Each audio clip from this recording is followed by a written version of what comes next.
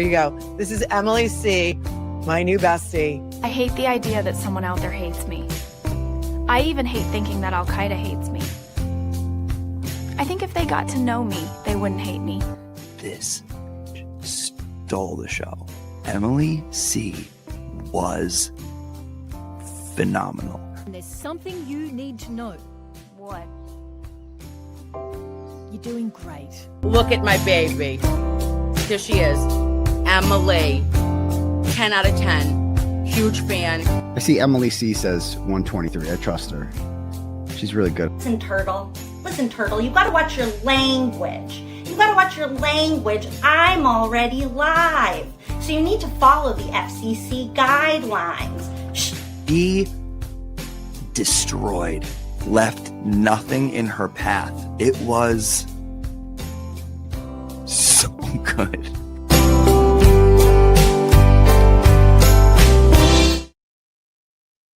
Hello, everybody. Happy Sidebar Day. I'm Emily C. You might know me as Jen McCabe, Season 1, or Jen McCabe, Season 2, or Jen McCabe trying to get a harassment prevention order. But today I'm just me, or actually today I'm Adam Lally and Judge Beverly Cannoni, because today is Sidebar Day, and I'm so excited to welcome back Queen Corri Hopkins to do sidebars with me. Hello. How's it going? Are you there? Hi, can you hear me? Yes, I can. Oh, I love that you did your name as AJ and you Nettie and Little. Yes. Yes, my Wi-Fi is like having a meltdown, so I might be skipping, but let me try to fix that. Okay. Well, here, I'll take you You off keep for a doing your second. thing. You do your thing, and I will do a couple housekeeping things first. Number one, most importantly, I want to say happy birthday to my dad. I feel like Rentschler saying happy birthday to Kai, but today's my dad's birthday and he's the best. So happy birthday, Dad. Number two, I wanted to plug the fundraiser that Mazza Media is doing today at 5 for Kelsey Fitzsimmons. If you haven't set a reminder for that yet, go and do that now, because I'm going to be there. And I think it's really important for us to support Kelsey, the fight, just because she, thank goodness, is not in jail awaiting trial anymore, does not mean that the fight is over. In fact, it means it's really just starting. So hopefully I will see you guys all at 5 o'clock with Mazza. And today is Jen McCabe Day with our sidebars. We have Wi-Fi? Yes, I think we're in better shape. Perfect. I added a poll again to the chat, and thank you guys all for those of you who voted. I am going to display the transcripts again, which will make our life easier. But there were a few people that were asking about being able to see Corri's phenomenal acting up close and personal, which I was in full support of, but I appreciate you all voting in that. Let me just take that down now so that it's not confusing. And Corri, how was your holiday? Great holiday, great Christmas, lots of family in town. They just left yesterday, so now just turning to the chaos that is, the wreckage left behind. I fully understand. The best day is the day right after Christmas when you have all of the new toys and stuff to play with. Like Carter and I had so much fun with all his new stuff. And then it was kind of like, okay, we played with all the new things and we need the trash to come get collected now and get all this junk out of my way. Yeah, was he full bluey? That's top to bottom? Yes, except for one, we got the coolest. I need to find a place to share this. We got the coolest STEM toy that was oh no, she froze. Oh no, there you are. We got this STEM toy that's like it's by a I'll share it later, but it's these tubes that you connect to an air pump and it creates like a ball tube thing. And I think I had more fun with it than he did. So 10 out of 10 recommend what Cuzco Ray just asked. That was the toy that was the biggest hit for me and him. And then all Bluey, everything.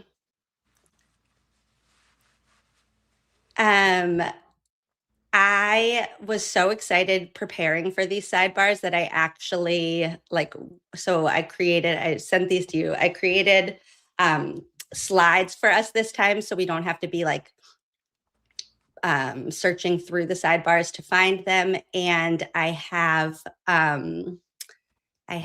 clips at times that make sense so that we can really like set the tone for what was going on. And I'm so excited. I was annotating. I started being like, this is the best. And then I was like, okay, I need to chill. No, I know that you put together an amazing presentation. I was very impressed. I'm very excited. I just started re-listening to Jen McCabe Trial 1 testimony just to really get in character. And I wish we could see it all together at once. So I'm really glad you have some clips to sort of orient us. Thank you, Mitchell. Yes. It is not as easy as it seems with this fat tie.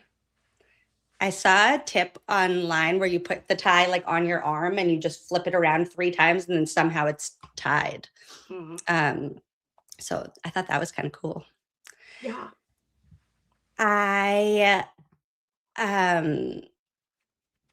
So we're going to do Jen McCabe and then we'll kind of see how long that takes us, how much time we have. And then there was a couple Sullivan sisters at the end. And then hopefully we can get to a couple more.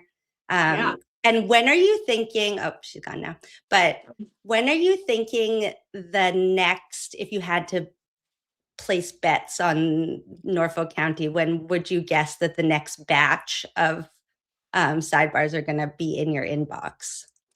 Well, I was thinking about that. I mean, it took them 30 days from the date, the preliminary injunction stipulation, when they agreed to produce these documents, and 30 days later, they produced this batch. So 30 days plus obvious, courts always give a little forgiveness for the holidays and time and that sort of thing. So I would think within the next 6 weeks would be reasonable. Hopefully the DA's office is in agreement with me as to what is reasonable, but they haven't given me a time, and it wasn't in the court order because I didn't know how many transcripts they would be producing. So I guess we'll just see, but I'll be in touch with them right after the new year to see how things are coming along.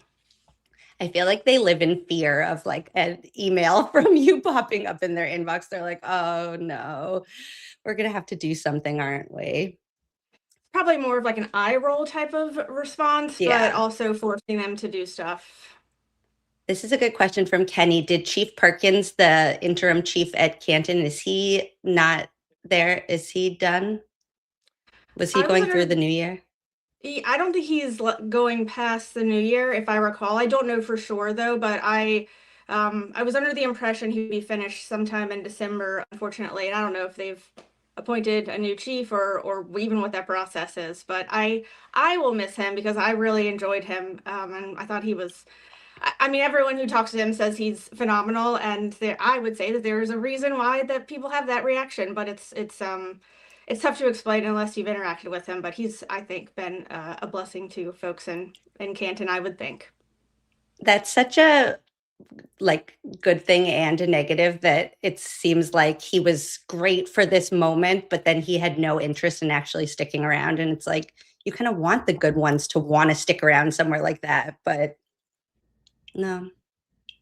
Hopefully there's another Chief Perkins-ish person who ends up taking his spot. Hopefully. I know lots of wonderful police officers like Chief Perkins, that, level of honesty, integrity, professionalism, good sense of humor, every quality that you want. I'm sure there are others who could take the role. Hopefully it's one of those. Okay, I'm going to share this. Can you see that? Can everybody see that? Our first, so to set the scene, everybody, Corri is going to be Alan Jackson, David Yannetti, and Liza Little. And I am going to be Judge Beverly Cannoni. and Adam Lally, and any extras who just insert themselves ever. We're starting at Sidebar Volume 20B, which was May 17th, 2024, the quintessential Jen McCabe Season 1 outfit. And are we ready? Yes. Here we go. So this first sidebar, so this is where I added some annotation just for context. They were in the middle of a line of questioning where Adam Lally is on direct asking what John told Jen about his relationship with Karen. And here we go. Oh no, hold on one second. This is going to be annoying. At the very bottom. Okay, there we go.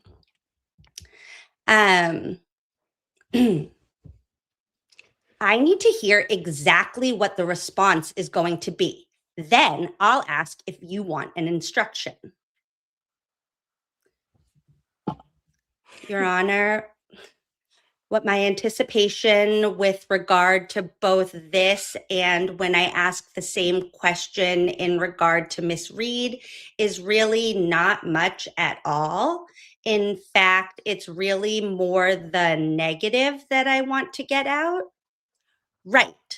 So what do you, she didn't have the kind of relationship with her to talk about their relationship? Oh, so you expect just a yes for John and no for, do you expect her to expand upon her? No. Troubles or anything like that? Not at all. At some point during the examination, you do expect that. At some point during the examination, I just expect some conversation that the jurors have heard because she was present with the defendant, was talking to about issues with the kid, not enough time to do their own things, that kind of thing. All right. So you let me know if you want me to give an instruction that this statement just goes to the nature of the relationship. Based on that offer of proof, I'm not asking for it at that time. I don't know what offer of proof he extrapolated from whatever Lally just said, because I did not understand anything that he just said. But nevertheless, I guess based on that offer of proof, we're good. Luckily, Jackson said no, and Judge Canary says, all right. Thank you. And scene. Weird start. I put a star here and I don't remember why, so let's find out. That means it's a good one. Now, I want Miss Little to hear this as well. Your Honor, I waited until there was at least foundation to establish that this witness is going to attempt to testify from this document. Now, I believe this document is a partial. If you want to take a look at it. Now, this is from John O'Keefe's phone. Is this on the record? Yes, it is. You have to, hold on. Please don't speak to each other. You've had an opportunity to look at this. And what did you want to say, Miss Little? This is from John O'Keefe's phone. It's not from Miss McCabe's cell phone. That was the confusion.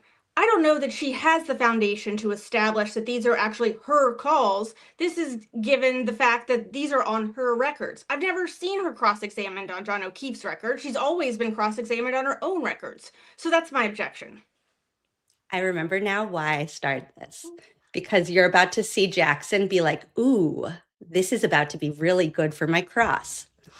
Do you have any reason to believe they're different? Oh, yes, they're different significantly. They can't. I took them from Mr. O'Keefe's extraction. I think she can authenticate if counsel wants to ask if there are additional calls or show additional calls, certainly he can do that. But what I'm looking for is just these are the phone calls around the time. I'm not looking to publish them. I'm just looking to talk about when the first call was and when the last call was. Oh, I'll withdraw the objection. It appears we've got the other side of these. This is going to allow me to use them in cross. You probably have both. We have both, right? Thank you. Okay. And then right afterwards, Alan Jackson says, Your Honor, for the record, we'll withdraw the objection. and he's thrilled right now, because basically what that was getting at is that Jen McCabe's handshake to John's phone is different because she deleted certain things that did show up on John's end. Right. Yes. He said, ha, ha, ha. And it seemed like I looked back at Proctor's, or I re-listened to Proctor's testimony recently, and there were so many problems with the way Lally was trying to introduce like versions of the text messages, Proctor's text messages. It was sort of all over the place. And so this is sort of like just the precursor to that of his like inability, it seems, to introduce the correct text messages and phone logs with the correct witness, but will bite him a number of times. It feels a little bit like Lally was just hoping for some strange reason that he was going to get one over on the defense, and that they weren't going to realize that they were different, and that they were just going to cross on the same records that he used. And unfortunately, he didn't realize who his opponents were for him. That's right. This next sidebar is in regards to this. I don't remember why. Oh, this is a time where Judge Cannoni seems to be in a lovely mood. I appreciate it looks like cooperation between you two. I don't think the jury would mind a 5-minute break while you get this stuff done. The problem is, I just realized he's got to have software on his computer to do it, so it'll work. Okay. Do you have this on your computer? Not ready and available. It may take us a few minutes to find it. I can give them a break. If you don't want to, I won't, but... Do you have this as a USB, says Yannetti? It's in evidence as a USB. I think this is going to take too long, Judge. No, I understand if you don't want to do it too. I don't want to have to go through the machinations. All right. If you don't want to assist, because frankly, it's not all that helpful to the defense, I respect that as well. I don't want to go through us having to bring it up. Ours may be different in terms of the type of file that it's saved as, and it just becomes clunky. Okay, but I do appreciate you're trying to work together. Do the best you can with this. And if you have an opportunity to work together and she's still on the stand for the Commonwealth, you can assist. Indiscernible. So maybe that's something that could be done. So do the best you can. And if you can't, maybe the defense would be kind enough to give you an opportunity to do it. I'm not telling you to. I understand. All right. Now, what we're going to find out, that scene, is that this is leading up to a long weekend. So I think Judge Cannoni was just very excited about what was coming up. The jury exits for the weekend, and there's no court on Monday. So there's Bev's good mood. But then as this one goes on a little bit, we start to realize that Bev wants to get out the door, and she's a little bit frustrated that counsel's not allowing her to. So it seems like we're going very slowly.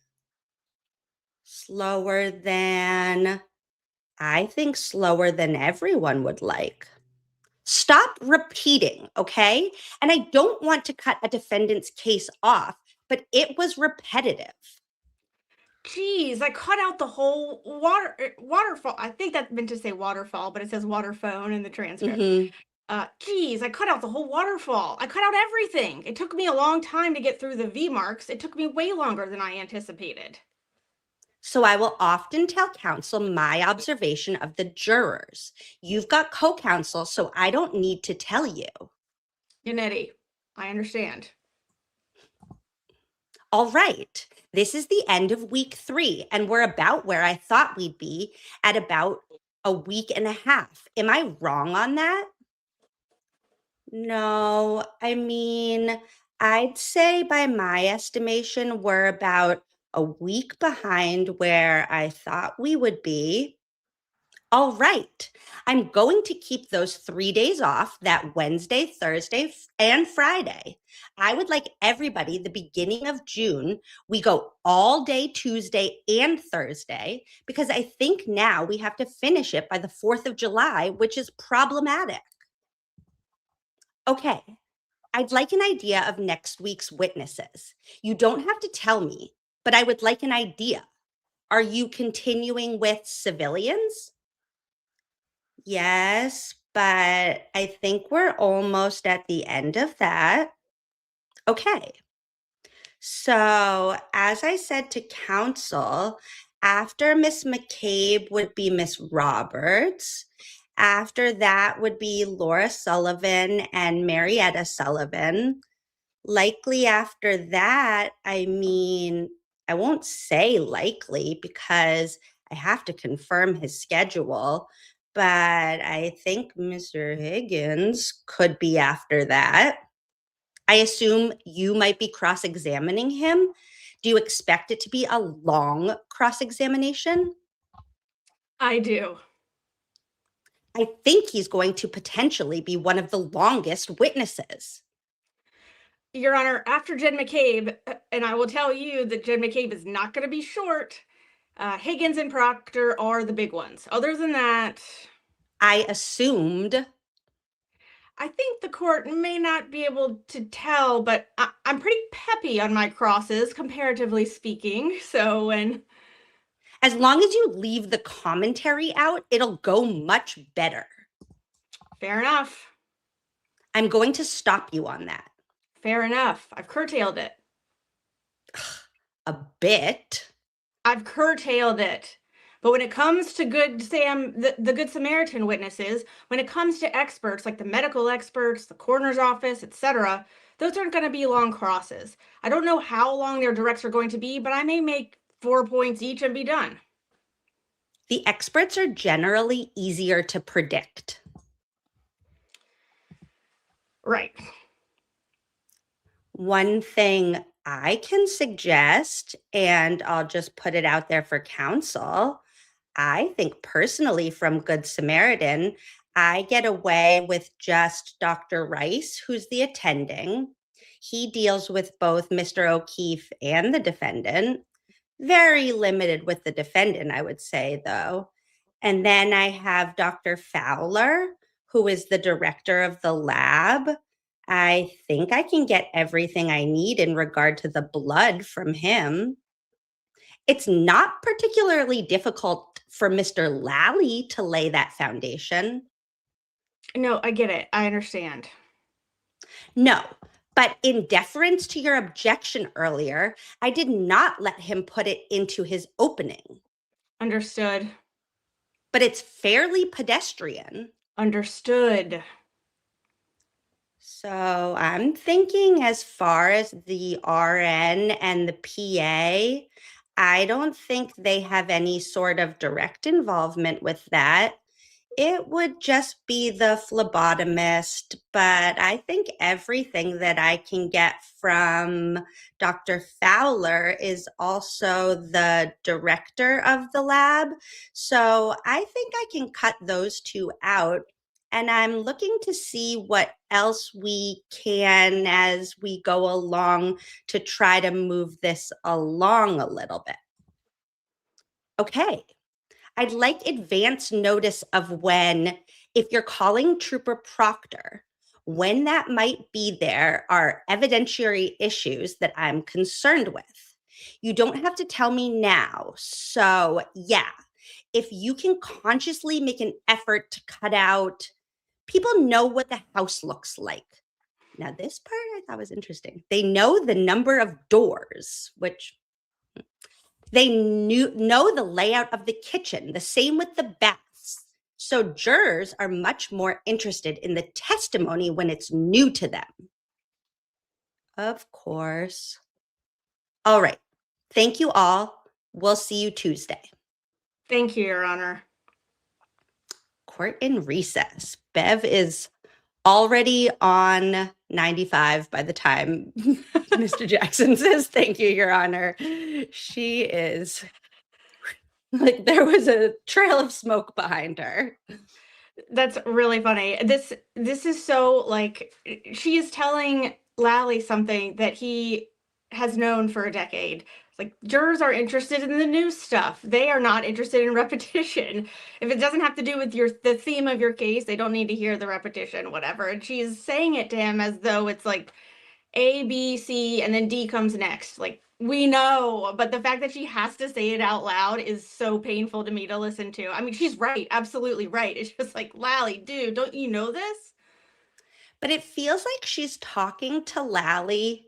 She's talking about Lally, but then she's blaming Jackson. Like, she's saying to Lally, like, you stop doing this. And then she's like, okay, Mr. Jackson, so go faster. And it's like, but it seems like it's Lally who's the one going so slow. There's a lot of posturing going on in these sidebars. Is like when Lally is like, oh, I think I can help by dropping these two witnesses. I'm like, yeah, you could also have helped by dropping like 50% of the questions that you asked, but you aren't putting that on the record. You're putting, oh, I'll drop these two miscellaneous witnesses that were absolutely unnecessary to begin with. Great, thanks. Right, like these two people I wasn't planning on calling anyways. There's a lot of posturing going on here. It's silly. Also, that part where she said they know the number of doors, when like we heard from Alan Jackson interviews afterwards, and even his closing argument, where that moment where he asked Jen about like, is there another door? And she was like, oh yeah, there is. Like, that was actually a huge moment for him. So it was just interesting that like Bev at this moment was already focused on the number of doors. Yeah, I definitely didn't understand the number of doors at that point in the trial. I know that much. Yeah. Okay. Now now they went on a long weekend. And let me just do these quickly so that we don't. Welcome back, Zach, Prince of Wales. Zach sends $4.99 and says, Judge Bev sure liked her long weekends when she didn't have to come in on Monday. So that quite literally makes her a see you next Tuesday. That is very clever. I like that. An American Dreamer said $10 and said, I appreciate the work you both do. Very entertaining. Thank you so much. I appreciate the time that Corri put into getting these for us and doing this with us. Okay. Jen has a new outfit, but no cross this trial. And we're on May 21st, 2024. We're starting with, this is kind of interesting. There was also a part of this that made me a little sad, but we're starting with a clip that for the first time is not from Trial Channel, because this is what Trial Channel cuts out.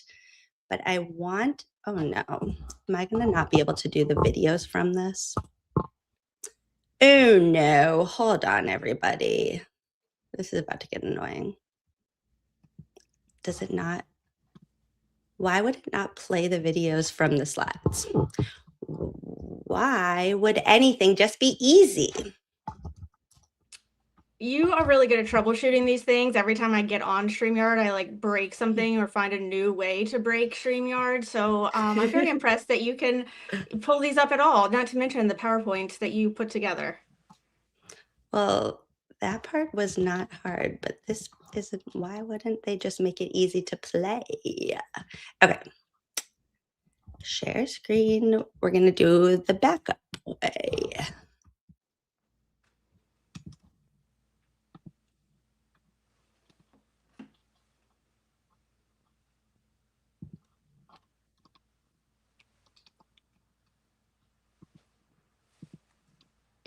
Okay, so like I said, this is going to be a clip that for the very first time was not from Trial Channel because this is what Trial Channel cuts out.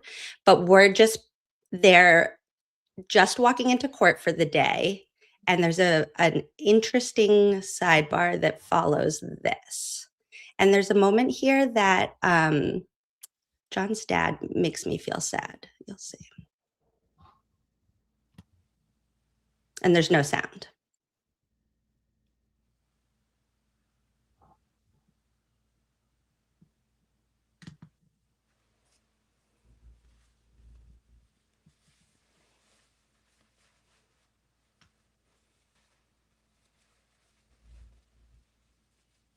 So we're chit-chatting. John's dad makes me feel sad. It's so sad. It's devastating. Everything about the O'Keeffes and their losses is truly devastating. I feel horrible for them every time I see any of them. I mean, his dad looks particularly devastated, but Yeah. just sad. But here we're looking at the comparison of the kind of chit-chat that we saw on one side and not on the other side. That was the point of that. Okay, now I think I know which one we are setting up for now. Somebody just asked about where my robe is. I thought the robe was getting confusing because Lally doesn't wear the robe. So I just have the cigarette today. Okay. Okay, new sidebar, Mr. Yannetti. This is my Yannetti tie. I feel like he wore one like this on the day that they came in trial too late into the Carney hearing that was already going on. So that is the origin of this like very politician-y tie, but anyways. Okay. I love that. Yannetti. Your Honor, I want to present this delicately and at sidebar, given the nature of the topic here. I'm sure this pained Yannetti. It pains me to even have to say it out loud. I'm sure it pained him too. I mean, to let something like this go for a month, he doesn't want to be doing this. I know that much. Anyways, that was my sidebar to the sidebar. Okay. We've let this go for about a month, and we feel the need to bring it to the court's attention that continually throughout this trial, the O'Keefe family and supporters who are directly facing the jury in this trial have been making faces, rolling their eyes, sighing, swearing audibly, and essentially giving input that the jury is readily able to see in light of the fact that we face them. Who specifically? Because I have been looking around the courtroom and I haven't seen it. So who specifically, if you can? I think it's been multiple members. It's been most egregiously John's mother, Mrs. O'Keefe, and it's been caught on camera. We're not looking for them to be admonished publicly. In fact, just the opposite. Our request would be that a court officer address this issue with them to, let them know that they cannot be giving their reactions that they're giving in light of the fact that we're seeking a neutral jury and their behavior is contrasted with that of the Reed family, which has given no reactions whatsoever. So that's our request. I don't know that I'd agree with that last part. Well, so you must have told Jim because he mentioned it to me. So I asked the court officers, and that's part of their job to watch. And they're saying that they're seeing a little bit from both sides, but it's nothing greater than any other trial. And I will then ask the court officers to pay extra close attention to make sure there's none of that. Okay. All right, I did ask. Great. And, I know Miss Reed's family is behind you, so you don't see them. And you see the O'Keefe's family because they're next to you. Now there's some music. Dun, dun, dun, dun, dun, dun, dun, dun, dun, dun. What was that? While we're here, that's outside. I thought it was inside. While we're here, I just wanted to let you know, redacted. I'll just tell the jurors. Of course. All right. Are you all set? Yes. End of sidebar, jury in. So I want to play that part again. There we are. Just to see what they were referencing.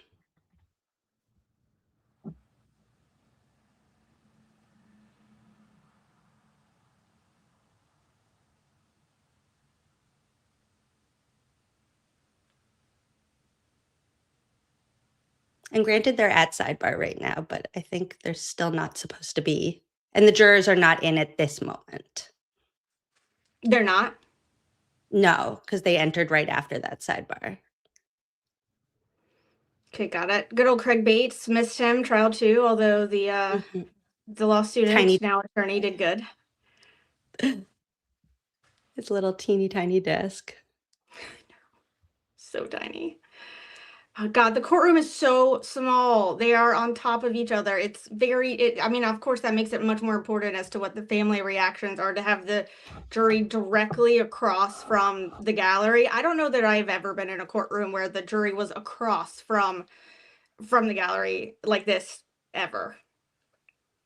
Yeah, well, and in whoever's defense, the defense team did request that courtroom over the larger one because the jurors had a better vantage point of seeing the witnesses. Okay, I will say to correct a Coffin-Daffer perpetuation of events that was slightly different. The defense requested rearrangement of the witness box and the jury chairs. They did not request this courtroom. They said, we presented I think they drew a map and said, here's a layout of the courtroom, the big courtroom that we would like to keep. And the court said, you know what, if you want something different, we're going to go to this little tiny courtroom. And that's how they ended up there. They did not request that. I do not think they would have requested that if those were the two choices. Interesting. I actually didn't know that. So that I'm so glad that you corrected that. Now that I'm thinking about it, I went to the Walsh closing arguments in that larger courtroom, and it is set up a little bit where like some of the jurors are kind of like to the side / behind the witness, but it didn't feel like any of them were kind of like straining to see, and they were all, well, I didn't see anybody on the stand. Interesting. Yeah, it seems odd to me that in the courtroom, their biggest courtroom, from what I understand in that courthouse, that some jurors would be positioned even parallel to or slightly behind the witness who's on the stand. That seems very odd, but that's how they've done it. I mean, they keep referencing Sacco and Vanzetti like a trial to be proud of, but it is a historical event that happened there, I suppose. But it seems like it's surprising that it wasn't brought to anyone's attention before this moment. The Walsh room was rearranged too. I didn't realize that. Oh. I'm learning so much new stuff. Okay, the next, I have a little clip now from them coming back from this sidebar, just because I thought Yannetti was just so, just watch how, he's just adorable here.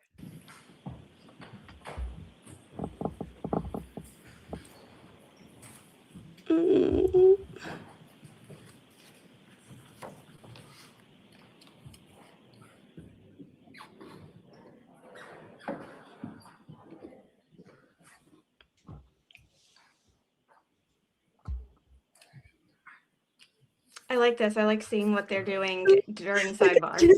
Right? And like, look at him just be like, oh, what, you know, we tried our best. We said our thing. We did what we had to do. Well, did not mean to do that. Okay. So that was that one. Okay, now we have one more clip. Oh, back to this one.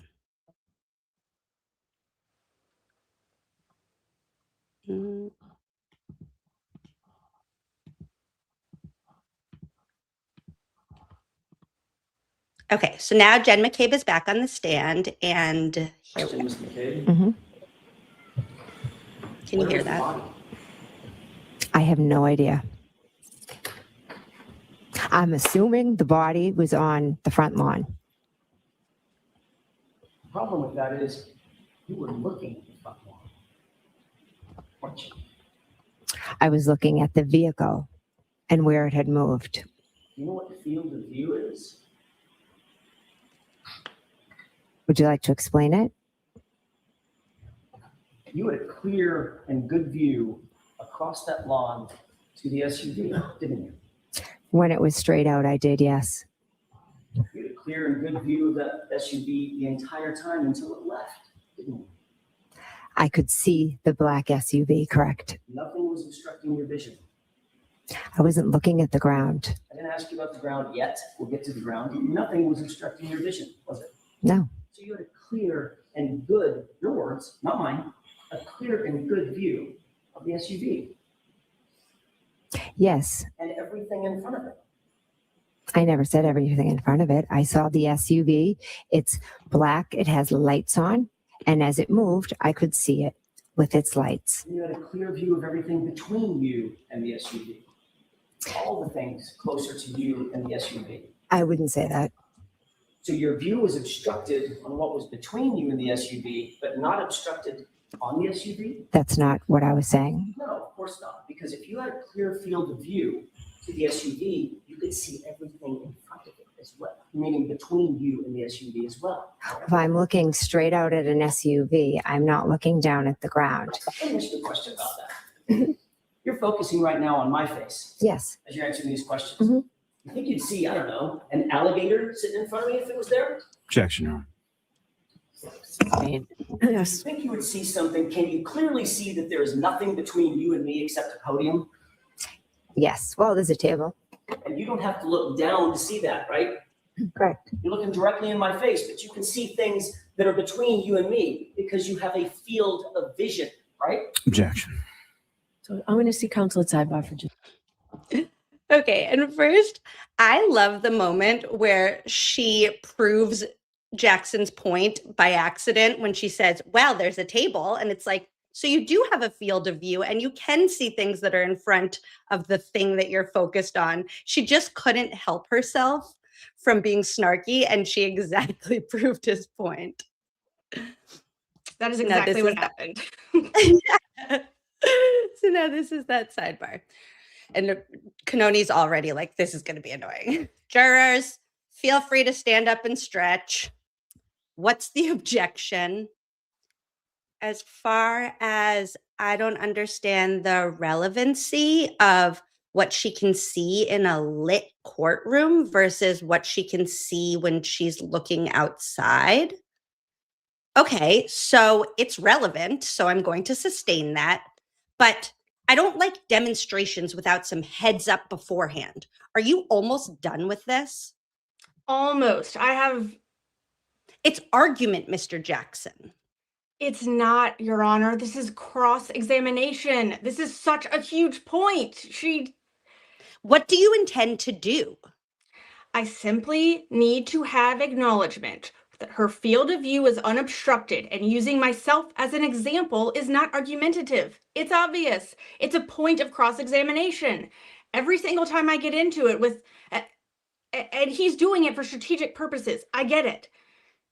There's a dash, there's a, double hyphen there. I think that he is accusing Lally of objecting improperly, but it doesn't come across in the transcript. But if I had to guess, that's where that was going. And that's what Lally did the whole trial. So it's, I'm sure that is what happened here. Okay. He's doing it for strategic purposes. I get it. But when I get into it with them and I'm making points, he stands up and objects to try to undermine indiscernible, and it's becoming obstructive and abusive. This is cross-examination. I should be given a little bit of leeway. You've been given a lot of leeway. I called you over here because having said argumentative, he did not, but it is argumentative. Yes, Your Honor. And scene. So It's she a means silly that objection. Like the objection from Lally is absurd because this is as straightforward as it can be in terms of testing the credibility of the witness. And credibility doesn't just mean are they lying or not. It includes like, do they have the capability to see? Like the classic scene in My Cousin Vinny when he's standing in the back of the room holding up two fingers and he walks across the whole courtroom and gets closer and the witness couldn't identify the two fingers, yet she's the critical witness in the murder investigation. This is just testing that. Does she have some problem with her vision, essentially, and doing it in a colloquial way that's easy for the jury to understand? You don't have to have an expert to come in and like give her an eye test.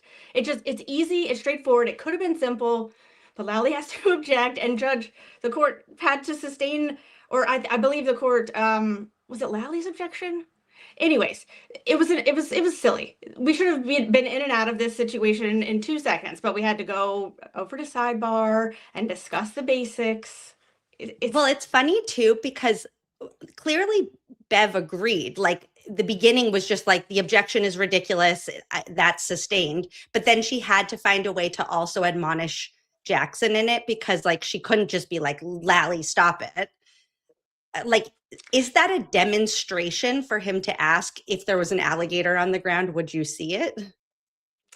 Well, that's a hypothetical, but the demonstration in terms of talking about what's in between in the field of vision, perhaps that is a demonstration, but it's just so minor. It's nonsense. And the fact that Lally is doing this is like the classic objection sidebar in this trial, where Lally objects on relevancy because it's the easiest one to think of, and for whatever reason he can't think of the real objection, whatever it may be.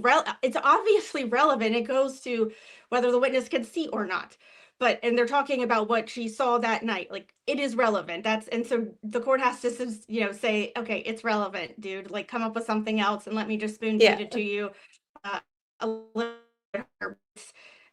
like, every time Lally goes and the first thing he says is relevance, which just drives me insane, because that shows that it's obviously not a real objection. Yeah. Well, also because I think some of these don't have a reason for the objection. Like, I think Lally is just doing exactly what Jackson said, which is just being like, objection, and hoping that maybe it gets sustained, which a lot of the time it did. Yes, and everyone knows what's going on here. The court, Lally, the defense. Everyone is aware of exactly what is happening, and they're finding ways to describe it in the record as though it is proper. Okay, this is the next. So now this is a return to that sidebar from earlier when Lally was asking Jen about John O'Keefe's call logs. So Jen is sitting with the call logs that were from John's phone, and Bev says, "May I have that, please? I need to look at it." "Oh, excellent. Thank you. Can you give this back to the witness?" Well, one's redacted. This is not. "I'm going to give back." "Which one am I marking for identification?" "The redacted one." Whereupon that was marked for identification. "Thank you. And Miss McCabe, I'm going to give you that. You can..." Blah, blah, blah. "Okay, so do you have a copy, Mr. Lally?" "I do, not with me." "Okay, all right. So, my issue, Your Honor, is they've shown it to the witness, asked her if she recognized it. She said no. Then reading from what the document says when it hasn't been authenticated, I don't know what we're doing." Well, I'll tell you what we're doing. This is a little bit of a ridiculous objection. So those commentaries don't advance the ball. So just tell me what it is. Was this? It's her own extraction. Okay. He showed her and authenticated John's extraction. Okay, so... And I'm showing her her own extraction, which is going to be compared to John's extraction. And if we can do this, we can do this the hard way. I can get it done, I think. So the ridiculous doesn't advance, so this ridiculous commentary doesn't advance the ball. If you had told me first that this is what I saw as an exhibit in the federal grand jury minutes, right? But I reviewed them yesterday. Yes, Your Honor. Okay, she doesn't have to authenticate this, right? But you're going to tell her that it's her phone number or point her to her number? I am. My guess is she will. If she doesn't, you can object and we'll take it from there. So my anticipation was showing her the last 4 digits of her phone number, as it were, and I can use the unredacted. It's the last used. Oh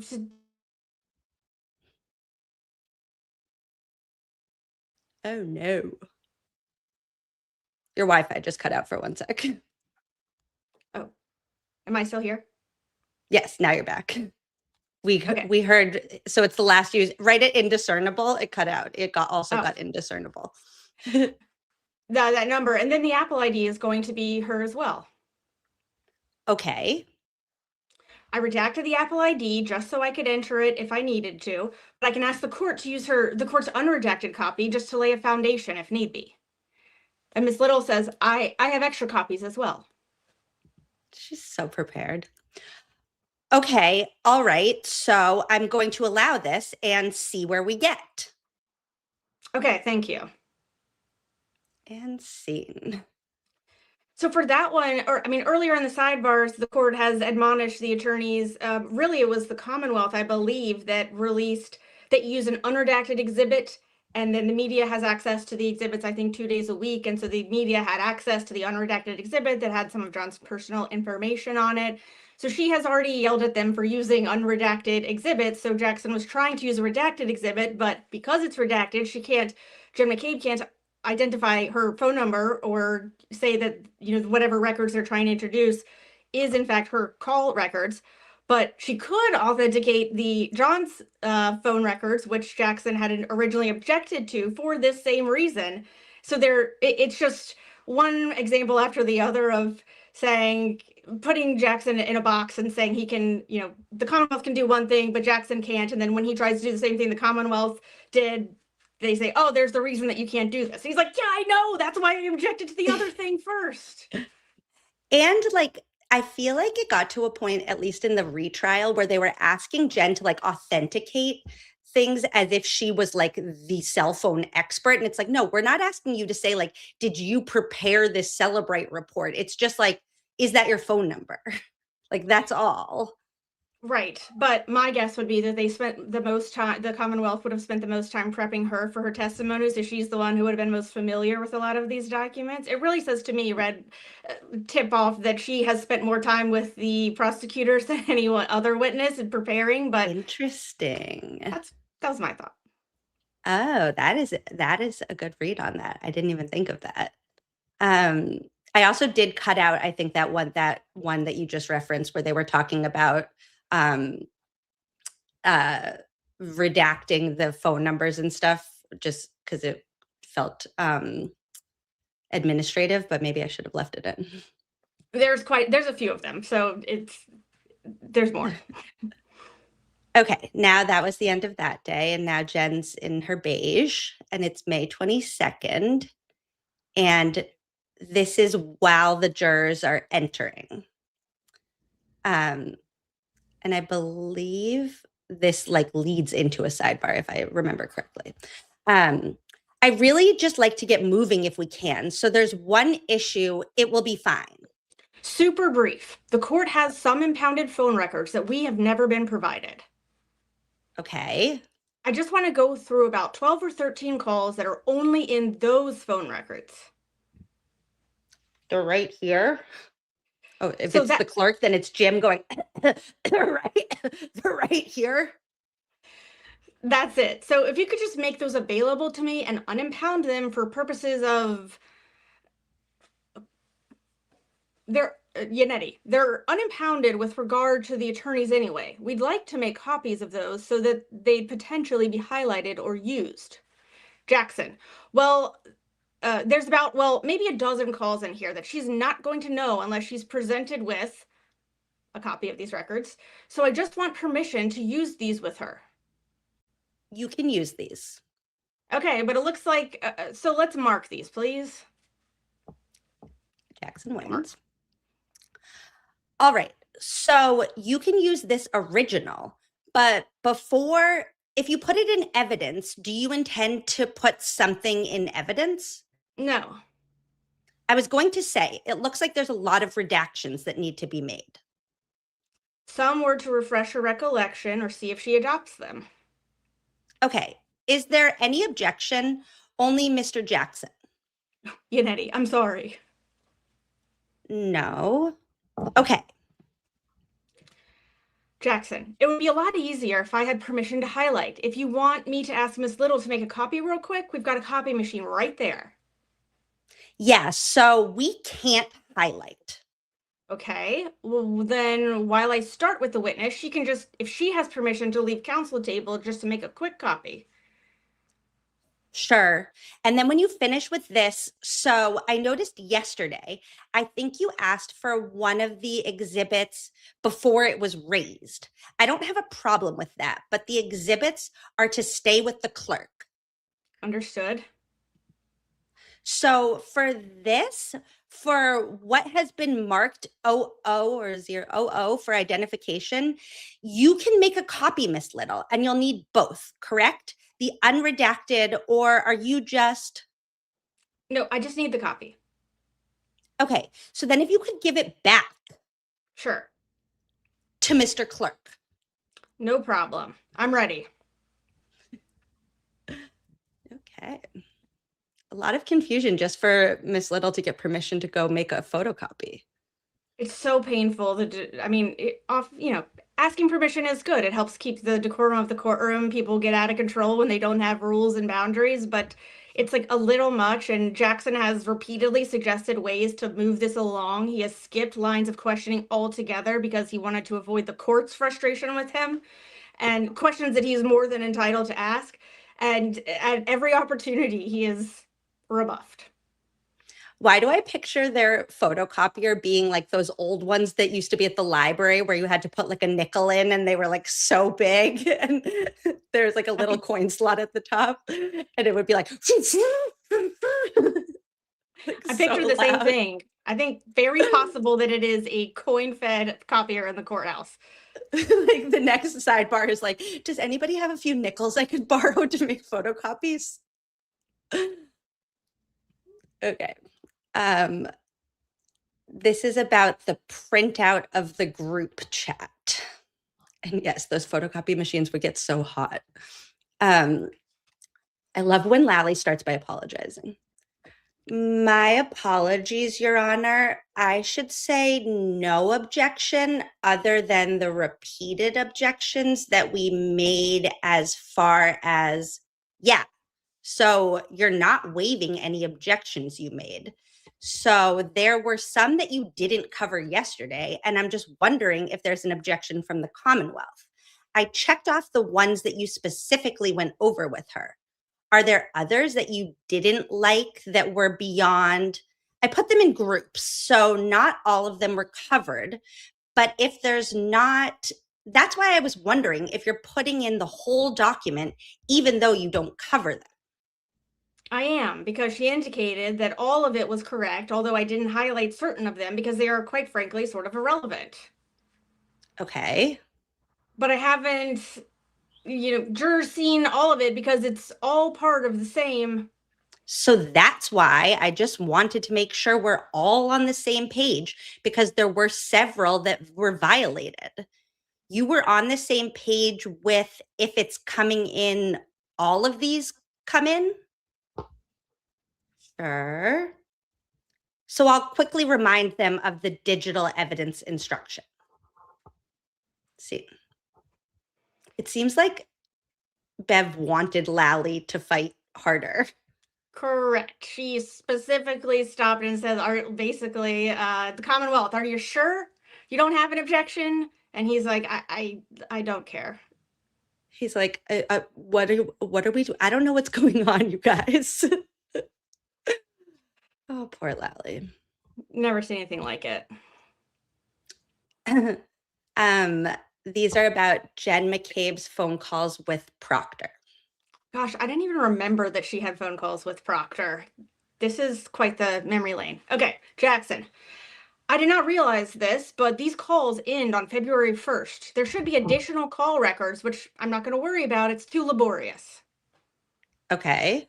That go through all of February, all of March. I'm just going to ask her about those. If she doesn't remember them, she doesn't remember them. But these are, I didn't realize that these are not the full panoply of calls. The court probably has them, but these aren't it. So that's okay. That's what the court has. There's nothing else? As far as my recollection, that's what I received. And then Miss McLaughlin says, We have notes that we took from the ones that were in the court's possession that go months after this. So we have one of our associates come and look at the court file. He couldn't take them, but he actually scribed or transcribed notes that go all the way through March. So I know that they've been in the court file. Your Honor, I honestly don't want to. I'll ask Jim to go see if he can find them. I mean, I would love that, but I don't want to bog this cross down any further. It's important. Jim? Yes. It appears there may be additional impounded records. Could you call down and see if there are, or go down and see if there are? There's about 700 impounded stuff. No, Jim, that came in with this. All right, that's the only thing that came in that. Oh. It would have been that same batch. They all came in that one. It should have been in one on both. Well, it appears they've been misplaced then, Your Honor. With the court's permission, I'll just go ahead. And like I said, I don't want to bog down the cross. I'll go ahead and I'll forge ahead. Okay, so do whatever you want to do, but Mr. McDermott is leaving the courtroom now to go look. Okay. All right, so I'll give you back this. And scene. So I haven't read the sidebars this far in the transcripts. I did not read that before. I'm confused as to why the court would have evidence clearly produced in discovery that the defense doesn't have, and neither side it seems has, and they have lost it somewhere in the court file, which is insane to me. I'm just very confused as to why Jim would have evidence of phone logs of a critical witness that both sides know exists but don't have, and that the court can't find while this witness is on the stand. And it's interesting that it's like the first document that's like a police document that's missing. Like, this isn't like you're missing, you know, Jen McCabe's call logs or something. Like, I don't know if that means anything, but it's just interesting that it's like the first one that is like showing kind of, it's the first one that gets into a little bit of the like cover up or relationship between like the House defendants and the police. Are they saying that what they're looking for phone records or something else? It was about, that's why I put this here. It was about Jen's phone calls with Proctor. So it was Proctor, or is Jen's call log? Yes, but that just specific to Proctor. Also, then why wouldn't that just have been in, I don't know. Maybe this is something here. Jackson is entirely entitled to ask about, and obviously critical to their strategy with respect to Jen McCabe being a critical piece of their strategy, and they just don't have the call logs that the court has, and he is foregoing the ability to ask about them, which is wild, and he should not have to do that. Yeah, and also, why does Jim have, like, what else does Jim have? Not a cough drop, I'll tell you that. Jim did not have a cough drop the whole trial. Okay, we're at something. I don't know what it is. This will be exciting to find out.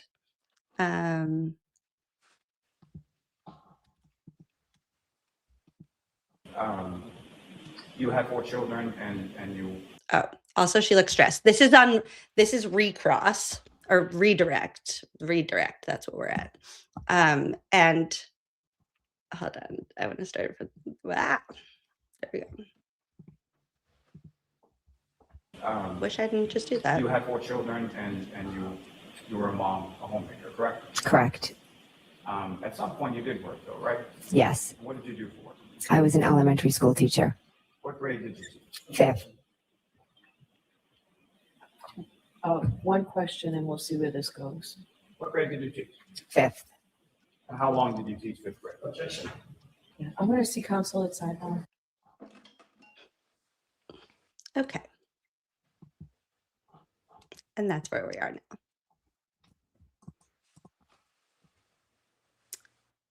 So why don't you tell me your objection? Relevance. Where are you going with this?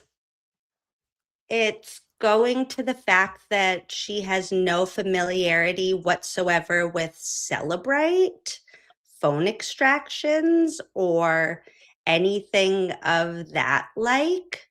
She had no prior experience with it, personally, professionally, or anything else.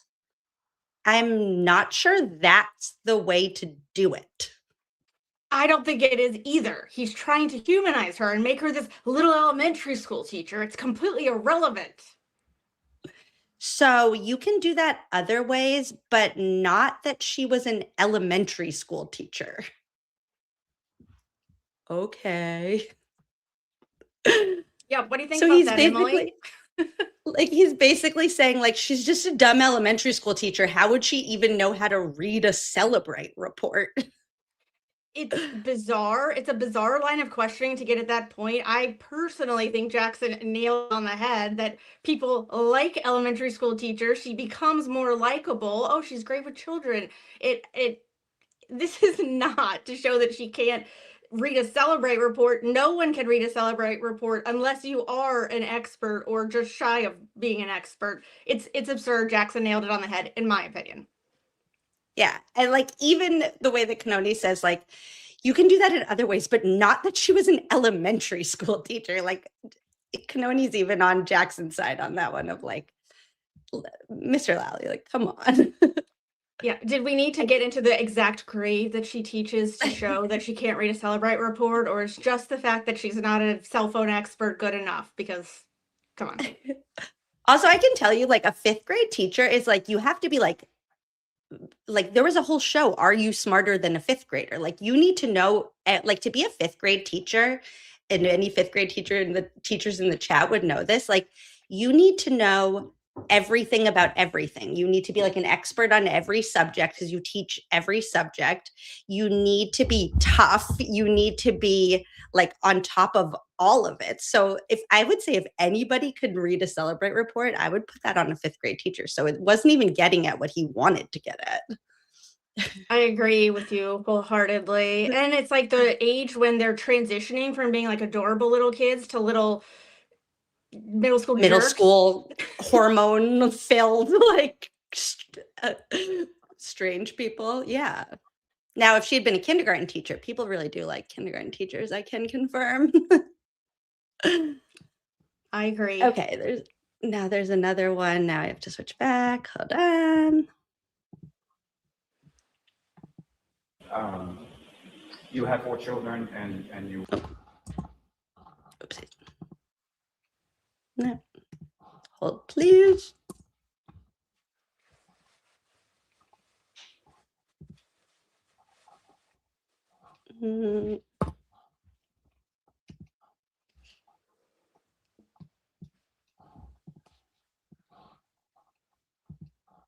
Middle school monsters. Okay. You were asked some questions about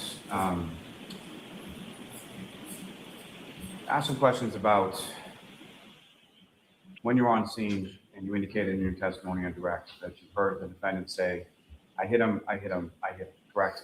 Yes.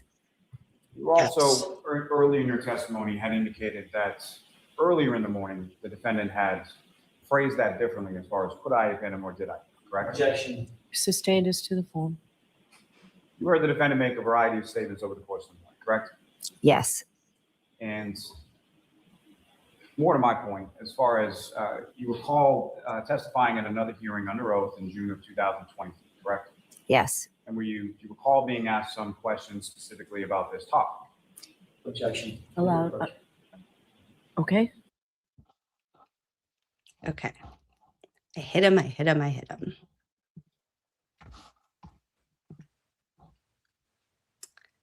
What's the objection, Mr. Jackson? It's hearsay. I expect Mr. Lally will say it's prior inconsistent statement, but it's not, because it postdates the original statements. It's not prior to the statement that she was impeached significantly on, so he does not have a right to get into a consistent statement in June of 2023 when all of her inconsistent statements were in January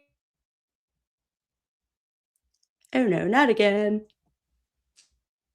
Out? Your Wi-Fi cut out again.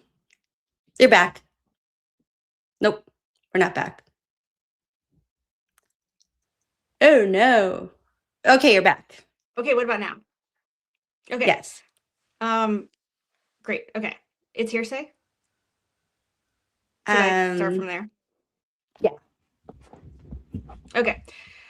It's hearsay. Now, I expect that Mr. Lally will say it's prior inconsistent statement, but it's not because it postdates the original statements. It's not prior to the statement that she was impeached significantly on. So he does not have a right to get into a consistent statement in June of 2023 when all her inconsistent statements were in January, February, and April of 2022. All right. You mentioned yesterday about her testifying yesterday. I don't think I mentioned I could be wrong because it was lengthy, but I don't. Mr. Lally, what do you say? I'll look for it, Mr. Jackson, if I recall. It could be my failing memory and age. I don't remember bringing up the June hearing back then on the issue of. On that specific issue, no. But when it comes to the prior inconsistent statements, counsel wanted to introduce prior inconsistent statements. I'm then allowed to rehabilitate the prior inconsistent statements, especially sworn ones under oath. A prior inconsistent statement has to predate the inconsistent statements. So what I was looking for yesterday, you mentioned it. Now she's bringing it up today. So prior inconsistent would be prior to yesterday. I'm just trying to find that testimony. If the Commonwealth doesn't have it, I'm not going to, it's only prior consistent as to yesterday, and you were challenging her on. Correct. Yesterday. What she said on Friday, exactly. So impeach her with what she previously said to that. No, I understand, but I thought there was some recent fabrication on Friday, which would give prior to Friday as a prior consistent statement. I believe that the prior consistent statement has to predate the inconsistent statements. In other words, we start with the foundation of the statement. And ordinarily it would, except for yesterday, you made it sound like.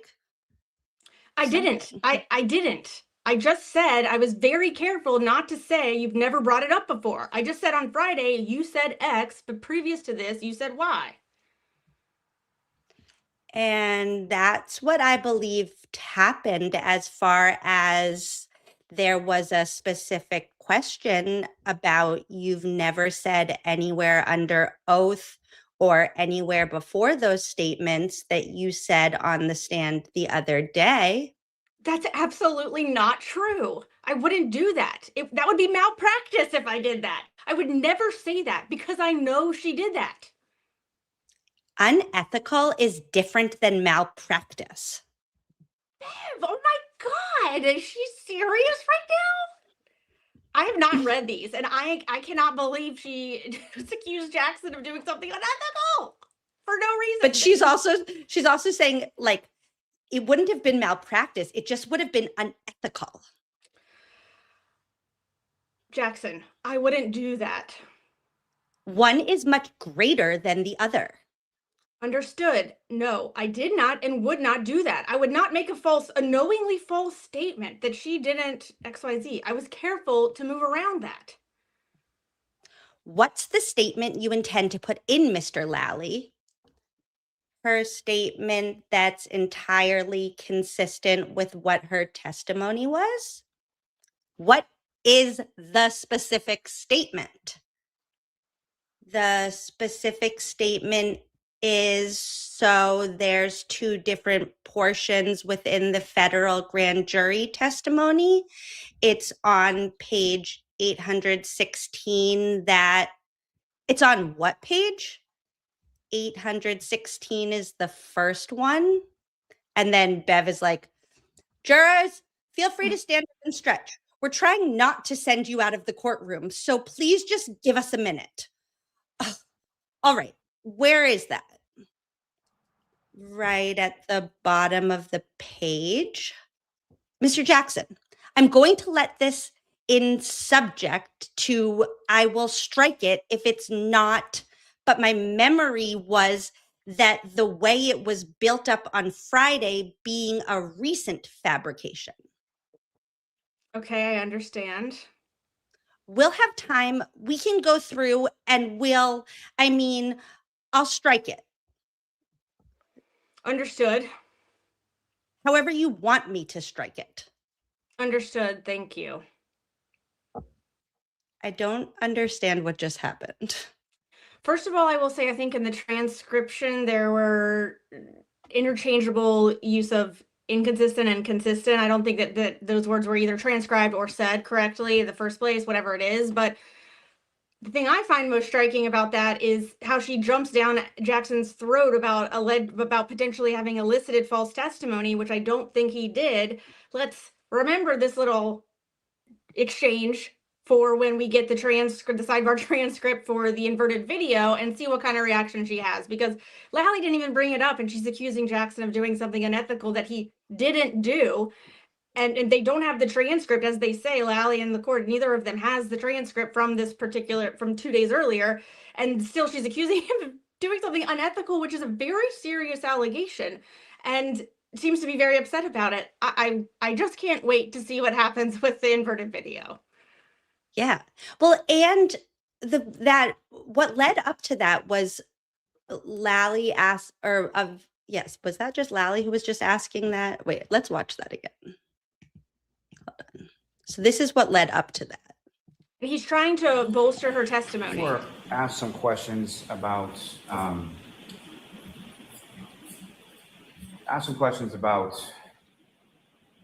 when you were on scene and you indicated in your testimony on direct that you heard the defendant say, I hit him, correct?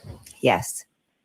You also, early in your testimony, had indicated that earlier in the morning, the defendant had phrased that differently as far as could I have hit him or did I, correct? Objection. Sustained as to the form. You heard the defendant make a variety of statements over the course of the morning, correct? Yes. And more to my point, as far as you recall testifying at another hearing under oath in June of 2020, correct? Yes. And do you recall being asked some questions specifically about this topic? Objection. Allowed. Okay. So what would have been the false testimony that Jackson had even been eliciting from Jen McCabe? I can't quite tell, but I think what they're suggesting is that on the day before when she testified, that Jackson elicited from her that she didn't say I hit him, or something along those lines, I think, which would be inconsistent with her then saying that she did hear it. But Jackson said, I didn't elicit that from her because I know what actually happened. So I wouldn't have asked her that question because that would be stupid of me. And Lally can only introduce prior consistent statement if the defense has first introduced and shown a prior inconsistent statement on the same topic. So what Lally's trying to do is introduce a consistent statement to bolster the credibility of Jen McCabe without the defense having torn down her credibility on that exact issue, which is entirely improper. And so the only way for them, Lally to accomplish that goal is for, I suppose, Jackson. They're rewriting history without the transcript. It just happened like 3 days earlier. It's kind of ridiculous that they are even going as far as they have. But nevertheless, does that make sense? Yes, that does make sense. And it also now just feels like the only person who's actually eliciting like a lie is Lally for getting Jen McCabe to say that Karen said, I hit him when she never did that morning. And it's not in any of her grand jury transcripts or anything. Yeah. Just saying. Whoops. Okay, so now Jen is finished. She's done till the retrial, and the jurors now get a break. And they're doing some housekeeping. It's just easier to start from here. It saves us a little bit. So what am I doing? What are you requesting? So 3. Who's your next witness? Miss Roberts? Yannetti. Right. So it doesn't apply to Carrie Roberts. 3 issues. 1 is we want to renew our objection to providing impeachment material to the prosecution in advance of their witnesses testifying. What was that? I don't know what you're talking about. So this court entered a discovery order indicating that we had to identify the documents and other things that we would be using as exhibits to impeach witnesses. As I said, when the court issued the order, the court has the discretion to do that, but we're renewing our objection in light of the fact that the material that we provided to the Commonwealth regarding this unrecorded, unreported meeting at the Lanks, how Karen was communicated to Jen McCabe so that they could then anticipate and prepare for that cross when they shouldn't be allowed to do that. So that's number 1. That was a total surprise to me yesterday. I had no idea that had taken place. It was a surprise to us. I had no idea that occurred. So your objection is noted. Jackson.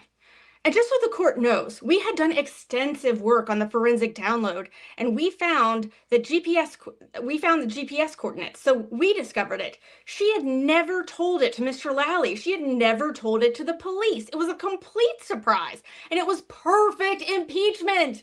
And we lost that moment because Mr. Lally took it and presented it to the witness, and then she had an excuse.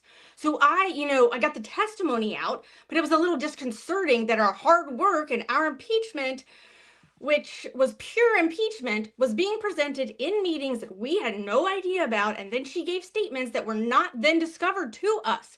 So I wasn't flat-footed, but I was close to it. Okay, that objection is noted. A related objection, Your Honor, Yannetti, is the fact that there was apparently a meeting that took place where she revealed this new information where Lieutenant Tully was there along with the DA's office, and that was not disclosed to us until she was on the stand yesterday. Our view is that any new statements that are inconsistent with her previous statement.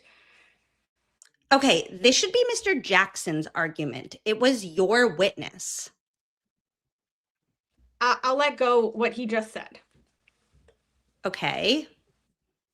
Any new statements, especially as it pertains to Miss McCabe or any witness going forward, if there are interviews, and they may call them prep sessions, but if there are interviews or prep sessions that reveal new information or new dialogue between and among witnesses, we should have them. We should have that. We should have a report of every one of them. That's concerning. What happened, Mr. Lally? On that, so what we've been doing consistently throughout, and that's part of the reason I have Lieutenant Tully with me when I meet with any witnesses, is any change or new information or anything like that has been reduced to writing and provided to counsel as soon as we have it.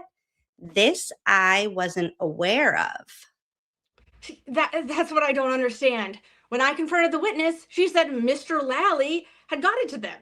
Well, that doesn't absolve him of the responsibility that Sergeant Tully has to reduce it to writing and present it with. To be clear, that was a meeting that occurred while we were on trial. So that was, and I think she was clear on that. Initially, she was confused, but I think she clarified as far as there were 2 separate. There was one meeting where, yes, I was there. This other meeting was she asked to have a re-review. She asked to re-review her grand jury testimony on day that we were on trial. And that was, I asked Lieutenant Tully to sort of monitor that. All right. And you said there was new information that resulted from that, or that the meeting itself was new? Both. We didn't know about the meeting, and the new information was Lieutenant Tully was provided and clearly provided information about impeachment and confronted her with it. He said, "Where were you? What were you doing at Mike's house on the 30th?" And she said, "I met up with his wife." And Lieutenant Tully didn't ask any follow-up, if you recall that dialogue, and that's just unfathomable. I know Lieutenant Tully well enough. I've read 1,000 reports. He would have followed up. So he'll be on the stand, so you'll get to cross-examine him with plenty of notice. Right. Okay, just as a side note, that Lally is saying, oh, Tully was going to just review her grand jury minutes with her, and that's it. Well, that cannot be true, because what Tully did was take new evidence and present it to the witness and get her take on it. He didn't just go rogue entirely without the prosecutor knowing. I don't believe it. And that is No. unfortunate. That whole thing is bananas. So this is when, just for anybody in the chat that like doesn't remember this moment. So when they get Jen McCabe's phone extraction, they get her location data just as like coordinates. So it's just like this coordinate, that coordinate, that coordinate. And in order to find out where she is, each one of those coordinates needs to be like entered into Google Maps or whatever they use, and then they see where that is. So they finally get to one random coordinate that they put into Google Maps, and they see it's a house in Canton, and they cross-reference that with like a resident data, whatever, and they see that it's Mike Lank's house that she was at, like 2 days later, the day after her and Coco texted and said, "We'll find out more information tomorrow. Don't want to text about it." So that is a very critical moment of this entire timeline. And the defense team has just discovered this. Of course, there was no police work that led to that. And then Jen meets just with Tully to like come up with a story basically for what she was doing at Mike Lank's house when she should never have been there in the first place. And they come up with this story of, oh yeah, I forgot. Well, we just stopped by and we were sitting in the car outside, and maybe I went in for a second just to use the bathroom, but it's just because Carrie is friends with Mike Lank's wife. Right. Pretty ridiculous. And then also the way that Tully provides, the way that Lally provides Tully as like a credibility builder, like when he says here, like, I asked Lieutenant Tully to sort of monitor that. It's like, Tully's the problem in all of this. And then after Jen is on the stand, Jen's on the stand for 3 days that are spaced out over a weekend, and I think another day in between or so, or a long weekend, whatever it is. As in, Tully has time to write a report about this one new fact. He provides the report to the defense after Jen is off the stand. It's 2 bullets of substance. It wouldn't have taken him 2 weeks or whatever it is to produce the report, but he waits until she's off the stand to produce it. Yeah. Anyways. I also thought this was interesting because for me, as like a layperson watching the trial, like every time that Jackson was asking about like when witnesses met with the defense team or met with whoever they met with, I was always kind of like, why is he doing this? Like maybe he's just trying to show that they prepped with the team or whatever. But now it's clear to me that he was also just asking for his own record keeping and knowing who was meeting with who and when, because they were not honest about it. Yep. Okay, resuming that sidebar. So then Bev says, and Bev seems to be more on the defense's side than usual with this, where she's like, okay, yeah, that was actually shady. All right, what's your other point? All right, Yannetti. And then the only other issue is we do expect after Miss Roberts that the Commonwealth will be calling the Sullivan sisters about the Aruba trip. And our view on that is that evidence is inadmissible. That is bad character evidence. And so we're requesting of voir dire prior to their testimony to parse out what they can testify to and what they can't. All right. Who's doing that cross? I am. All right. So you objected to it before. I said that it's coming in. You got the grand jury minutes from them. You can object to a question by question. You can object on a question by question basis, but it comes in as and I will certainly give a prior bad acts instruction, and it goes to the nature of the relationship, potential motive. I made all those findings. We're on the record, by the way. She's like, watch it. All right. So based on my reading of the grand jury minutes, and of course, I will do this, it's awkward to have to make these findings under the footnote 8 of Commonwealth versus Samia that I have to make. So it's better to do them now. Unless something comes in differently, I find, at least by reading the grand jury minutes, that these acts or conversations occurred. I find that it goes to the defendant's state of mind and the nature of the relationship, and therefore it does go to motive. Pursuant to the footnote in Samia, I find that the jury will follow any instruction that I give them, that they won't use it for bad character and propensity. I've noted every time I've given them a limiting instruction, they've nodded. I've given several on the digital evidence and others on what is evidence.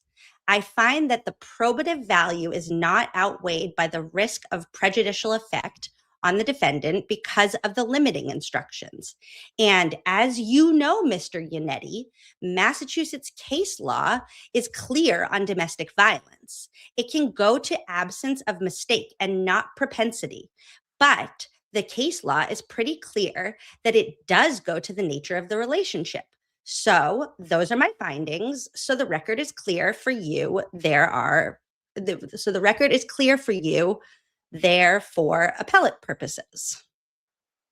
Understood. The only thing that was left out of there is I expect that the Commonwealth will intend to introduce statements of John O'Keefe as well during that trip. The court did not mention that. So I mentioned that before. So the statements of O'Keefe as to, I know Binns is one of the case, but I will give the jurors that they're about to hear evidence of statements made by John O'Keefe.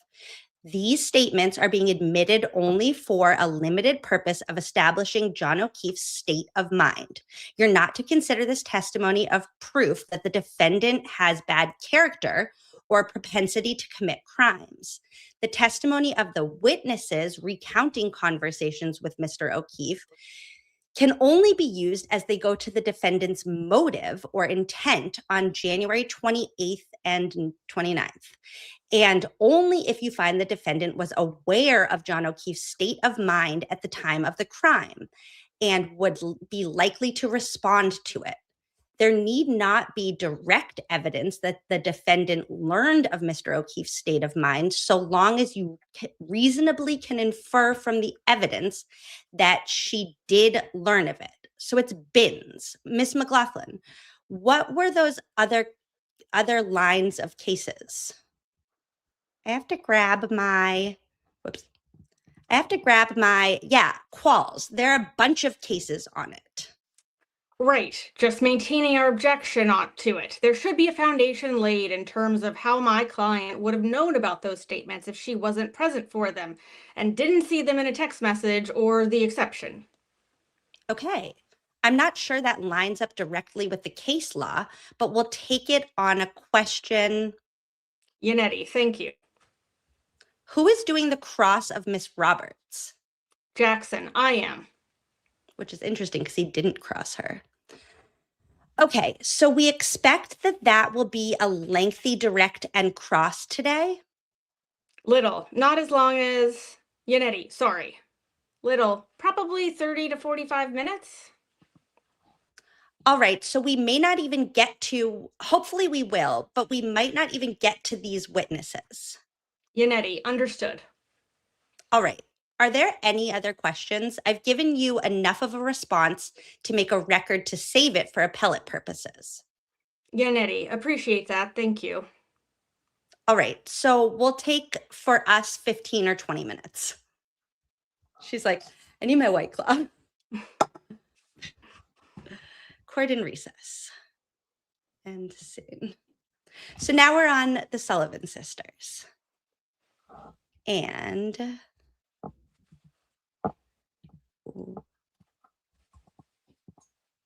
also, how good is that cover from the Trial Channel? Drama in Aruba. Dun dun dun. Here we go.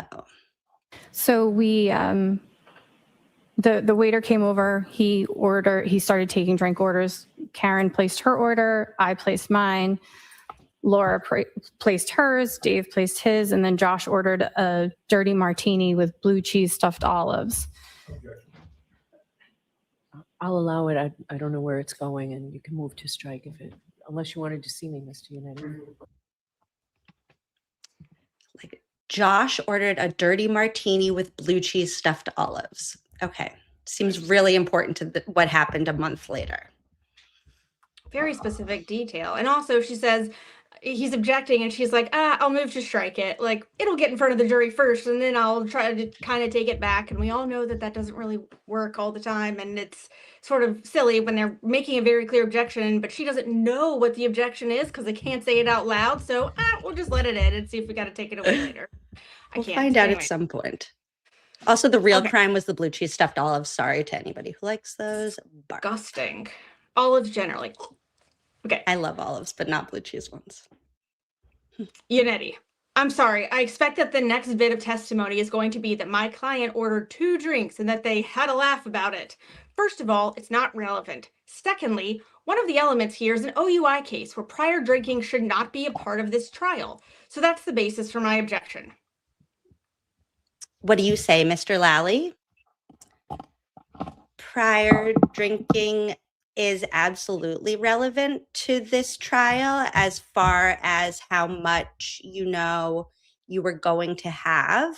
Witnesses talk about intolerances and differences between them.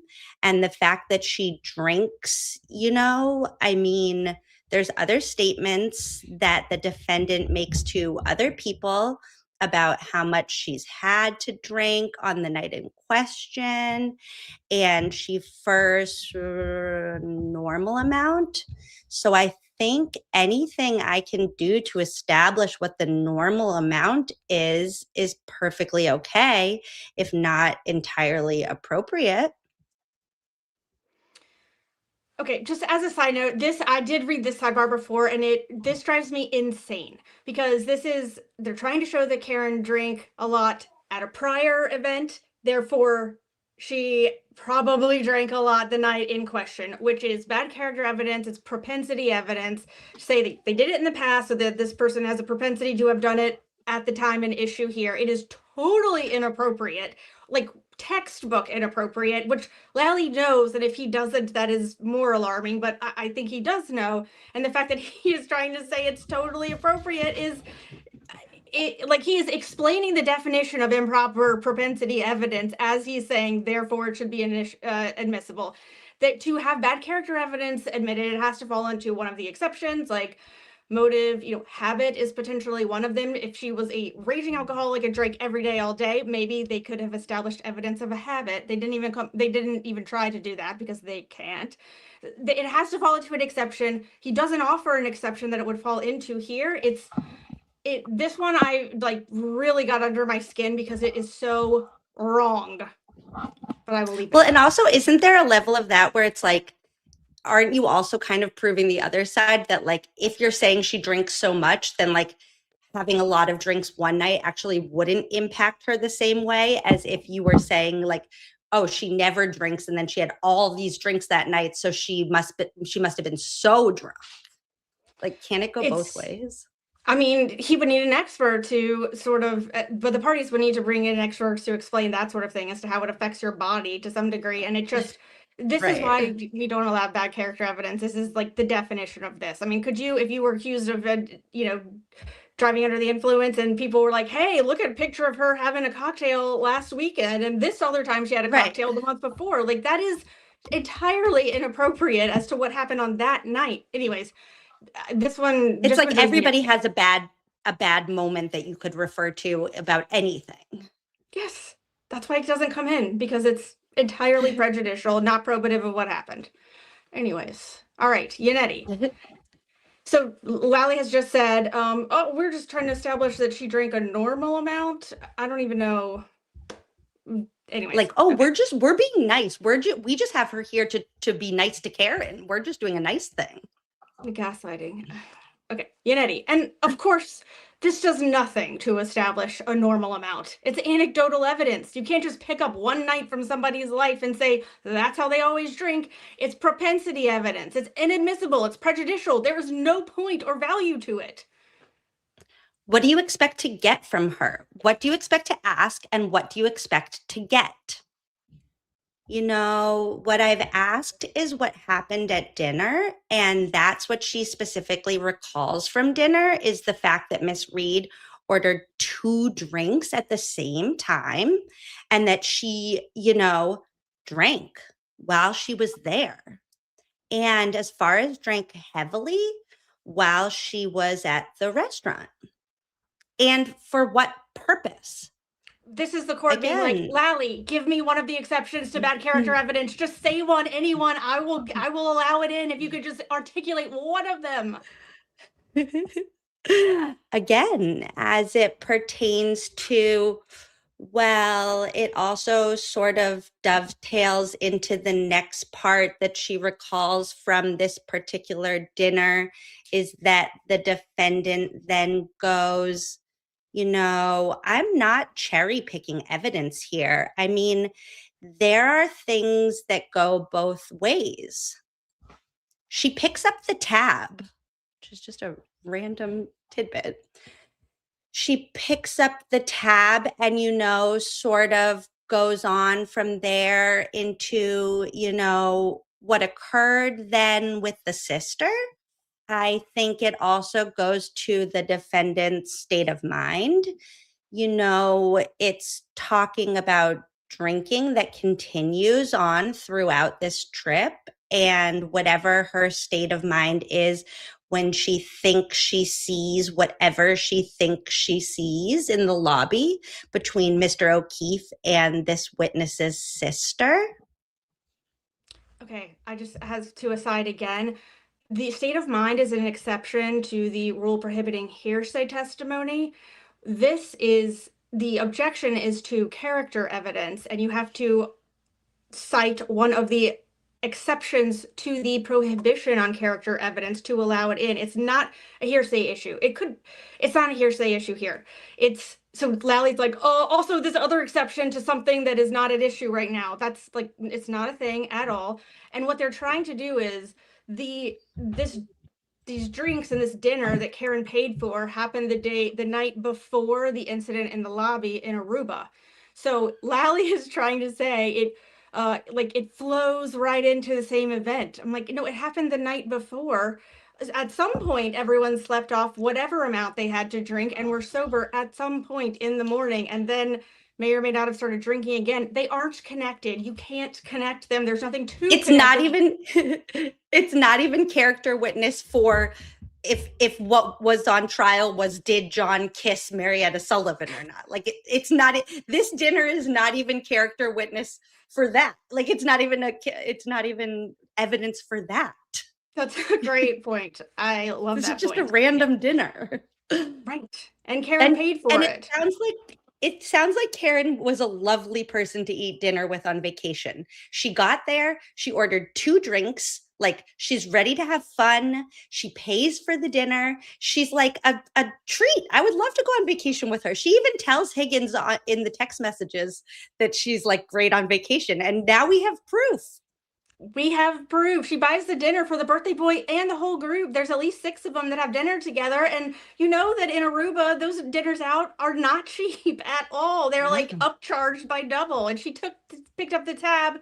And to be clear, this happened before the incident. So it wasn't like an apology picking up the tab. It was just like, cause she's cool, in my opinion. Yeah. Yeah. The only thing that this goes to is that it confirms when she told Higgins that she's fun on vacation. So that's the character evidence that I can tie to this. Agree. Okay, Yannetti, I think, and I should just let David Yannetti speak because he's saying all of the things that I'm ranting about in a much more concise way, but here we go. Yannetti, I think there's nothing to connect the 30th with the 31st. Again, you don't just pick out a day from someone's life and say this typifies, how they drink or what's going on. If they want to get into the next day, they can get into the next day, but there's nothing relevant on the 30th. I'm not saying it typifies, Your Honor. What I'm saying is it normalizes as far as what, is a typical day. And a typical day as far as drinking is concerned for this defendant. This is exactly so I'm not saying it typifies, but what a typical day is as far as drinking is concerned for the defendant. This is literally propensity evidence. It is black and white, not okay. He still can't articulate an exception. The fact that he is saying this with a straight face is mind-boggling to me. Anyways, I will rein it back in, but it makes my blood boil. I can't handle it. Well, and he's literally saying, I'm not saying it typifies, but I'm saying that it typifies. Like, what? Okay. All right. So I'm not going to allow it in now. This witness can be recalled as to that if it comes up during extrapolation and the expert testimony as to tolerance and the rest of the testimony and what your client says to the reporter from Boston Magazine. It was stupid that she did that interview. I think that's what indiscernible was about this incident. So you can bring it back as to what was normal during this period of time, perhaps, but I'm not going to let it in right now. Understood. And that means, too, if that's what you're going to establish, you can bring other witnesses as to what's normal if it's challenged. Okay, thank you. What I get out of that is that Adam Lally would not be a fun person to go on vacation with, and he would be a big wet blanket counting my drinks from across the table. I think that's fair to extrapolate. Okay, now we're at Marietta, or that one's sister. What was the first one's name? Laura. So now Laura's sister. So she's entering as this sidebar is happening. All right. For some reason, I thought she had witnessed the scene with Miss Reed. No. So I have a bad acts instruction. I'll give it when Miss Sullivan. Does Miss Sullivan testify? Yannetti, yes. So I objected to a lot of the foundational evidence because it's just not relevant to this case and to her relationship with John, and everything that's, happened in the relationship going back to 2013 is too attenuated to go into. So I just like a standing, if the court is going to allow that evidence in, I'd like a standing objection so I don't have to keep standing up to object to all this background material. What do you say, Mr. Lally? I expect him to be like, sorry.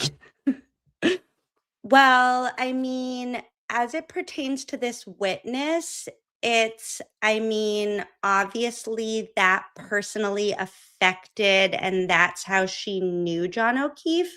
So I think it is relevant and material. And as far as this witness is concerned, it's really more of just what the relationship was. So do I need to... I don't plan on asking a bunch of questions about her nephew or his father. It's more just sort of, how did you know John O'Keefe? And I let it in through the other witnesses to show that they were close enough that he would talk to her too. It was relevant material. Okay, that's why I let the evidence in. All right, so object question by question. I don't see there's a need for you to get into the depth of the relationship with this witness who's the other, but you want the bad acts instruction. Yannetti, they've heard it like 3 times. Do you want the jury to hear?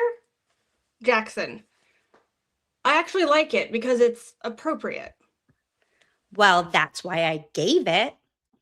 Jackson, I think with this witness, it's especially Yannetti. Yeah, because this is the actual act. All right. I thought her sister had seen this and was going to testify about that. Jackson, no. All right. So I'll give the same instruction, and either you let me know, Mr. Lally, or you let me know, Mr. Yannetti. Okay. Your Honor, if I could, just one last thing as far as scheduling. This is the last witness I have today. The next witness will be Mr. Higgins, and given the hour, I don't know if it makes sense. He's not here.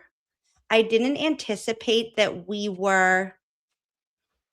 Jackson, you don't think you can get him done today? Probably not. Probably not. Okay, well, this is the first time in this entire trial that we've finished the witnesses for the day. We're not there yet, but I don't have a problem with that. It'll be minutes. Let's try and finish this witness. Yannetti, oh, I think we have a good track record for the last 3 witnesses, don't you? Jackson, since we've got a quick second, can I put something on the record? Of course you can. She's like, now she's getting in a good mood because she's about to leave early. Jackson, that's it's a little personal. I'm planning on going back to see my partner on Friday. Unless Mr. Lally, and I'm not pressing anything, I'm not asking for any special dispensation, but unless Michael Proctor or Higgins is on the stand on Tuesday, I was going to ask the court for leave so I could absent myself and not have to come back for the one day. Sure. If it's going to She's be like, Higgins go or forever. Proctor, yeah, seriously. If it's going to be Higgins or Proctor, I'll be here. I don't have a problem with that. Do you think you'll finish Higgins on Friday in one day? I will, yeah. Do you think you'll finish? Jackson, I think I'll have a solid 3 to 4 for cross based on what my outline is. A little shorter and a little pippier, but it'll be 3 hours. So it depends on the direct. I anticipate the direct will be roughly an hour and a half. Yannetti, well, you've got 5.5 hours. So if we're low on time. I have no problem with you being out on that day. Thank you. I appreciate it. And scene. Now this is what happened here? This is the end of the day, and there's no court the next day. Okay. So hopefully we will start and finish that one witness on Friday. Will you have a second witness here? I'll have at least a couple of other witnesses, Your Honor. It would be great if we could complete the testimony of that one witness for all sorts of reasons. Jackson, I'll do my best. I'm hopeful. I'm hopeful. I think we can do it. Anything I need to look at or anything in particular for Friday? Probably, but I just can't think of it. May we approach just briefly? That was the pre-sidebar. And I do know I need that flash drive or whatever the enhanced video of the car. Yes, I actually have a disc over there that I can give to the clerk because Jim was so great with the last thing you gave him. Okay, is there something else? So that, and I was going to raise it with counsel, but I think it makes sense to raise it with the court as well. It doesn't matter to me one way or the other, but what I noticed with regard to Mr. Higgins's text, the way they're downloaded, they're really ridiculous to read. So what the federal exhibit for the grand jury, No, so these were that he had downloaded himself and provided it to the troopers, so that I think that comes in as an exhibit. But what I have asked Miss Gilman to do, and what I intended to use as far as a chalk, as far as what would be published to the jury, it also redacts all information. And really, all I'm concerned about when it comes to Mr. Higgins that I have is his communications with Mr. O'Keefe and his communications with Miss Reed, which, side note, is all that he extracted. So what I had asked and what I have, and I'll give a copy to counsel and I can provide a copy to the court as well, is just essentially it comes in the sense that it's a list of who's talking and the date and that kind of thing. And he can have a copy in front of him as to the time. But looking at those records and all those and trying to figure it out is difficult at best. You could have said that in so many less words. So many less words. Jackson, I have zero problem with that. I just need to see it and compare it. So that would be something for you to handle tomorrow when I'm not here. Sure, I can send it to both the court and counsel. Yannetti, we might be able to come to an agreement, so... Easy for you to say. You're not examining that witness, right? Yannetti, we're all working on it, Your Honor. All right, so Friday, anything like it would have been nice to know that his video was contested. So anything like that, all right? Thank you. Court in recess and scene. She just had to get in a shot of Yannetti at the end there. It's so, anyways, it's bizarre. Completely. Do you want me to pull up do you want to keep going? Do you want me to hold you hostage for longer? Let's do some more. Yeah, because you guys, our thought was like, we're going to try to get through as much of these as we can, and then hopefully finish like the batch of them. Oh wait, let me do this. Start at... Oh, okay, go ahead. Corri bringing the docs, Ocean Beach Ave sent 499 and said, Corri bringing the docs, then reenacting in costume and analyzing Queen. Please, Lally, 1.5 speed or I'm going to cry. I'm in character. I'm triggered. It is triggering for me doing it. So I feel you. Thank you, Ocean Beach Ave. Yeah, I think it's far harder to do what Emily is doing, whereas I'm just like spewing the first thing that comes to my mind, but Emily has to like read the chat and keep us in line. I'm just here. No, you had one moment that I need to go back and replay when we're done, where you flipped your tie, threw on the sunglasses, flipped the tie back, put the sunglasses back. That was masterful. You are truly a master at this. Okay. What are you thinking? Who do you want to do now? Or where do you want to go now? Go in order from the beginning, if you want to, and do the rest of them from the beginning, if you want. I think, there's something in all of the ones that we haven't done, starting with 7, I think. Perfect. Yeah, let's do that. Here's what I'm going to do. I'm going to do one little commercial break, and I'm going to go get myself a new Celsius because this one's empty. And then we'll jump right back in. Perfect. Here we go. And guys, stick around. Just power through. Okay, be right back. Okay. Harassment every day. People come to our house. We had to get a Simply Safe for just $1 a day. So my husband Matt did the Helix sleep quiz and we were matched with a Dawn Luxe and it's so comfortable. So we were fast asleep and then the defendant called And she was like, Jen, Jen. And I was like, shut up. I haven't had my Bloom greens yet.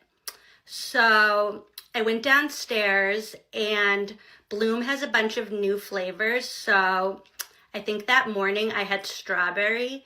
And then I was like, okay, Karen, I'm ready. We had both lost our friend. I was in a state of shock and horror, but I'm not anymore, thanks to BetterHelp. They come to my children's sporting events. They wrote letters to my daughter's school. She was only able to get a job because she went to ziprecruiter.com/justiceforJJ. Kerry said that Karen was just a babysitter with benefits, but I always said that they should just go to care.com because they have a great selection of profiles to browse.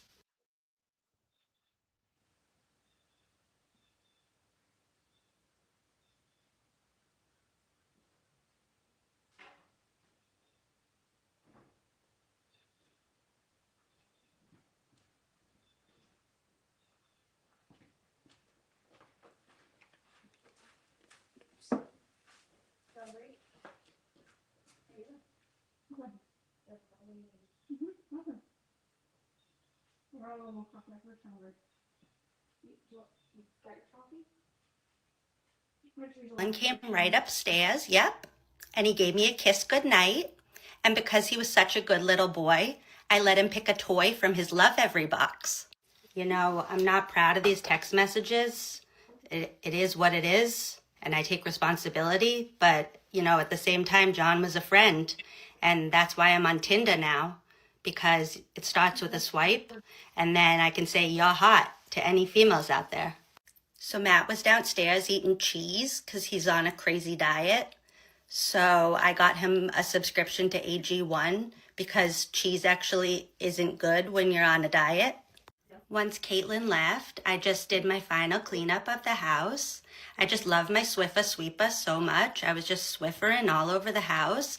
Definitely not the basement though, just in the kitchen. And then I went up to bed to make love. I want to make it very clear that I reject the notion that Shawnee ever came to my seaside cottage. He might have just seen the listing on booking.com. Booking.yeah. The moment in that one where when I was Nicole and had to say to go upstairs to make love, I had to re-record that like 15 times because I didn't even realize I was doing it. I kept on being like, go upstairs to make love. I literally just did like to myself. Yeah. And like that was the best you could come up with. I was in an intimate moment with my wife. Gross. No one believes it. This is a good question. Ben Burnett sent $10 and said, what was the exact moment you two knew Karen Read was innocent? For me, it was showing John O'Keefe's arm to medical staff and them all saying dog attack. What was yours? I was like, wait, do I hear Emily playing in my pocket? Yes, my phone was good playing. I don't know if there was a moment. I think that when I learned about the case in the first place, I was like, ooh, something extremely shady has happened. And I just kept getting additional evidence that I felt like supported the Karen side over the prosecution side. And I just kind of continued to go down that route. Although, I mean, I don't know at what exact moment I was like, and I'm done. We're good.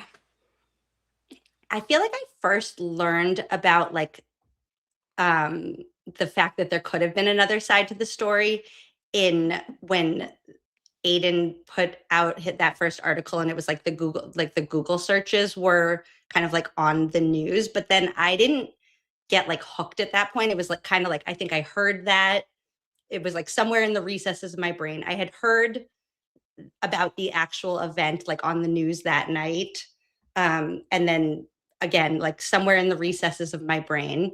And then it was for me, and this is so silly now with the Testify billboard, but I passed the billboard that was outside of Gillette Stadium, the like Free Karen Read billboard, and I was stuck in traffic and I scanned the QR code and I looked it up and I I think I scanned the QR code, but then I didn't actually go to whatever that went to. And I ended up like Googling later, like, what was that? Like, who's Karen Reed? And then that was when I like actually got hooked. So that was somewhere like, I want to say towards the end of 2023, beginning of 2024.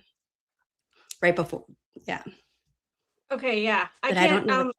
My lovely partner follows true crime, and I do like historically have not been interested in true crime, but she sent me this article about the Google search, and it also had something about the 2 minutes of missing video from the library footage.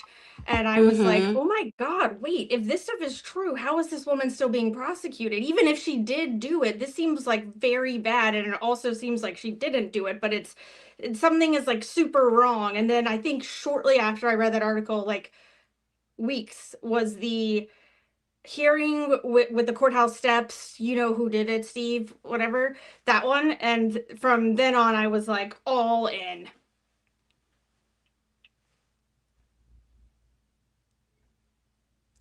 Wait, is your sound off or is my sound off? Nope, I did that. Sorry. I feel like it's sad now watching some of the pretrial stuff before the first trial back, because everything that the defense team presents has this air of like, and you're going to dismiss the case once you know this, correct?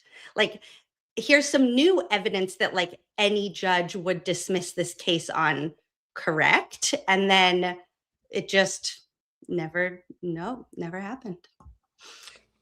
Okay, so I'm pulling up volume 7. Okay, wait, hold on. Volume 7, so the first one in this, and it's the day that Paul O'Keefe. So actually, I'll walk you guys through kind of how these are set up for anybody who is interested in going on this journey themselves. Hold on. It was easy with the slides because I only had to have one window. Okay.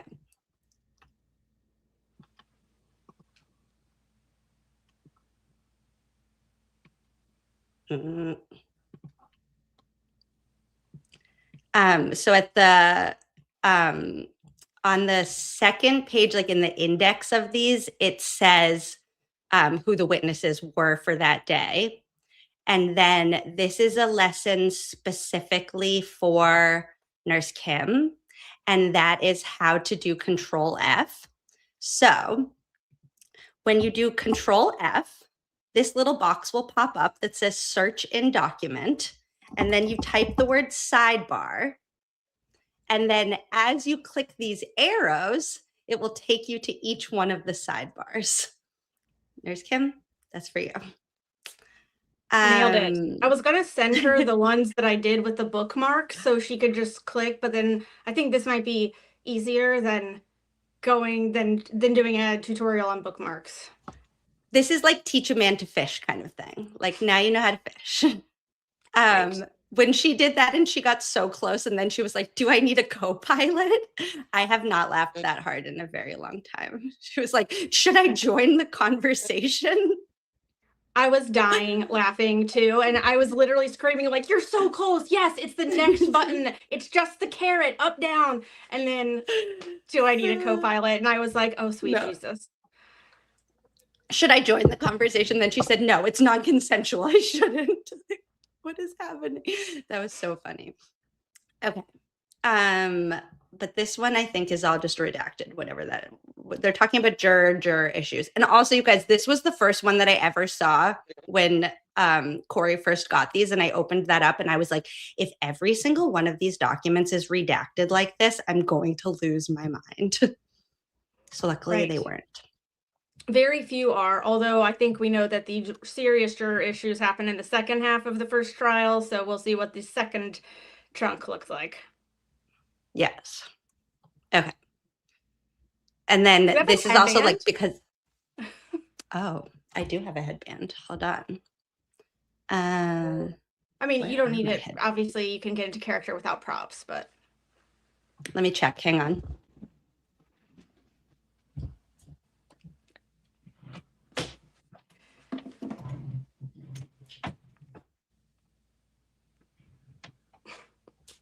No, I have a bunch of bows. Oh, yes. That could work.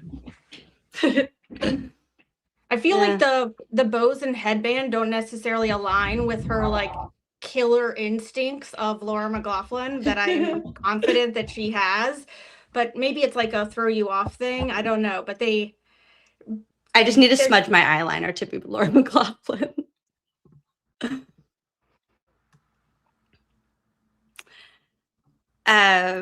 Okay. Let's do this. Yes, for context, we are at opening statements have just happened, right? Or, I think, I can't remember who went first actually in Massachusetts, but either way, they've just finished openings. Who did go first? It was the Commonwealth. Yes. And Lally's like, so at 12:45 the accident happened. Like, oh, cool. That's good to know. Your Honor, may we approach you at Sidebar? Yes. Jurors, when we come to Sidebah, please feel free to stand up and stretch. Your Honor, the Commonwealth would object to defense counsel's opening, just the whole thing. Contrary to rulings of this court, they opened with suggestions of a third-party culprit. Twice the defense counsel represented that Karen Reed was framed and that she was ambushed and that someone else did it. The Commonwealth would like to object, given the ruling of this court, that there would be no third-party culprit claims within the openings. Well, what do you want me to say? Just say openings are not evidence? I remind you, openings are not evidence? Sorry, one of the jurors needs to go to the bathroom. Yes, we're going to take a recess. Jurors, why don't we take a 15-minute recess? This is probably a good time to continue this. So, yes, if you could note the Commonwealth's objection and give a limiting instruction, reminding the jurors that openings are not evidence. Okay, Mr. Yannetti. So I don't think that I did anything improper. I think I couched it in terms of the lack of investigation that they did, and I did not name any third-party culprit at all, but I have no objection to the court's solution. Okay, you did a decent job, but there were a couple times that you pushed it. All right, I will instruct them when they come back. What was I going to say? What I was going to say is we'll take a 15-minute recess. Who is your witness?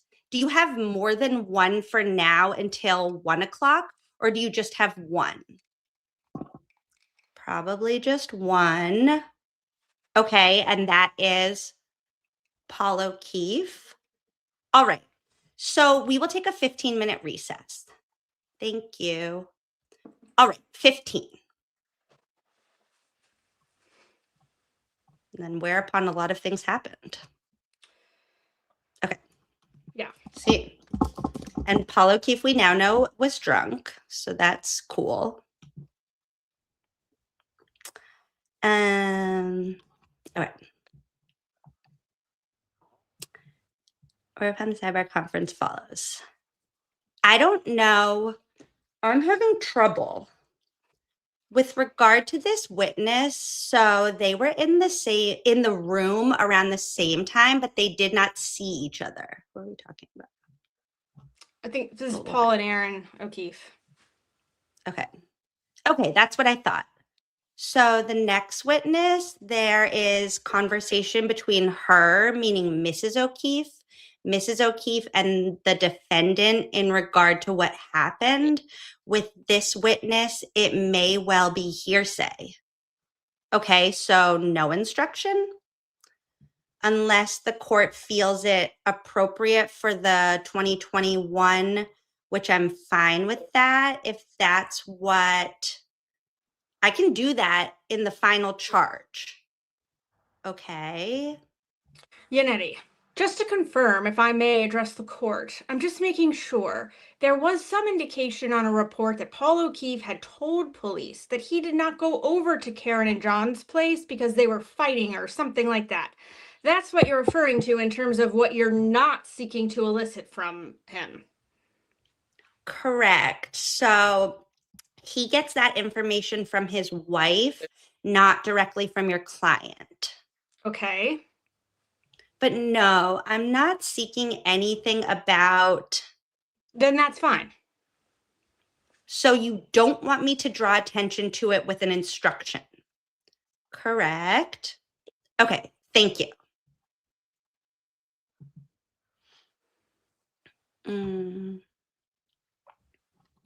That might be.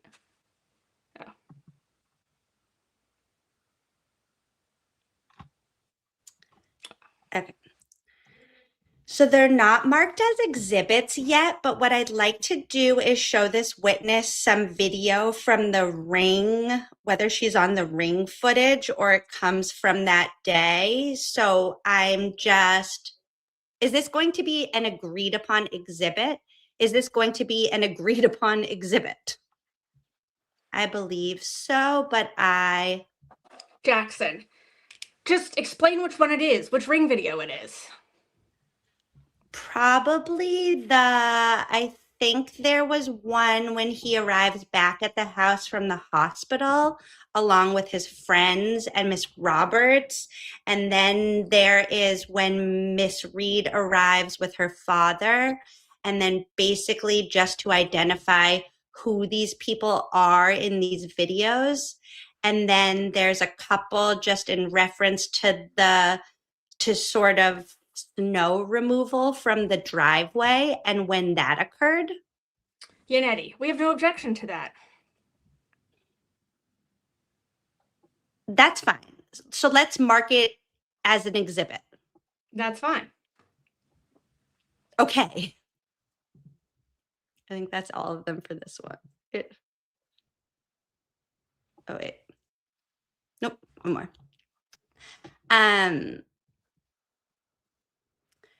So do you expect Detective Lank tomorrow? I'm sorry. Why does she keep repeating herself? Do you expect Detective Lank tomorrow? No.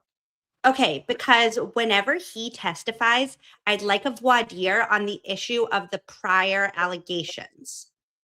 Sure. So just give us enough of a heads up. I would say Friday at the earliest. Okay, who do you have tomorrow? Just because it helps me prepare. Sure, so tomorrow I think we will just continue with Officer Saraf. Then we have Officer Mullaney, and then essentially it's going to be a number of firefighters. Okay, so we're going to have Timothy Nuttall, Anthony Flematti, Matthew Kelly, Francis Walsh, McLaughlin, probably, depending on how far we get with all that. I'm not sure how much cross there is for those people. Spoiler alert, there's some cross for Katie, but I think it would be Gregory Woodbury, then Daniel Whitley. And I'm not saying we'll get into all of these tomorrow, but these are basically, I'm going through the paramedics that dealt with Mr. O'Keefe, and then I'm going through the paramedics that dealt with Miss Reed. Okay. Mr. Whitley and Mr. Becker would be the last two there. All right. Anything regarding any of that testimony that you expect limiting instructions on or any evidentiary issues that we need to be concerned with? I don't think so, Judge. I think even exhibit-wise, for the most part, it would just be run reports and a lot of the same photographs as far as where the body was, when they arrived there, and that kind of thing. All right, so anything that needs to be pre-marked will be marked tomorrow morning. That's fantastic. 9 o'clock tomorrow, and we'll be here at 8:30. We will start at 9 o'clock and be here at 8:30 if you want anything marked. Of course. We need one person from each side. Of course, I appreciate it. All right. Thank you, Your Honor. Thank you, Your Honor.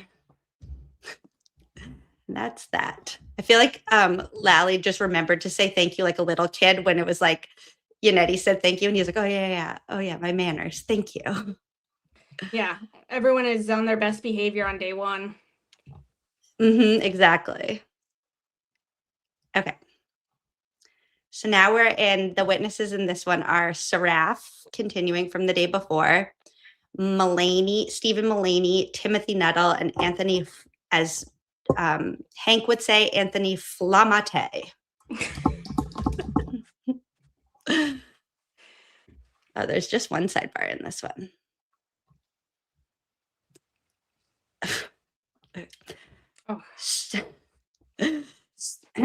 Wait. So day one, everybody was on their best behavior. It's now day two and unleash the beast. So typically we play something only once. You played it twice and you were ready to play it a third. You need to ask permission to do anything like that, okay? Sure. You can't just keep playing things twice, okay? All right. So you said we're going to keep focusing on the 26th or whatever it was. Are you planning on showing it for a second time? This one, it will probably, it's hard to see the first time. I'll do my best to highlight what I'm asking him to look at. I may ask to play it twice, no more than twice. What is it? It shows Jennifer McCabe pass by an SUV and go into the house. Can you freeze it as it goes on instead of showing it twice? I will. Once you show it more than once, it gets to argument, okay? I'll do my best. So just once. Just once. This is so bizarre to me. Like, stop showing the jury something that they need to pay attention to and making sure that they see it and making sure that the witness can speak to it clearly. But the video is incredibly difficult to see. All of these dash cams, we've all seen them. It's hard to see. Sometimes you got to ask the witness twice or replay 5 seconds of it to get the point across. Showing something twice is not argument if it has a purpose. Right. And there were times where even the witness was like, wait, can I see that again? I know, all the time. It's so weird. Is there not? And that was weird. Okay. Okay, so this is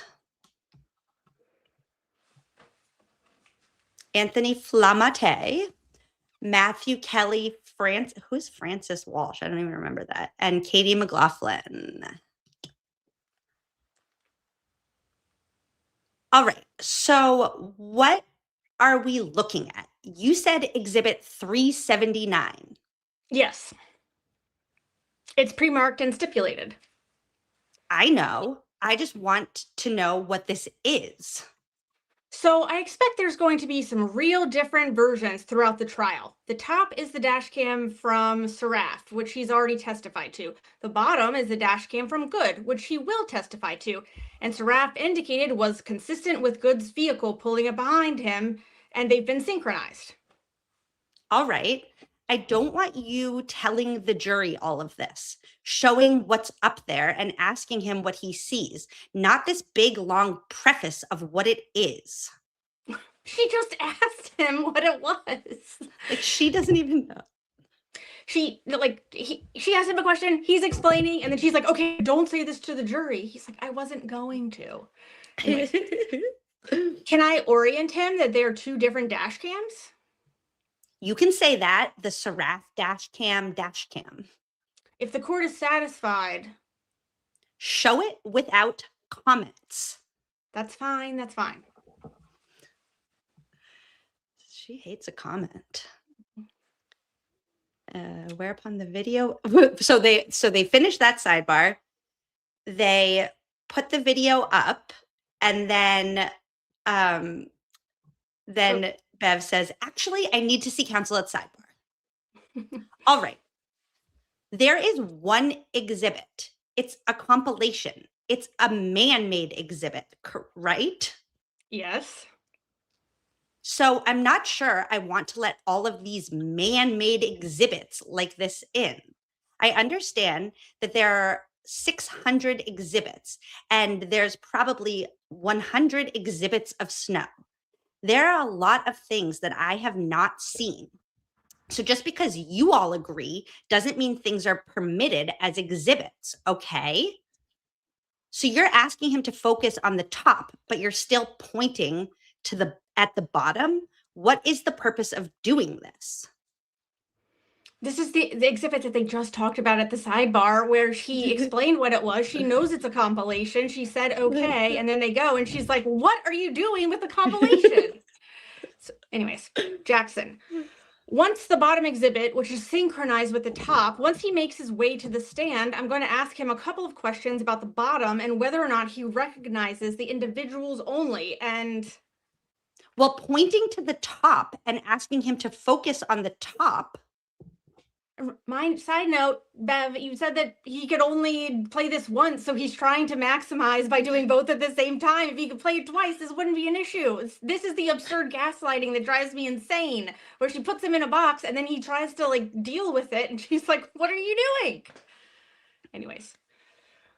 Jackson, I'm asking him to focus on the top first, and then I will ask him to refocus on the bottom as the video continues to play. We will do this once. If we need to take a break and I need to see all of the man-made exhibits, if this were not favorable to the defense and the Commonwealth wanted to do it and you moved to keep it out, I would keep it out. So I just need to see it. It may break the rhythm. Do you plan to do more than this during the cross of this witness? No, I'm doing 1 3-minute video. That's all. I'm going to watch this and just be very careful about the commenting. Sure. I would have loved to have seen these things earlier. We can make a habit of showing them. I have no problem with that. Miss Little, we provided them to the Commonwealth and they stipulated to them. I still need to let them into evidence. And this is evidence not typically done. So again, if it had been harmful to the defendant and the Commonwealth tried to do it, even if you agree as gatekeeper, I would keep it out. Side note, I would love to see another example of when the Commonwealth, of when the defense didn't object and she would keep something out that the Commonwealth wanted to introduce. That's definitely never happened in this trial. But anyways, it almost understood. sounds like she's just saying that because she's saying like, Lally, are you going to object to this? Because I'll leave it out if you say anything, like literally if you cough right now, I'll leave it out. Yeah, you ruined this by stipulating in advance. If you would stop doing that, then I could help you. Okay, so go ahead and do it on this one, but we're going to need a break to see them before any other put together compilation is put in. Sure, understood. Okay, you showed them. Okay.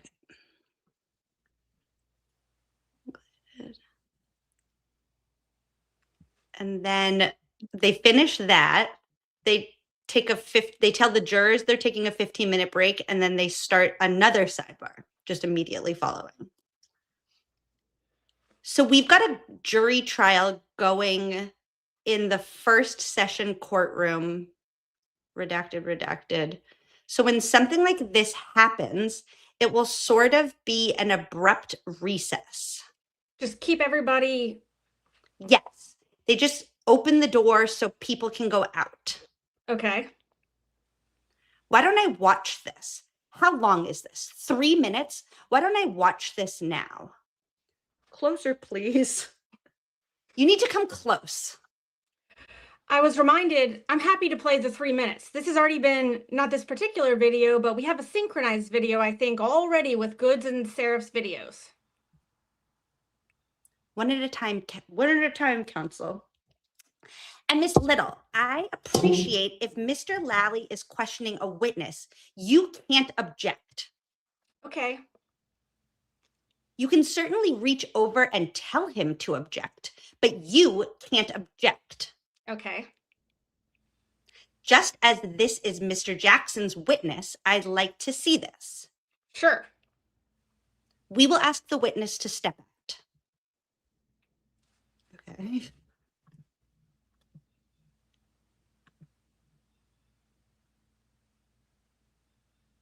Okay. All right. So I noticed that it said 6 minutes and something up there. The two of them, the witnesses testified to a 1-minute conversation. You're going to show a 3-minute snippet. You have pre-marked exhibits. That doesn't mean they're in evidence. So you still have to introduce those into evidence. So you have to lay a foundation before you can say, I'm going to show you this, and where in this did this conversation take place? Oopsies.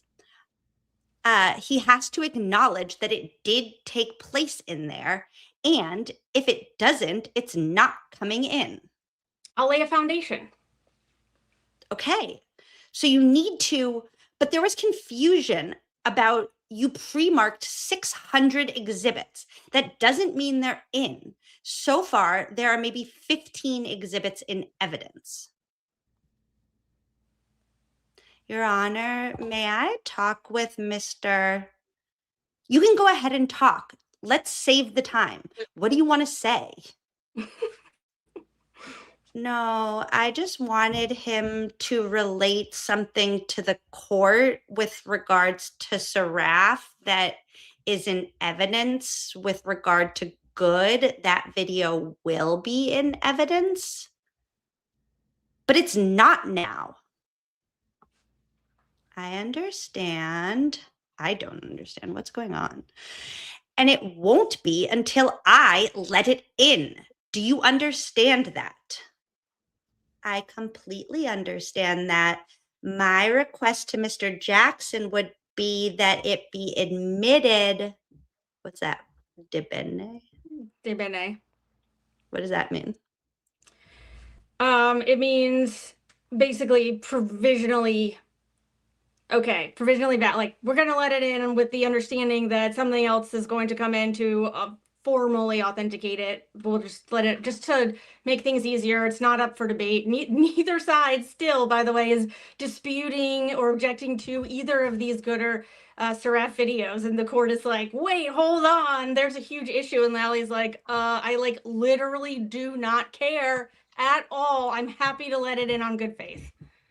At every sidebar, it feels like this is the first time that she's talking about it. It's like, we already did this. Okay.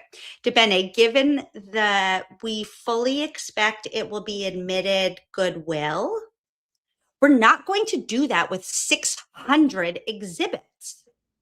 No. But for ease of doing this today, they may both be in. But if this witness doesn't acknowledge that it occurred anyway on that before you ask him compound questions, it's not really clear what his answer is. You need to lay the foundation to get it in now. Right. Jackson's like, right, I went to law school. I know the rules. It's so bizarre to me that she's taking such issue with these two videos that they're being played at the same time. It's saving time, which has been her primary complaint. The fact that Lally didn't put it in on direct. Jackson's like, okay, well, I want to use it on cross. And she's giving him such a hard time. And Lally's like, I can't think of an objection. Even if I did, I'm not objecting because I don't care at all. There's nothing objectionable. It's just so weird. Because probably in Lally's mind, he's also like, we already messed with these dash cam videos anyways. Okay. What did you want to say, Mr. Lally? Your Honor, so what I think counsel can do is counsel can direct the witness's attention to a particular part of a video. We're still talking about this. Or a particular point on the screen and ask them if they know where that is or if they recognize what that is. But describing it to him and then asking him to confirm it, I think is improper. So the testimony has to come from the witness, not from counsel. That is completely untrue. This is cross-examination, so I'm allowed to lead the witness. You can lead the witness, but not on something he is not adopting at all. You cannot narrate this video, and that's what you're doing. I'm leading the witness, asking him, does that appear to be you? Does that appear to be somebody else? And I will lead with the answer that there's... And then you said, this is a firefighter. It's a yellow jacket. So Commonwealth versus Please is an important case on these issues. You've got a video up. The video speaks for itself. A lot of what you're doing is improper. Your Honor. Excuse me, but there has only been one objection, and I am sustaining that objection. You can go back and do it properly. Okay. Okay. Brutal. And like literally this is day 2. Like this is where Jackson starts to be like, oh. That's how this is gonna go. Gotcha. Okay, I have nothing further for this witness, wherever they are. Yannetti says, may we approach? Your Honor, I just wanted to flag for the court and to minimize the interruptions here. Towards the end of my cross-examination, which I don't think will be lengthy anyway, but I intend to refer to a video, which I'm not sure is in evidence. It's the widescreen version of the Saraf video, which has been pre-marked. And I'd like to offer it into evidence, given that I believe the foundation was already laid through Officer Saraf. Okay. And then have the witness refer to it. I'm playing a 15-second portion of that video, and that's it. Okay. Any objection? No. Okay. Thank you. Like now she's acting like that was ridiculous, a waste of time. And it's like, if they didn't do that, she's like, you need to ask permission. Can't Yep. Okay. Okay. All right, Yannetti, I don't want to overstep my bounds, but I'd like to play the video one more time just for the purpose of directing him more towards the beginning of the video, which it is before the statements that he said. And my argument... For what purpose? Just to see if he can, I heard it. I think other people heard it. But doesn't what matter is whether the jury hears it? Correct. So that's the law, correct, Mr. Yannetti? Oh, for sure, for sure. Just as an aside, yes, obviously the jury needs to hear it, but the witness has to also be able to hear it, or he can't ask him questions about it, or whoever this witness is. They both have to hear it. I don't really know why he's agreeing so really to what she's saying, because it's half correct, but I think he's just trying to be agreeable. And I think he's trying to be like a good little boy. Absolutely. And then he's going to see that it's futile probably in the next week or so. But anyways, okay, Yannetti. But the testimony right now is, if I can get the witness to acknowledge that, I think that will assist the jury. And I don't think there's any, I'm not looking to unnecessarily delay the trial. I'm looking for about 10 seconds. No. Play it again and just ask him if he heard that. Thank you. Thank you. Don't ask him whether he heard. Just say, what did you hear? Good. Thank you.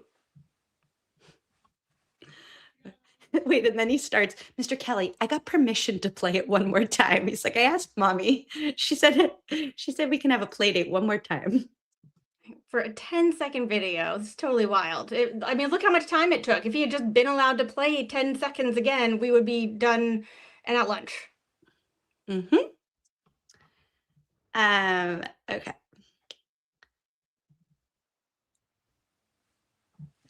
Which foot this sneaker was on. Okay. Could I see counsel for a second? This is for scheduling purposes, again, because we have moved courtrooms and it's hard to get with the other trial going, our jury going. So I want to give them enough time to do this. How much longer do we have? Are we breaking for the day? But how much longer do you have with this witness? Not much more. Okay. And are you doing the cross of this witness tomorrow? Jackson, yes, Your Honor. How long do you think your cross will be? I assume that meant the Jackson instead of the juror. Jackson, It's not extensive. I would say 20 to 30. 20. Okay, because I'd rather finish the witness before we do the view rather than interrupt this testimony to go do the view. So I need to coordinate the bus. Yes, I think I can do it in 20 minutes.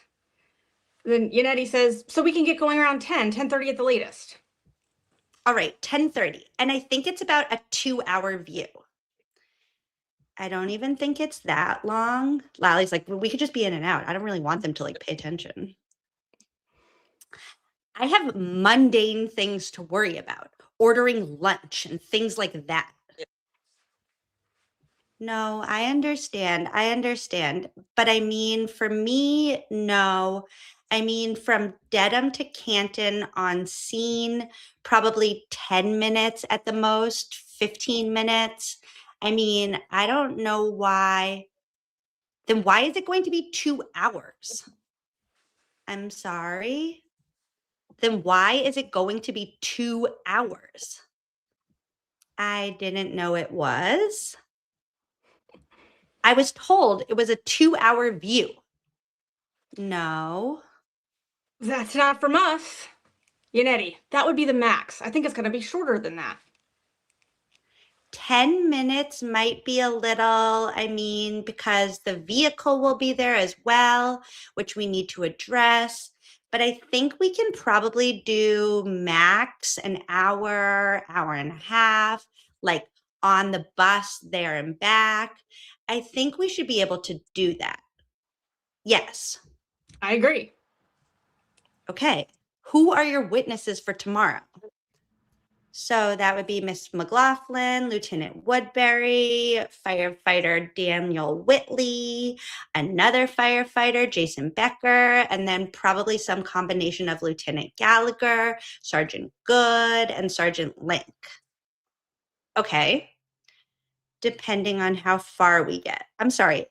Adam Lally thinks that he was just going to have 1, 2, 3, 4, 5, 6, 7 witnesses plus a field trip all in one day. Delusional. Ambitious. Delusional. That's the word. Ambitious. No, ambitious is better. No, delusional. Depending on how far we get. 2 or 3 minute view openings, right? No longer than that. Oh, no. If that. We can discuss it later. Are they all set to go now? Yes. Okay. So they're just leaving. They could, okay. So that's the end of that day, right? Yeah.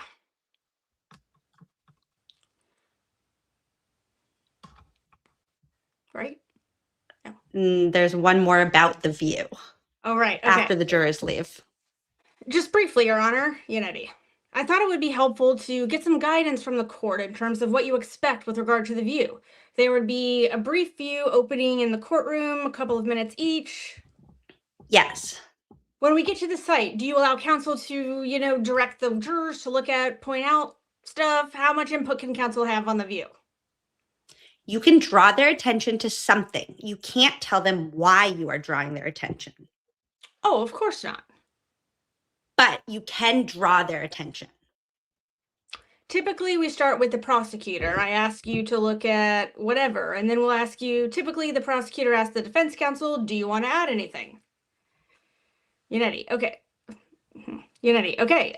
So we can go back and forth with regard to whatever you point out, or, okay, that's all. Wait, I just need to address this immediately because duh, yes. Hi, next witness. Of course, you can use any of this in, like, Corri, we're going to be in a next witness video. My life is made. I mean, coming on your Like, show is day one, but Next Witness is like my favorite thing on the planet. I watch Next Witness all the time. Same. And this is a dream come true. So yes, duh. Thank you. Legit. We love you. And everybody, if you're not subscribed to Next Witness, like, please just go click subscribe this moment. Sorry, where were we? And then if there are additional things you want, then you can point them out. And then he can comment. Yes. Okay, that makes sense. While we're talking about this too, the oath indicates one on each side. So just let me know who is going to be the one talking. Okay. Jackson, is the jury relegated to off the property, or are we going to be able to go on the property, like the property line? I did not arrange this, and I asked you all to talk about it. Yes. Miss McLaughlin, just the public road, there is no private access. I think that's what the motion said. Okay, that's fine. Thank you. Thank you, Your Honor. So whoever is talking, I don't care who talks at this point, but please speak into the microphone. There's a couple of things I wanted to address, Your Honor. Number one, with respect to the view, I had asked before, and I just need clarification so the state police know where to put the vehicle. So my preference would be in the area of the fire hydrant and the flagpole and all that. Is there an objection to that? Whoever speaks has to come in.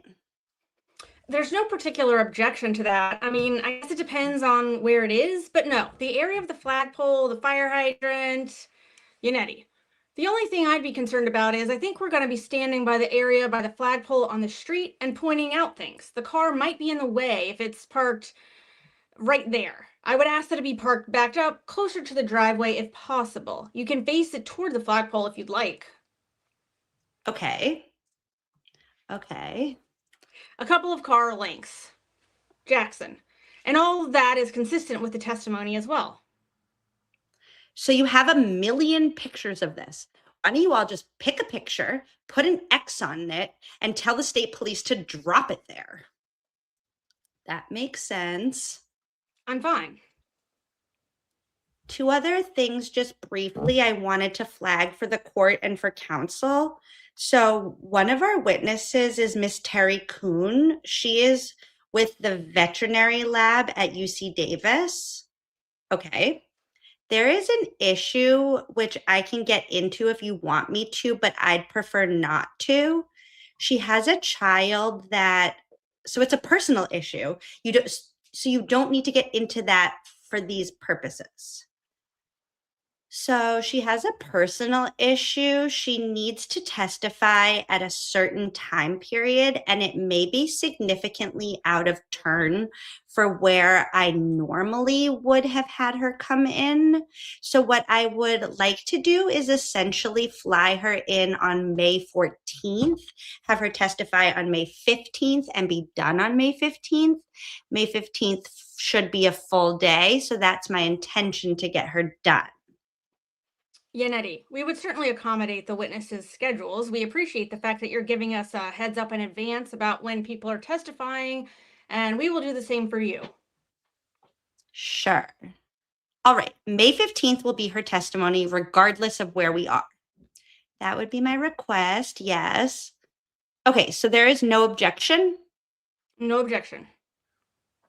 All right. Is there something...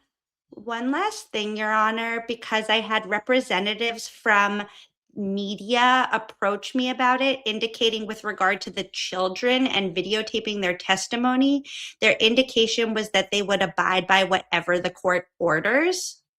Okay.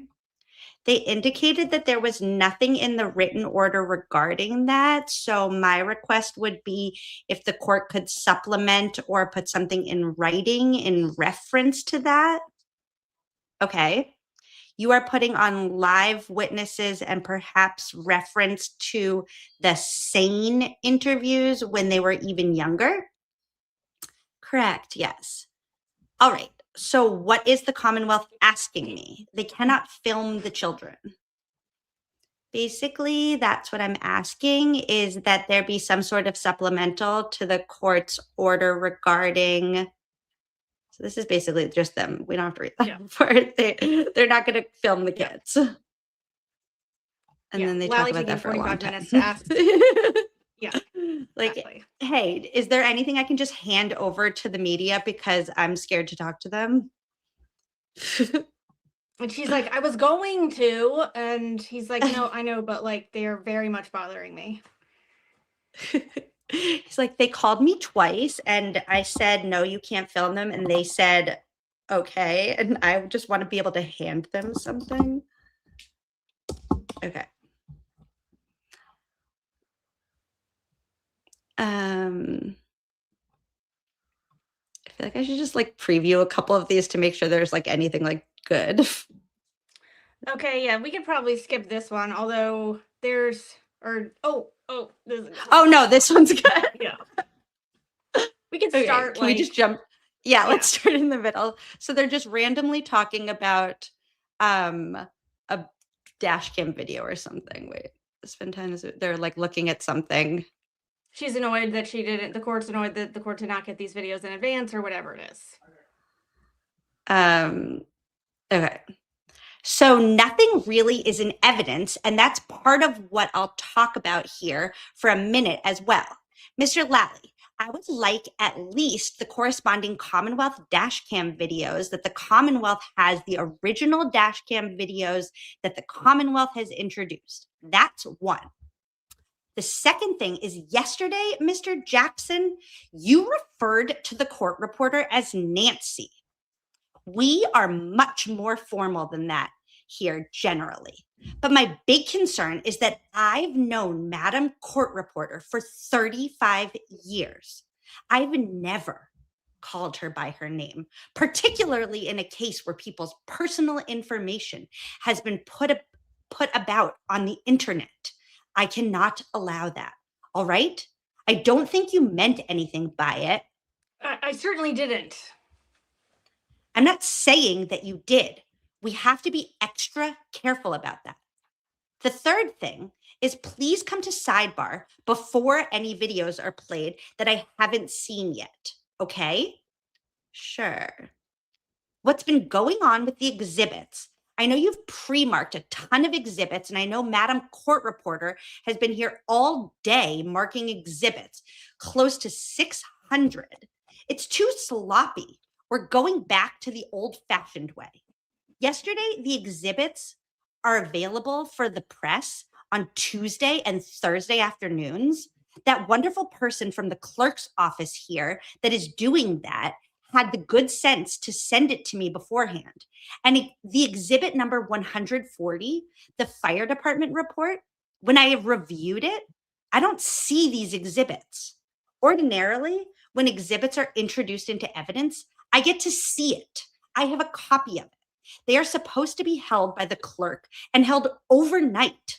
I don't know where these exhibits are. And if there are 600 of them, they all need to be here. So we are going back to the old-fashioned way because on page 1 of 5 of what's been marked as exhibit 160, and we are going to mark this for identification for these purposes. Blah, blah, blah, blah. On page 1 of 5 is all of John O'Keefe's personal identifying information that could have been on the front page of the Globe today. Ms. Little, it's not our exhibit. It's got to be redacted. All exhibits have to be redacted before they are admitted into evidence. It may take a half a day. We will break early if you need to do that, but they have to be cleared. In a case that doesn't have press interest, we let people do it maybe later that day or the next day. It has to be cleared. This never should have happened, Mr. Lally. Yes. So it's not going to happen, all right? So pre-marking exhibits is out. We are going to do it the old-fashioned way. And if you're in agreement with exhibits, I still need to see them beforehand before they come in. Okay, is this all just them talking about how to mark exhibits now? Okay. Jackson. Good at that. Please apologize to Madam Court Reporter. I certainly did not mean to offend.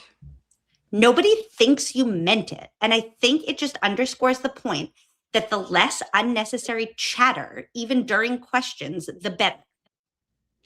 Right. There's less of a chance that this could just ask a question and no comment. Even the CPR, you're not being certified except as we are not used to that here. Right. and I really don't want it. Right. And then there's less of a chance of a problem. Okay. Yeah. All right. We'll bring the witness in. Like, oh my God.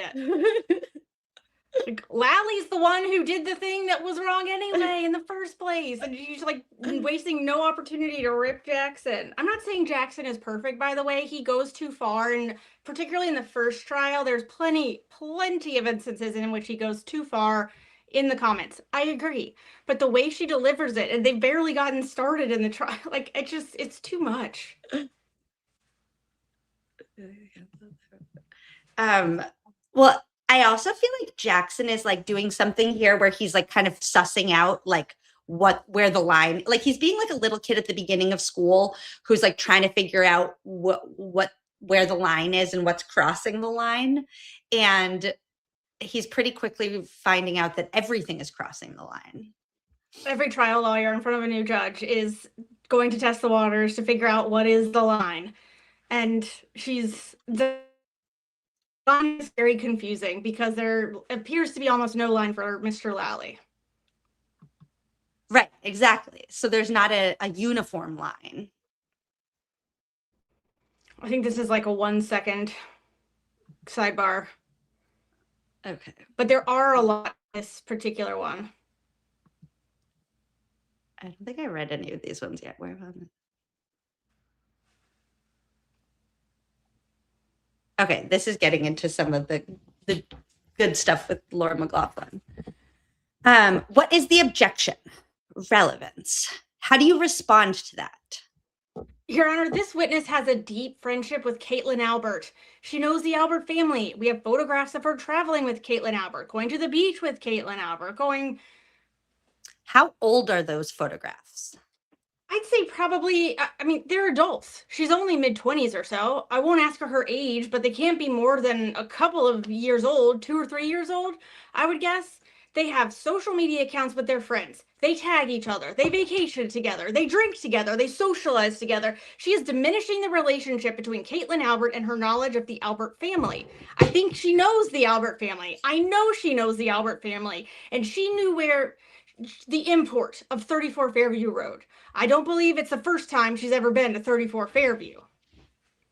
So you can focus on that. The other is too extreme. It's not relevant, and it's certainly not probative. That she knows the family or? The house. You say it's relevant to the house. Her being at the house. And she knows the family, and she's been to the house. You can do that. Social media, traveling together. Is Caitlin Albert going to testify? Yes.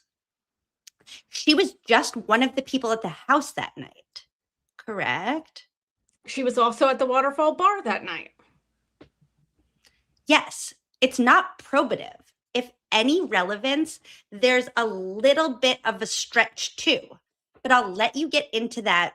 She knows her and she's been to that home before. Okay, just so we don't have to approach Sidebar again, I've got the photographs of them together. May I mark those? You can mark them for identification. And show them to her?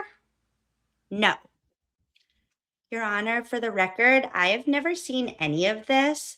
I don't even know what counsel is talking about as far as photographs and social media. But because it's impeachment. But if you knew you were going to use it, you have an obligation. I didn't know. Hold on. Jerez, we're going to send you out for 10 minutes. Show them the photographs and we'll have a short voir dire. We'll come back out in 5 minutes. Now they do a voir dire.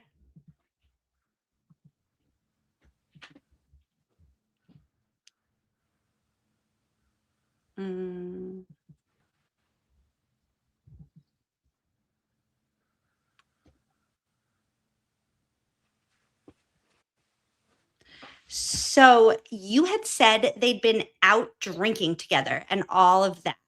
One person was holding a beer at a beach in a cropped photo. She's not at a bar room or anything. No, I didn't suggest that they were in a bar room. That's what I was referring to. That they, I'm assuming that if Caitlin was drinking, she was drinking too. You didn't get it from them, so you can't do that.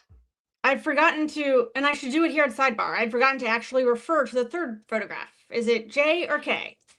Unity, no, J. May I have those, please? Those photographs. Jackson, I think this is this one, that one. I forgot to mention this was K, that it's been marked. Okay, they look like young girls in bathing suits.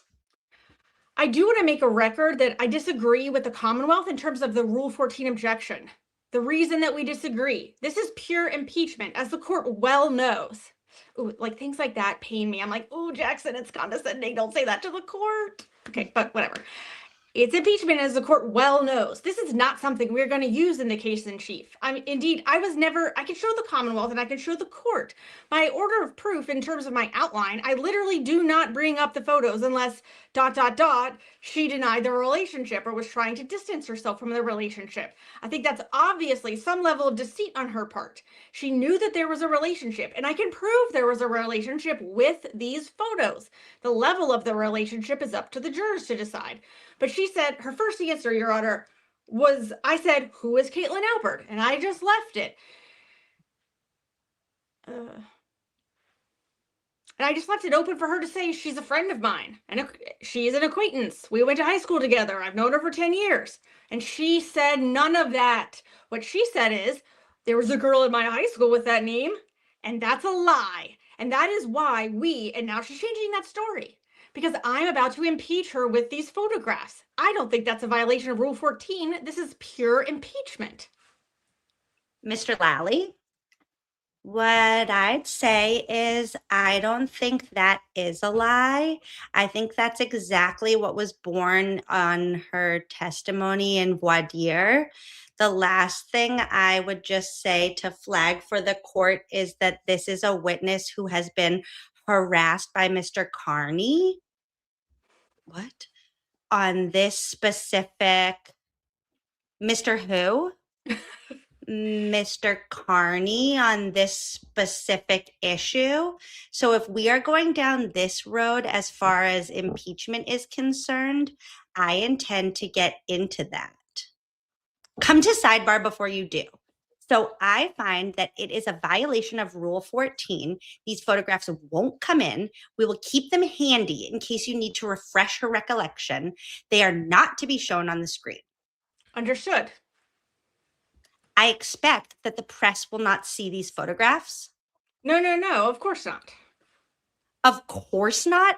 They've seen all sorts of things. I was told this morning that one of these photographs has already been circulating today. Not from us. Not from us. I'm just saying that when you said, of course not, I have to be concerned about these things.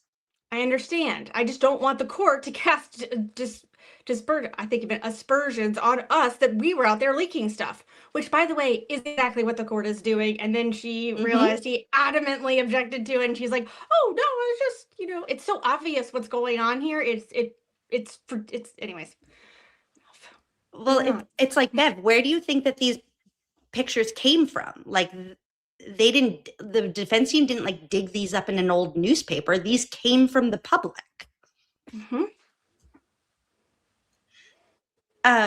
Wait, also the way that he just threw in and by the way, she was harassed by Turtle Boy is like exactly what he coached all of his witnesses to do, which is like when you are caught between a rock and a hard place, just blurt out Turtle Boy.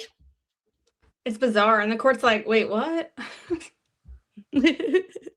Also, the way that Bev was like, wait, Mr. Who? Like, shut up. You know who that is.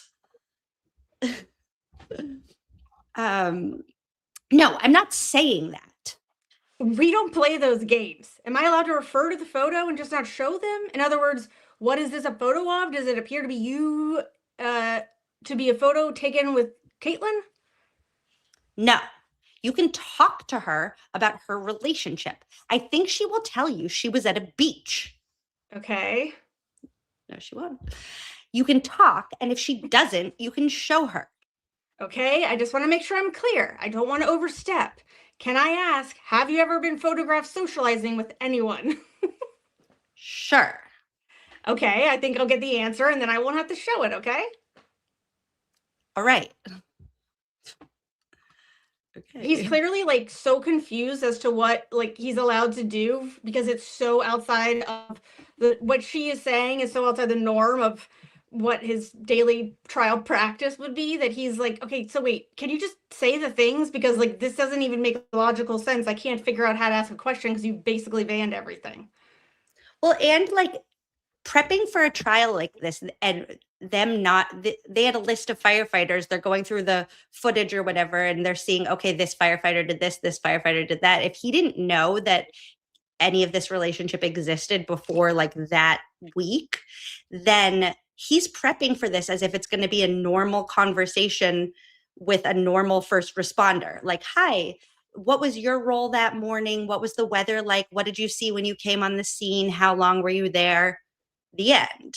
And instead, now he's finding out like, oh, you were the first person to spread this I hit him rumor. Cool. Kind of deal. You're objecting that.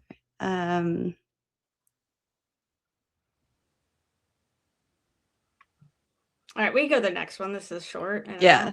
She's basically like, can you just not object? Because no, I don't want to deal with that.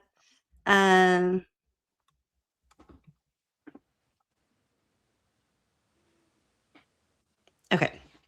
Turtle Boy.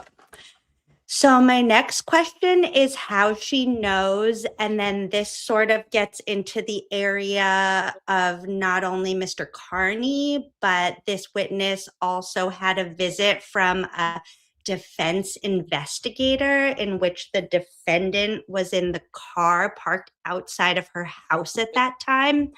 That defense investigator sort of pushed his way into the home with her parents to try to speak to her at one point during the pendency of this case. Your Honor, that is true. I think he meant that is not true.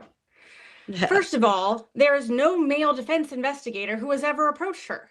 We actually did have an investigator, a female, knock on the door and have a very polite conversation with the McLaughlin parents who said she would rather not speak to us. And we left, which is our obligation and well within our, actually, it would be. I understand. So nobody tried to push their way in. I don't know where Mr. Lally is getting this other than the witness, and she wasn't even there. We never made contact. So I guess I'm a little confused as to, you said your next question is going to be what? How she became aware of those names after the fact?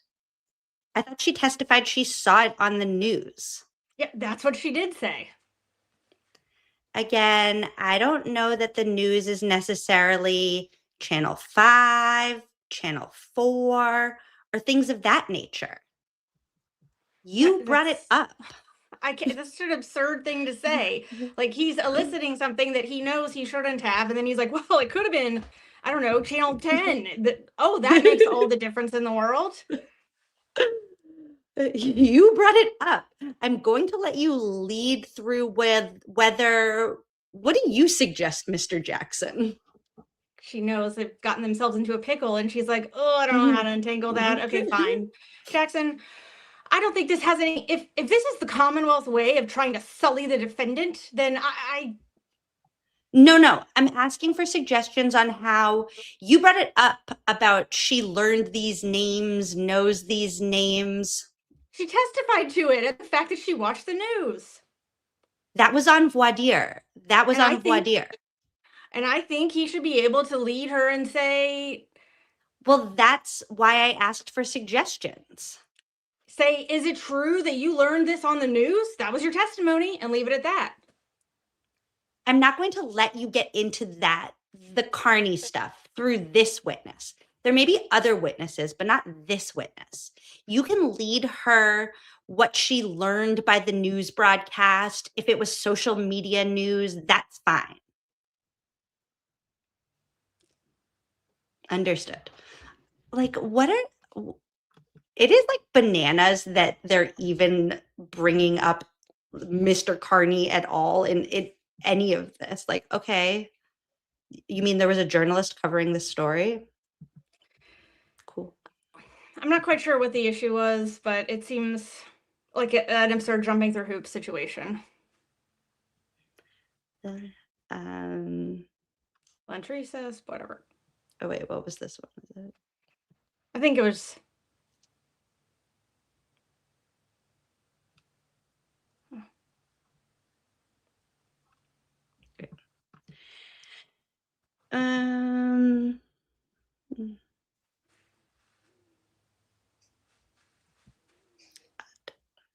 Okay, we could do that one. Yeah. Okay, Mr. Unetti. Now, my next and final line of cross-examination will be with regard to the injuries to his arm and that this witness testified about. And the reason I'm approaching Sidebar is I would like to show him the autopsy photo that the court has previously seen, which depicts the injuries that he's described. Given the sensitive nature of it, I didn't want to display that in open court without getting the court's permission first. What does the Commonwealth say? As far as that photograph, I would anticipate something along, speak up. I'm sorry. I would anticipate something along the same lines that I would be seeking to introduce at a later time. Is this what he saw, though, in that short time in the ambulance? That I don't know. Well, he saw those injuries, whether they had blood on them or not. These are obviously going to come into evidence. They are. I'm just not sure this is the right witness. Well, I want to explore that, Judge, and if I fail to lay a foundation, I will mark them for identification, but I want to show it to him and see if he will identify it. Why do you need 3? I don't. Okay, I'm going to mark 1 for identification now. If he adopts it, you can put it in through him. Great. If he doesn't adopt it, you can't. I understand. Mr. Jackson, please come back. What is the letter for identification? That will be N for ID. Thank you. Do you intend to put it up on the screen afterwards? I would, yes. All right, so get him to adopt it. Yes. Yes, that's what I was trying to do, Your Honor, for the love of God.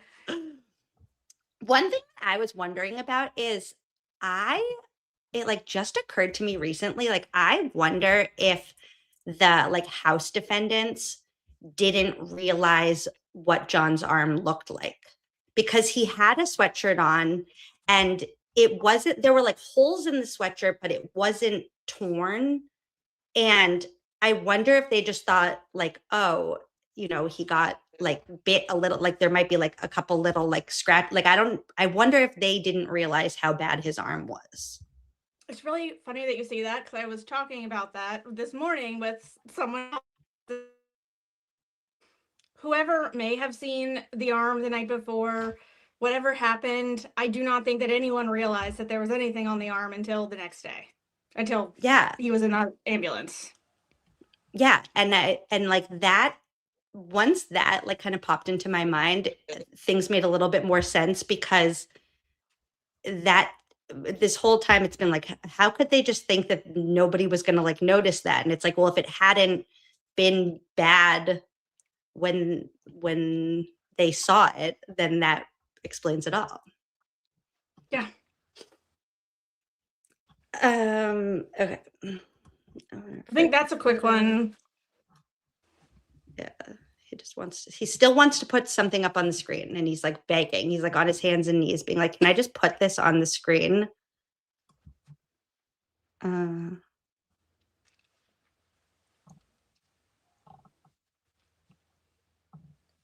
That's just not a report. Yeah.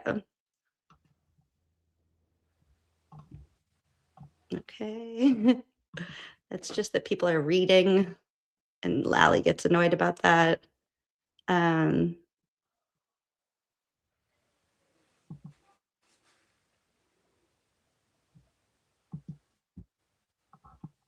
Okay, that's basically all of them here. Yeah. How we doing? Keep going. Yeah.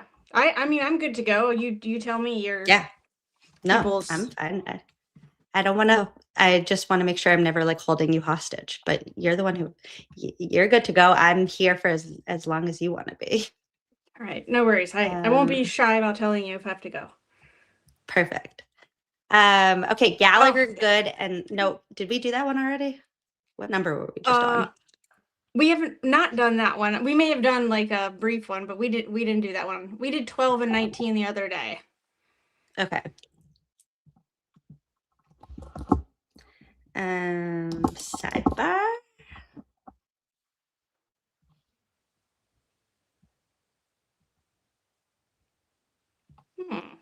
Juror issue.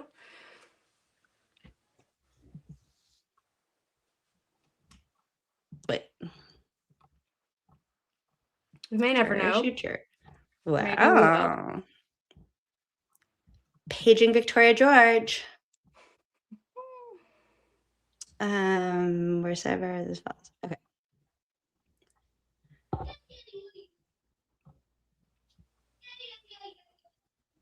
Like FTR is down. That's okay. Nothing that exciting is happening.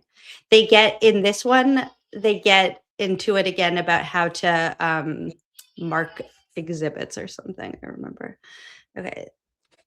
Yeah, and she's like, so the court is very it's just funny because the rationale for doing things is sort of out the window. She's like, Madam Court Reporter's been here all day marking 600 exhibits, and instead of using her hard work, we are going to throw all that out and start from scratch. I'm like, why? And it's because Lally, now we know from this that it's because Lally submitted something, it put something in evidence without redactions that involved John O'Keefe's personal information, which should have been redacted, but now everyone, and specifically Madam Court Reporter, has to pay the price. And then for a little while, like in the interim, they're like marking them two different, they're like, okay, your markings and then the real markings. And then that's making things too complicated. And then there's like two 100s. And then finally, Bev is like, can we just mark them like the way that you were supposed to? And that's basically what all these sidebars are about.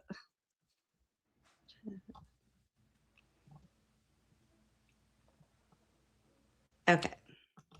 Well, I just saw the names Berkowitz and Lank. Those seem exciting. Okay. Where are we in this? So I was told Sergeant Lank was working. He was driving to Fairview. Oh, okay. So this is Berkowitz. He stated he was driving in the area of 34 Fairview because of the warm weather and warm rain the past couple of days. This is Berkowitz. Who is talking here? I think it's Lloyd. That's funny because I only remember Yuri talking about this. So that I need to go back and watch that again. Okay, so they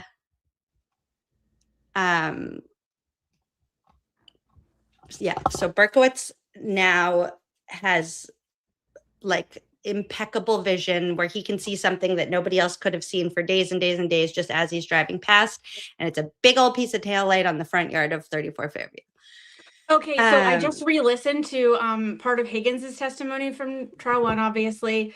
So there's a report that exists, I think it's Michael Lank's report that says that Berkowitz saw the piece of taillight. He called Gallagher, who called Lank, or maybe this is Gallagher on the stand. He called Gallagher, who called Lank, and then someone contacted MSP, and Buchanan came to take over that piece of taillight. So that's like the little chain of communication. Then Higgins testifies and says that on the morning of February 4th, Berkowitz called him to tell him that he found this piece of taillight, which I didn't realize that. I did not realize that either. I'm like, so why is he like putting out an APB on this one random piece of taillight and calling every law enforcement officer in the area? Because he wasn't actually there and he's just making it all up. I had like, and also, have I told you about how I went back to the weather report for that day, and there was actually an ice storm that day, and the Mass State Police had tweeted out that morning that there had been over 200 accidents that they were responding to because the weather was that bad. So right here, when they say the weather was warmer, and that's why it It was a terrible storm. It was like a sleet storm. Okay. Isn't this just a straight hearsay objection? Correct. So I understand that this might be the knowledge of the police officer, but haven't laid a foundation for that. Okay, really all I'm trying to establish with this witness, Your Honor, is that essentially there was, I'm trying not to get too much into it. It's just more he then directs Berkowitz to Lank. Lank recovers the items. That's all. Is that what happened? Why Lank didn't recover that? They're recused. Who knows? We'll never know. What is happening? So wait, it's more that Berkowitz, he directs Berkowitz to, so this is Gallagher then. So Gallagher directs Berkowitz to Lank, and Lank recovers the items from the Lank, who works at the Canton Police Department, correct? He's not an MSP. Correct. Okay, cool. Awesome. Well, they are long recused. So you've got Lank testifying, correct? Did Lank give the items to this witness? No. So Lank photographs the item and leaves it in place until the state police shows up. Sergeant Kenny is the one who comes and retrieves it. What? I think Yuri on the stand says, oh, I was around the corner. I happened to be on my way over. I'm thinking that Sergeant Kenny is intended to be Sergeant Yuri Buchanan, but he mumbles so much. Okay, fine. That one I'll give them. I mean, okay, yes, you're not going to do that. No. All I want from him is to get from Berkowitz to Lank. That's all. And how do you get from Berkowitz to Lank with him? Because he is the one that indicates to Chief Berkowitz that Lank is the one who is working that day. So you already have it? Exactly. Okay, so we'll end it at that point. Yes, definitely. This is shady. It's weird. Somebody said Sergeant Kenny can't be Kenny Berkowitz because Kenny Berkowitz is the one who found this. But like, who even knows at this point what they're just throwing out names and lying. They're just lying. Okay.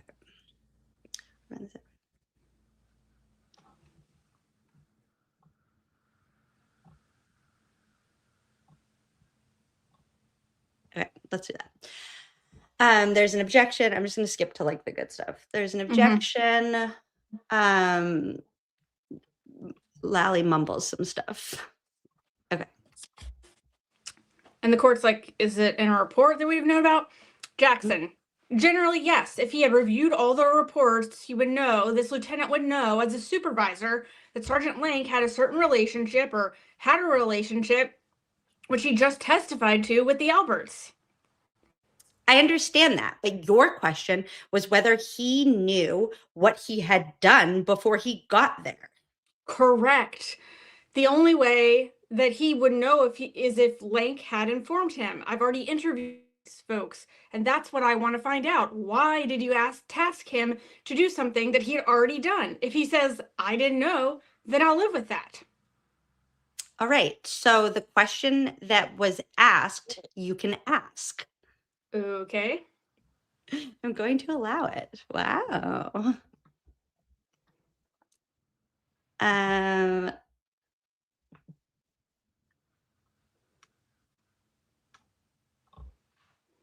Another, juror issue? I guess that's it. Yeah. So Lank is your next witness. Okay, so Lank's coming up. They're voir direing Lank, but then it's good.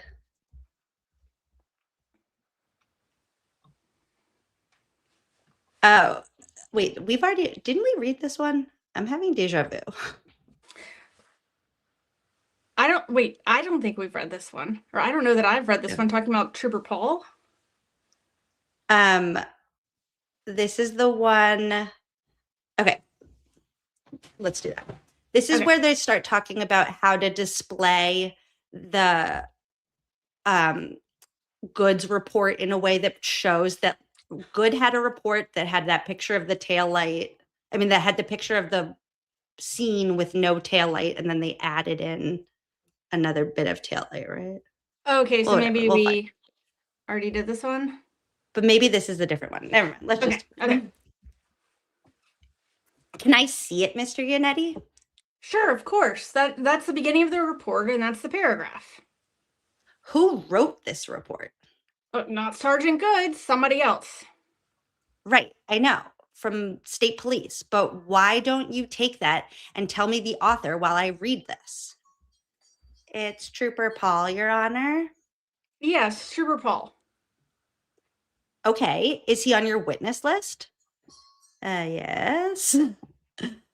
Okay, so some of what causes difficulty is asking questions of the wrong witness. Uh-huh.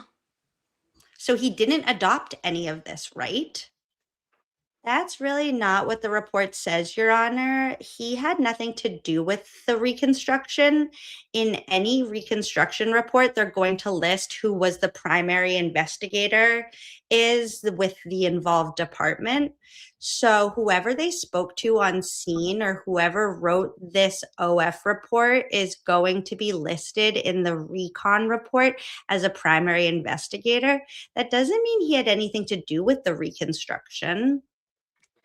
Okay, and just side note, what this issue is that Trooper Paul's report, his crash reconstruction report, says on page 1 that Sergeant Goode is the primary investigator in this case.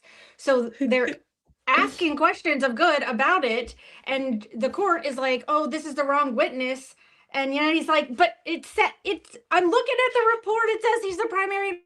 Who am I supposed to ask about this? He's the only one who would know, who has testified thus far. Like, this is my only chance to ask him about it, and I am once again learning information on the stand in open court that the defense should have already been given by the Commonwealth."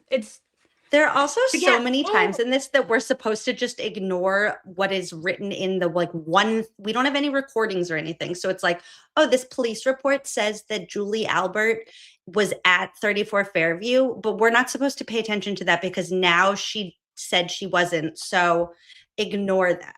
Like all these police reports have all this information we're supposed to just ignore. This is a perfect example where why did Trooper Paul put that Sean Goode was the primary investigator? I don't think that he was even at that was even on scene that day. I thought it was Gallagher. So anyways, it's or maybe it was Lank, but yeah. Yeah. I mean, Goode did go to the scene because that's why Kelly Dever took over the dispatch. But when So Trooper Paul did it, right. He yeah. came on When the they were 31st. Yeah. And when they were doing the fake drone and stuff. Okay. Yes, that day. Okay, so yes, Yannetti, I would assume Yannetti knows this. I did not. I'll ask another couple of questions just to get out of it and I'll move on. Just to get out of it. Yeah. Okay. So when Lally says, like, I assume Mr. Yannetti should know this. And Yannetti, I'm sure, is thinking, yeah, I should know it because you should have told me. But here I am just doing exploratory background information on cross, which you never want to do, but they have to here because they've been so handicapped. Yeah. Also, side note, I like this little part where it says conference as follows, and then it has the little colon and it makes it into a happy face. I do too. It's a nice touch. I like that every time. Okay, it's been altered. Oh my God, we're still on their freaking dash cams. This is splicing the videos together. They're still talking about those two videos that are together in one and they're man-made.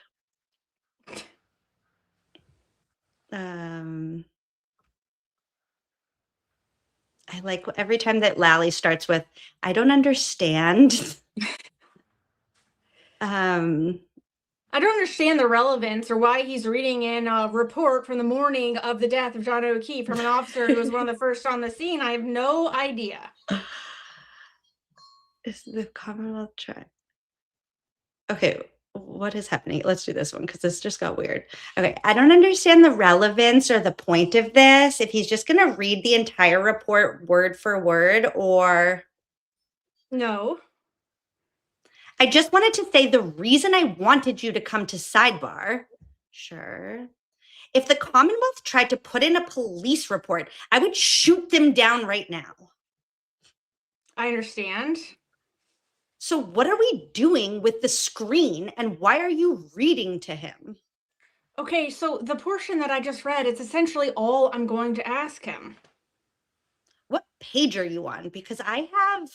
It's on the first page. It shows the incident number, the call number, the date and time report, report date, time, reporting officer. That's it. That's all I was going to read from there. That's all I was going to do to reference the photo. Where I'm going with this, Your Honor, is his identical information that I'll have him corroborate. It's been altered and changed. We've blocked out any, compromising information. I'm not seeking any other portion of the report, but I'd like to show the jury that, and then a close-up of the photo, show the jury this, and a close-up of that photo. What is that? This actually shows a piece of the taillight that was not in the original photo. It's a completely different photo. Okay. Have you shown him this yet? He has not seen this yet. All right. Is there an objection to just continuing here and showing that one photo? I have no objection to showing a photo to the witness, but I don't want a photo going on the screen. All right. So you're going to have to show him this. It's late in the day. How much longer do you have with him? I mean, I think I might be able to finish by 4. No, apparently not. I don't have that much more. Probably more than 15 minutes. So why don't we bring him back tomorrow, deal with this issue, all right? He's going to have to look at it. I'd like these marked. I'd like to have that voir dire of Lank today. He's here, right? I believe so. He was. My concern, Your Honor, from a strategic standing and also with regard to sequestration is I've now shown my cards. Yeah, this is a crock of shit. So Yannetti just came and said, I have this thing I want to blindside this guy with. And Bev is like, actually, can we stop and randomly do a voir dire of somebody else instead? And then finish this tomorrow so that Lally can tell Goode what you're about to ask? That's literally what's happening. Mm-hmm. I don't think you have, because it wasn't at all clear to me what you're doing. I get that. My point is, I don't want the Commonwealth to be revealing to the witness where I'm going with this. He won't. Okay, then that's all. Otherwise, I don't know when we will get that voir dire in, and I think that's important. How about tomorrow morning before court? Before he testifies. That's crazy. So Yannetti's literally like, haha, I have this thing I want to do that's going to be awesome. And then Bev is like, Yeah, flag on the play. Got to give him time to regroup and make sure they figure out. It's listening to the justifications for it's just this other really important thing is that the voir dire is super important. And didn't you want the voir dire evidence in too? Well, I don't know when you're going to get it if you don't let me do it right now. Yeah. And it's this same thing that they did with Jen and Lank, and Jen going to Lank's house. They're like, hey, we have this information. And then they're like, psst, Jen, go meet with Tully. Come up with a story. I have no doubt that Karen Reed is extremely well versed in objections and evidentiary issues by the end of this trial, maybe by the end of the second trial, whatever. I'm curious if she was really knew what was going on at Sidebar with these types of objections, because it's so bizarre. If I were her, I would be freaking out that the case that they had planned to present is being manipulated in such a bizarre way. I would be distraught. And of course, she hardly shows a flicker of of panic, even when something panic-inducing potentially does happen. She didn't go to Sidebar in the first trial. You're the right. way she did in the second.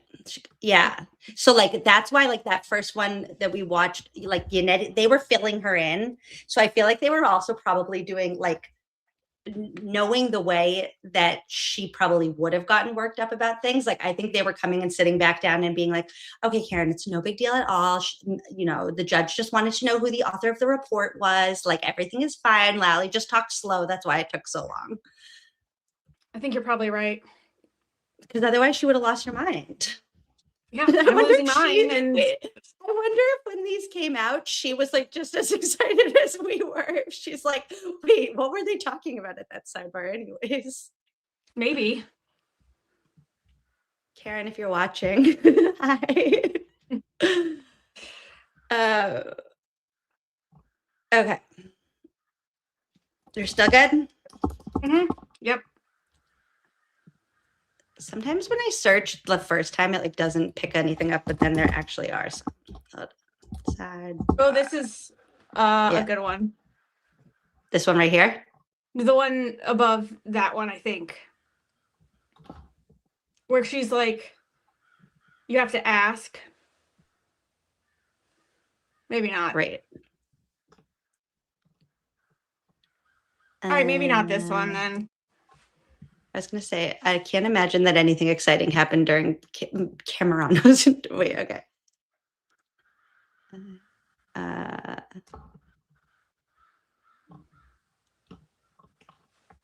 Skip.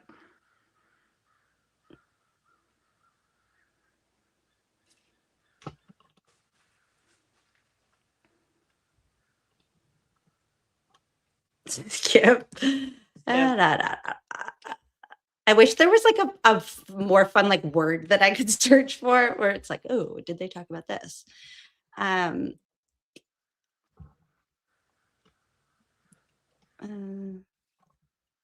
probably could search for like grand jury or something in some of them. Those would be fun. Not offering his character evidence.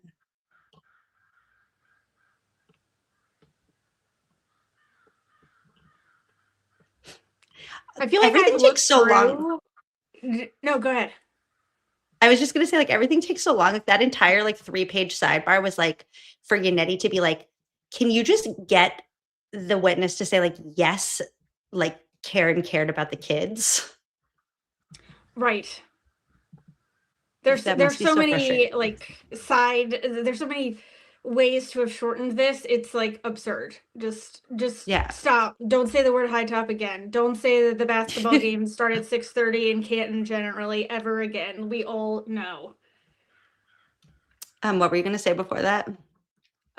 Just that there are so many ways of shortcutting all of this, and like Lally is the definition of like you could probably cross out 95% of the words in every paragraph that he speaks and get to the point, and it's usually yes, no, or relevance is all he needed to say. Yeah, with everything, not just in these, in probably his entire life. Like, sir, don't you get tired of hearing yourself talk? Your next witnesses. Okay, Chris Albert. All right, that's just. Oh, that's not exciting. Wow.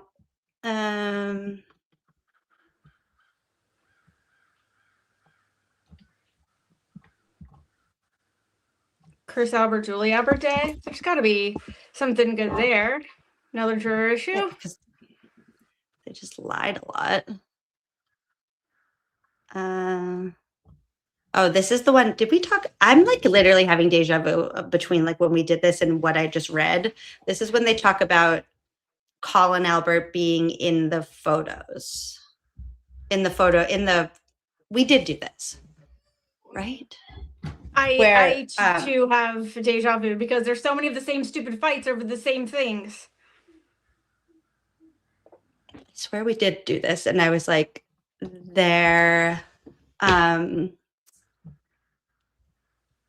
it's her being like, this was a wedding 10 years ago. Oh, I think that's on That's during Colin's testimony, so it wouldn't be. Oh, never This mind. is just Then what is this? Julie and Chris Albert Day. Okay.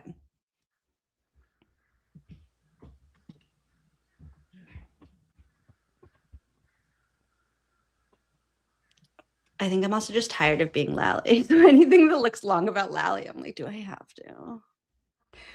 That is understandable.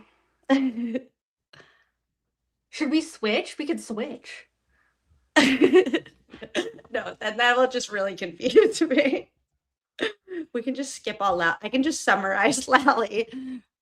Yeah, I was saying, I don't know, relevance. Okay, start with Yannetti there. Okay. Well, I think I'm individualizing it by talking about his specific connections with Trooper Proctor. So if you focus on that, the Albert's wedding was 12 years ago. Right. Your Honor, I know the court has indicated that that's, or at least with regard to the evidence, I would argue it's a strength. It talks about how far back these connections go, and it wasn't just that he was at the wedding, that he was one of the invited guests. His son was actually in the wedding party, Michael Proctor. That has to be brought out before this jury, the deep ties they have. And that can be done with another witness. It's just not him. Oh, that's interesting because she fights it on that other witness too. She sure does. But he is a witness that has personal direct knowledge of it. He was there. Why wouldn't I be able to ask him about his own knowledge? Your Honor, if I may, what case law specifically states this witness's bias, this witness's likelihood to prevaricate based on that bias? There has been nothing about any relationship that he may or may not have with Trooper Proctor that bears on his testimony or his prevarication. If you want to ask Trooper Proctor about it, I think it's permissible. But as far as asking this witness or any other witnesses, frankly, about whatever their relationship is with Trooper Proctor is simply not appropriate. It's not allowed by the case law. You can't ask other witnesses about some other witness's bias. Is there any statement? Not true. It is just, it's like not accurate. There has to be some other corroboration to explain why it's not just about Proctor's bias. It's also about the witness's bias. They're the ones providing the statements about Karen and John's activities that night. It's their biases matter too. It's just, it's like mind-boggling to me that he is saying Trooper Proctor is the only person that can be asked about his relationship with all of the witnesses in the case. You can't ask any of the witnesses about Trooper Proctor when they are like close family friends with him. That's an insane argument to make. Especially because the definition of bias is like it doesn't need to go both ways. Like they could very easily in a normal world, these witnesses could get on the stand and be like, yes, we have a super close relationship with that police officer. They interviewed us and it was like, I had never seen him in that capacity before. He was a completely different person. There's video recording of the interview. You can see in the video that he's talking to me in a different tone of voice. Like whatever it is, it's like, there is a world where like in a small town, there might not be somebody else to interview the witnesses and they do have to be interviewed by like their uncle and still the bias doesn't extend, like, you know what I mean? That's one way. Yes, I do. And it's like if this were a situation where you were calling in Chris Albert not as a percipient witness, but just as a random man who knows Proctor, then you cannot call him first and have him basically testify that Proctor shows bias without having brought in Proctor and sort of developed that. But he's not just a random individual. He was a fact witness, an eyewitness to the events leading up to the death of John O'Keefe. They both have biases and they both gave testimony and will give testimony that is extremely relevant to every single issue in this case. It's just an absurd thing to say. And in fact, whatever the court was about to say next is actually even more insane than whatever Lally just said, in my personal opinion, because it's suggesting that, wait, where was that part? I just read it and I'm like, oh my God, she did not say that. Where did it go? He's a witness. Okay, yeah, next page.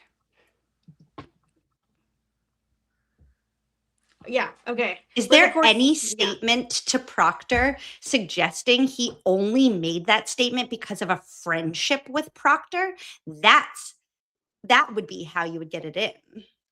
That's like saying he only did, like, witnesses do not announce when they're only doing something because of their bias or something like that. Like, that's an insane thing to require as a threshold fact. I imagine the defense's head is spinning. I mean, it's the spinning for a million reasons, not the least of which that they just got the Fed dump like 5 seconds before trial and couldn't get a continuance. But like every minute, their head has to be spinning. Yeah. Wait, also when you were just saying like, oh, that Chris and Julie were like witnesses before, well, also in the only police report we have about them, it says they were there. So right. I still don't understand why you don't go by that. And I know there's a lot of pretrial motions practice about it and about how there are two different stories or reports basically saying completely different summaries by Chris and Julie Albert of the events. And it's tough to know, they obviously blamed it on the trooper writing stuff down wrong and whatever. But to your point, we are just pretending that all these reports are, even though they are wrong, we're just like, overlook them. Oh, well, you don't have a sentence saying specifically, I only did this because Trooper Proctor and I are best friends. Otherwise, you can't bring in this other evidence. It's like mind-blowing. Right. Like, you mean they didn't admit to the thing that we're trying to prove through evidence that they actually don't have to admit to because we proved it? Okay. Here's one that just starts with Bev and Yannetti, which I like because there's no Lally. Yes. And they're talking about Chris Albert saying that he walked home. And just for the record, in the video at the waterfall, Chris is the last one to leave. He walks out the door like a little bit after 12:14. And then he is adamant that he is already in bed and asleep when Colin gets home at 12:20. Not just in bed, not just getting ready, not just hopping in the shower, no, in bed and fast asleep. He says he didn't brush his teeth, he didn't take a shower, he walked home in the snow and immediately fell asleep. Okay. So you started out with the 7 minutes. What he testified to was it was 7 minutes from D&E home. No, I know. And then he agreed with it. He said that it was 7 minutes from... When you said 7 minutes, that's how long it takes him to get home at night. And that's why. Oh, so he was confused about what I was. And you were confused. Okay, I thought we were on the same page at that point. Maybe you're both on the same page about being confused. No, he's already testified. It took me 5 minutes to get home. Okay, all right. I'm just afraid that now everything that we've heard. That's fair enough, Your Honor. I appreciate that.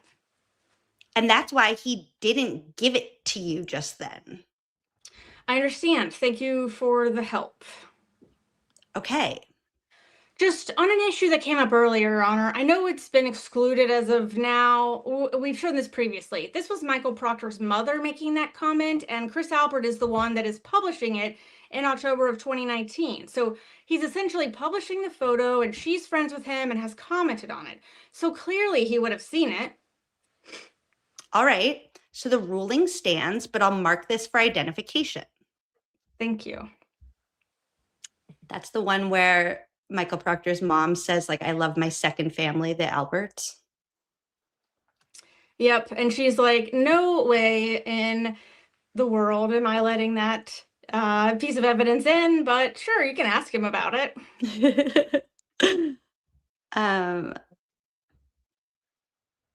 What's this? Nothing.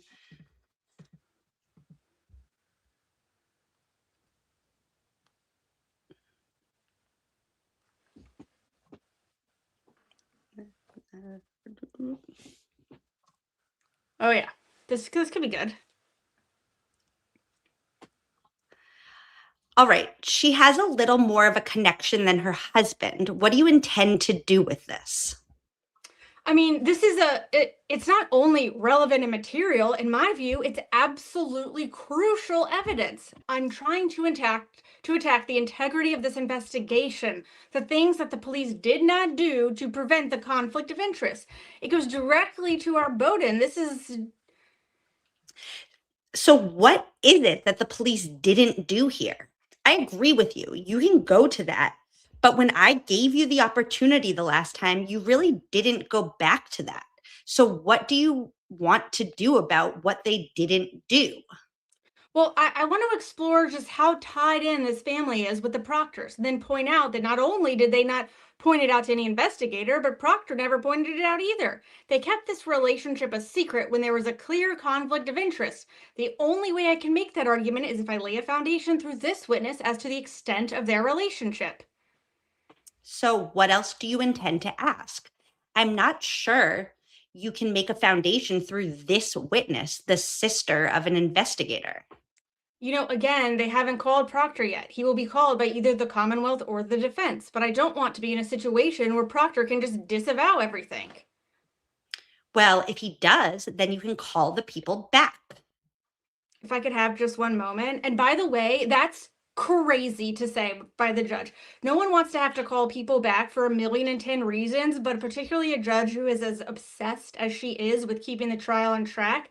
The thought of bringing back a witness, which always takes more time. It's not like they're just plopped in where they were last testifying. You have to reorient them and ask them questions, and then new issues have arisen. No one wants, I mean, occasionally you do want a second bite at the apple with a witness, but generally you don't, because then the other side gets time in between to prepare for it too, and you don't want them to fix whatever they didn't fix from, the last testimony. And her response to something, I mean, this would be so easy to fix. All he has to do is ask like 3 questions of the witness that is currently on the stand that are entirely appropriate questions. And she's like, no, just maybe call them back later, which she's not going to let them do at the end.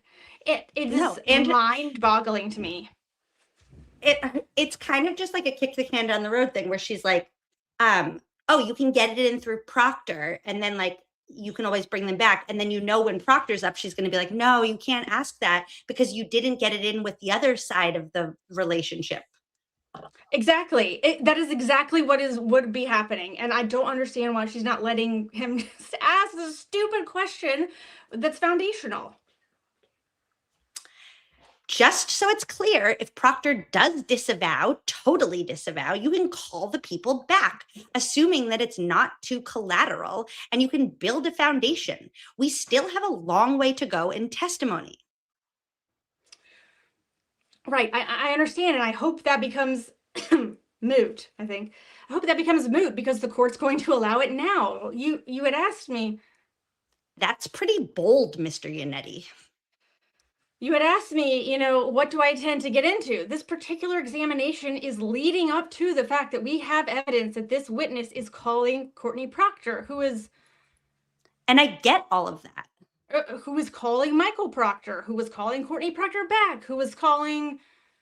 I know where you are going up when you brought up the childcare.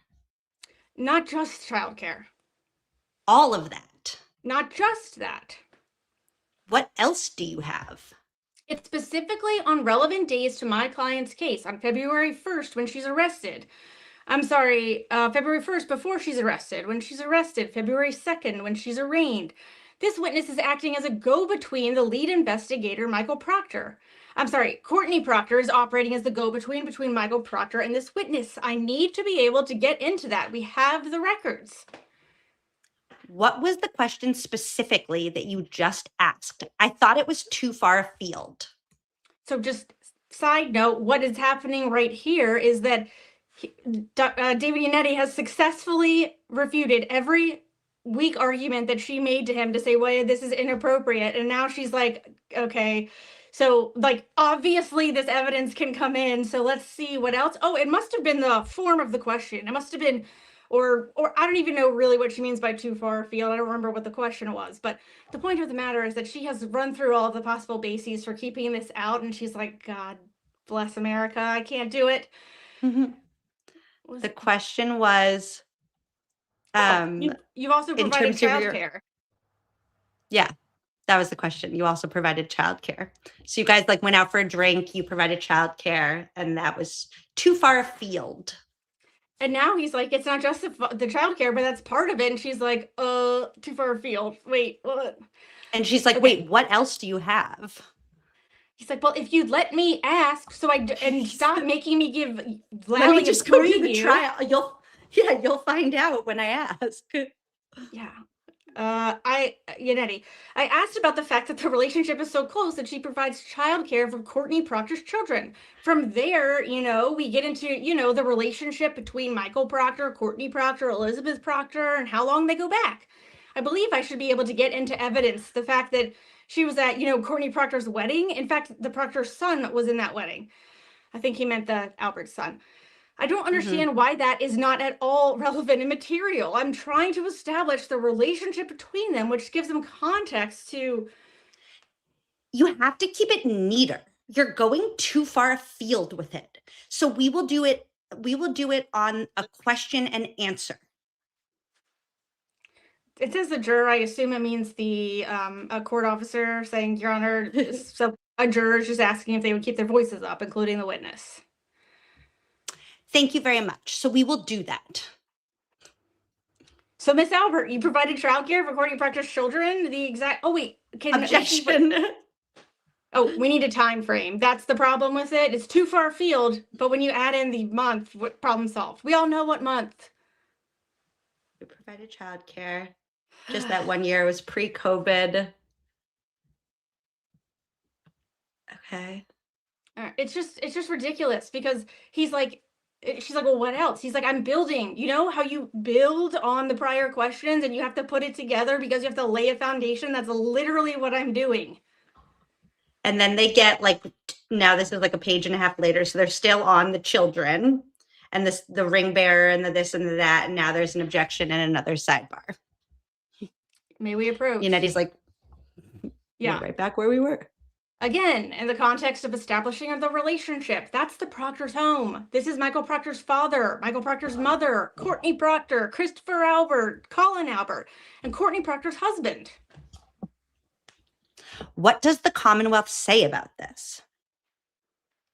The Commonwealth would object for a number of reasons. Number one, I don't see this witness in there. Number two, there is no time or date. Number three, okay, too many people are talking at once. So on authentication grounds, the fact that the witness isn't here, what else? Hearsay as far as anything that's posted on the bottom. I don't see how that's material. Okay, Lally, so is your objection relevance or hearsay or what is that sentence? Yannetti, it's authenticated because she's going to say it's a fair and accurate representation of the house, and she's going to say that's a fair and accurate representation of my husband, my best friend, Courtney Proctor, her husband, that's my son, those are the Proctors. That's the authentication right there. Okay, so we're going to mark this for identification. And then it gets marked. Okay, the objection is sustained. This is not coming in. It will be kept for identification. That's my ruling, Mr. Yannetti. We've got about 10 minutes. You won't finish with her, right? No. So what was her reasoning? So he makes that good argument. And then they mark it for identification. And then she's like, it's not coming in. Why? You mean based on Lally's objections of hearsay and materiality, which is really relevant? Unclear. She's marking it for identification to help out the defense with their appellate record is why she's doing that, as though it's, again, a favor, which becomes obviously a theme, as we have seen. But it's, you're like, thanks, that was not really what we needed. And we still, as you said, we still don't know the basis for the ruling. Yeah. Okay. Now where are we at?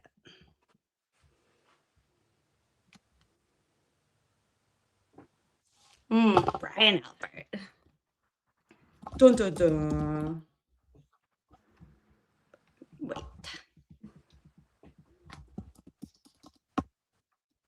Oh, is this where they're trying to figure out how to talk about the FBI? Oh.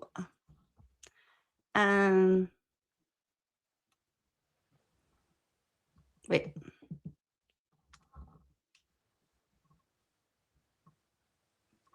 Yeah. Okay. Okay. So United's like, okay, I thought it made sense, Your Honor, meaning to come up to Sidebar, because we are having the witnesses that are coming up who will involve federal documents, potentially admissible, potentially usable. And we wanted to get some clarity as to how we refer specifically to, you know, testimony before a different grand jury other than the grand jury in this case.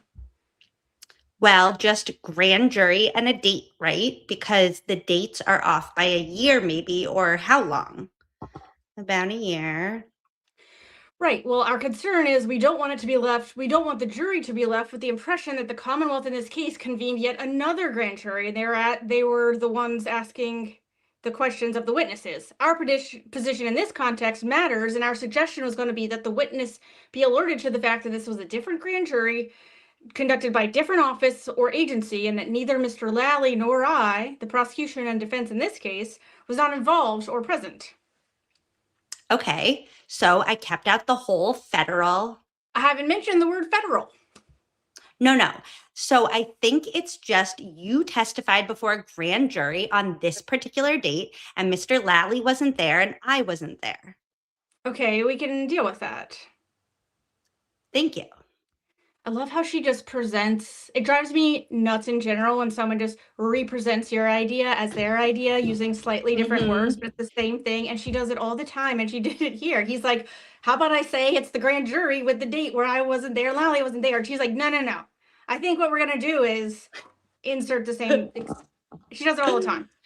Okay. Secondly, She's like, no, I have a better. She's like, no, I have a better idea. We're going to do it this way. Thing you just said. He's like, okay, sure, I'll pretend. Okay, secondly, now I've lost my chain of thought. The security issue is what I thought we were coming over for. Oh, yeah, there was that too. That's the second issue. That should have been the first issue. All right, so as far as I'm concerned, this is certainly a very important issue. Mr. Fahey, please, assistant director or regional director, could you please come and just report on the record, and all this is sealed on the record, what the trial court folks have done? These are our microphones, so you need to come a little closer. Who's Mr. Fahey? No idea. I assume it's a court officer, but I don't know. All right. After looking into the incident, I can't hear. Okay. After looking into an incident reported to us, the security department concludes that one court user's behavior did not align with the proper dignity and decorum as expected in a Massachusetts courtroom. As a result, we have informed the party that he will not be allowed to enter Norfolk Superior Court for the duration of this trial. That's acceptable to us. And you've already told them about assigning Officer Dunn? Yes. We discussed that with our client. I think our position is my client being allowed to use the court officer's bathroom, which we greatly appreciate, will solve the problem here. She doesn't need somebody walking her through the courthouse because she has counsel. She's almost always with somebody. I was surprised, frankly, that you weren't with her on this occasion when she walked down the steps. Was this, what's his face, like Carl Dougal or something? That's what I've heard people say. I don't actually know, but I've heard that. Okay. God, she never misses an opportunity to like dig at them. She's like it's almost a like cliche mother-in-law situation where you've just always got to like say something that's like that's aggressive, even though you could just let it go. And frankly, I was surprised that you weren't with her. Almost every time when she goes to the bathroom, I go with her. For whatever reason, I didn't go this time. Maybe because we're in the middle of trial and insanely busy trying to keep her out of a life sentence for the love of God. That is why. But that was freelancing. There are so many bystanders, and just so the record is clear, what we have proposed and what we are willing to do is assign a female officer here to your client.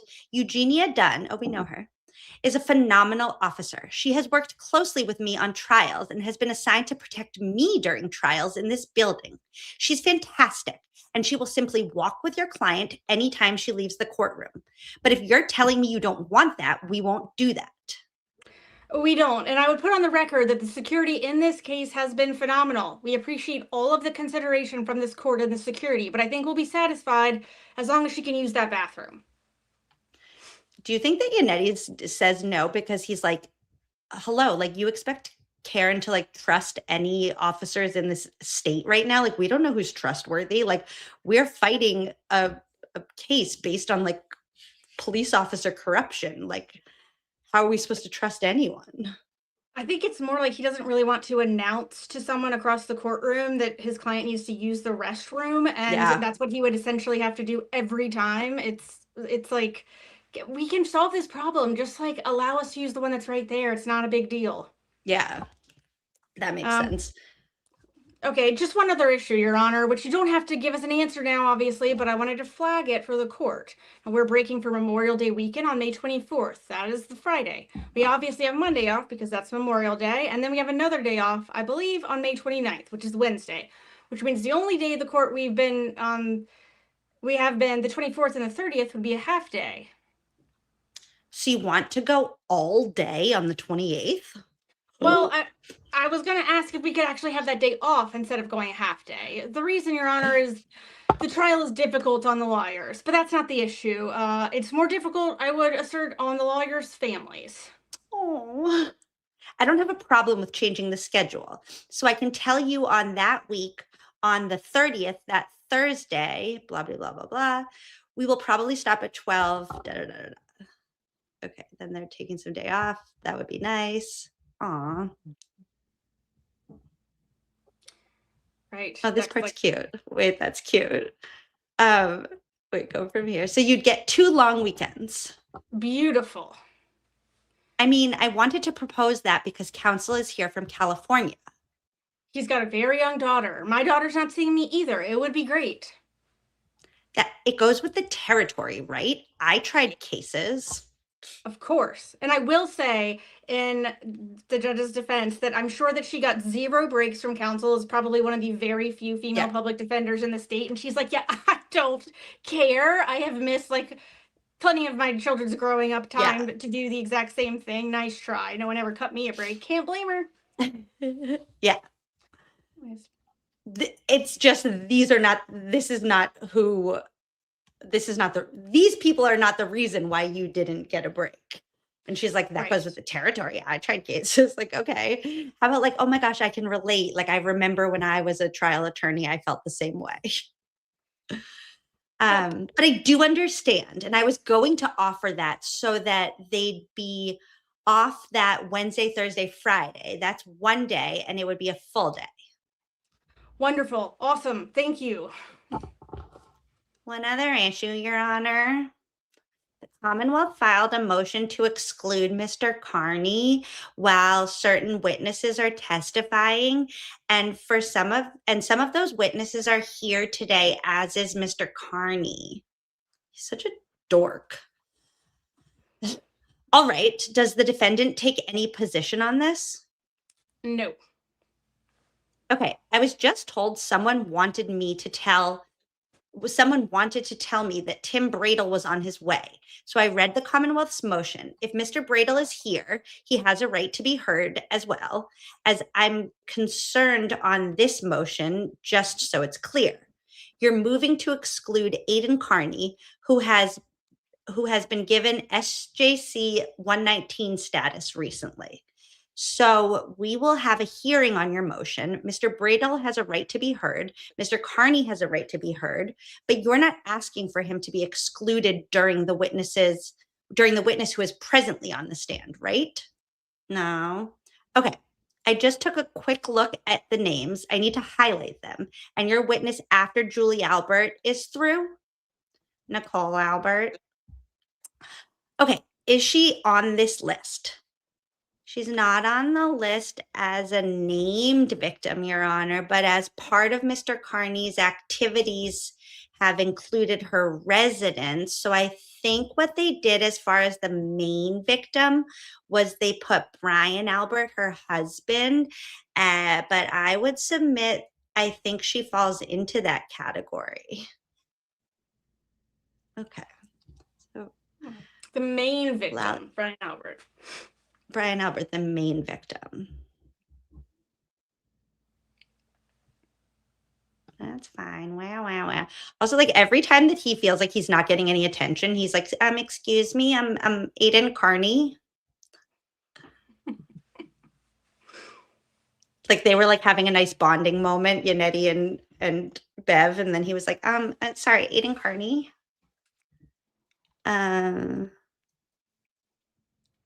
This looks fun. Yeah. Okay. Your Honor, I didn't want to do this without the court's permission. I don't know that Mr. Lally has opened the door to this, but I neglected to ask this witness about the text messages that they exchanged. It may just be a couple of questions to just... Who is they? I'm sorry. This witness and Courtney Proctor. She had testified that they rarely did call. It was mainly with the text messages. I just wanted to highlight, in addition to the 67 calls, there were numerous text messages. I wouldn't go deeply into it, but again, I realize he is not opening the door. I'd have to get the court's permission to do that on recross.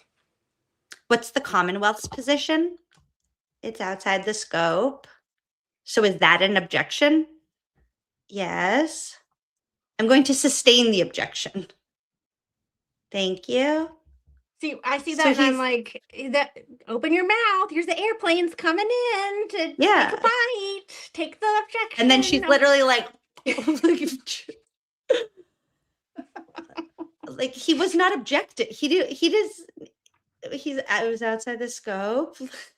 She's like, is that an objection? Do you want me to chew it up and spit it into your mouth like a baby bird? So while you're here, a couple of things. In an effort to move this case along with the next witness, not everybody needs to identify. This is when she's mad at Lally. Not everybody needs to identify the inside of the waterfall. They can certainly identify where they sat or whatever you want, just the basics.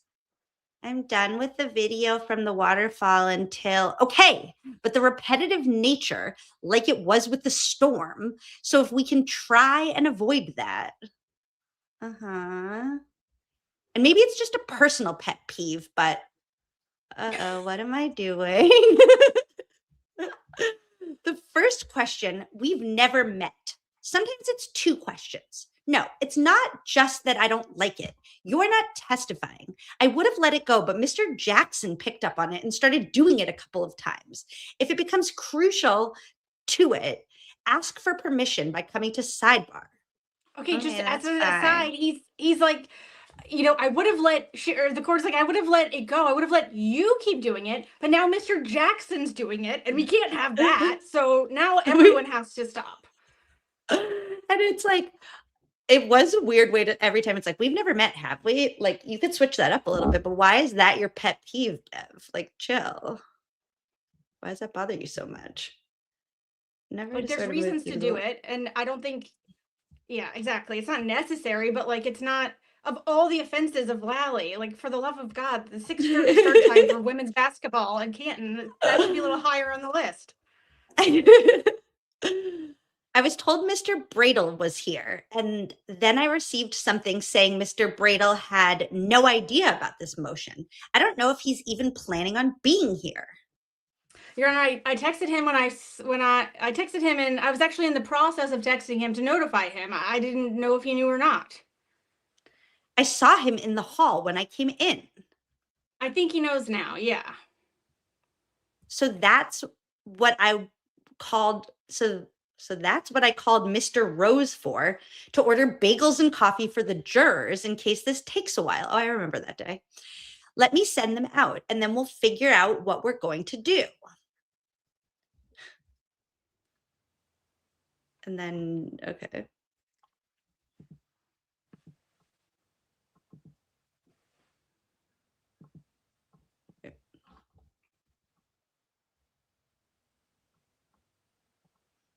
Okay, so then they're calling Mr. Bradl in. Enter Mr. Bradl. We have a new character. My gosh, I know. Wait, hold on. Yes.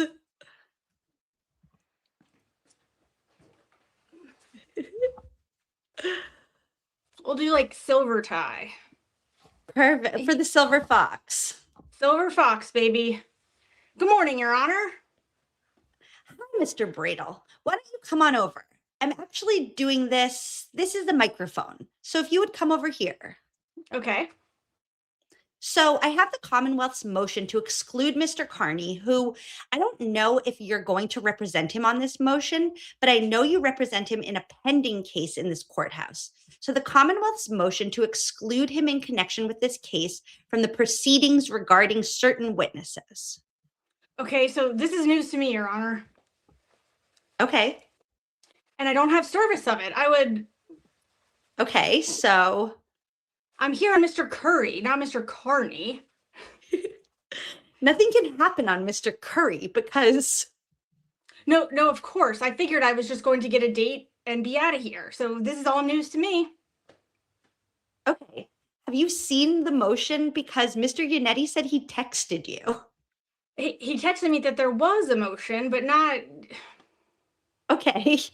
But I don't have the motion. I just looked on mass courts and it's not in this court, so I don't know anything about this. So we'll give you a copy of the motion. Okay.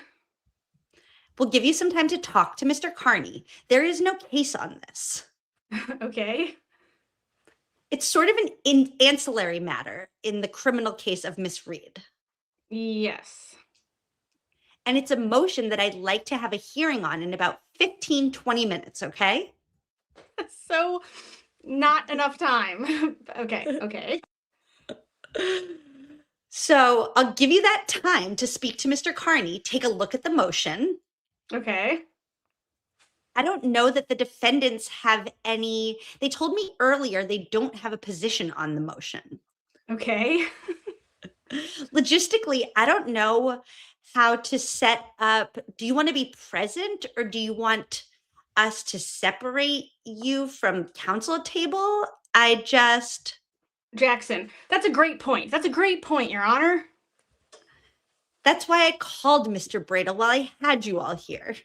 For this purpose, I don't think that it involves Miss Reed's interest or taking a position on it legally or otherwise. So I would ask that she be sort of separated away from it. I don't even like the optics. Well, that's why I asked. Yeah, I think that's a great idea. All right, so we will excuse the parties on the Reed matter, okay? Okay. And I'll give you 10, 15 minutes. We do have a jury out, Mr. Bradl, and so... I may have a procedural objection, Your Honor, just so you know. Okay, yes, you can. This is a motion that's filed in a criminal case that I have to act on. Sure, I appreciate it.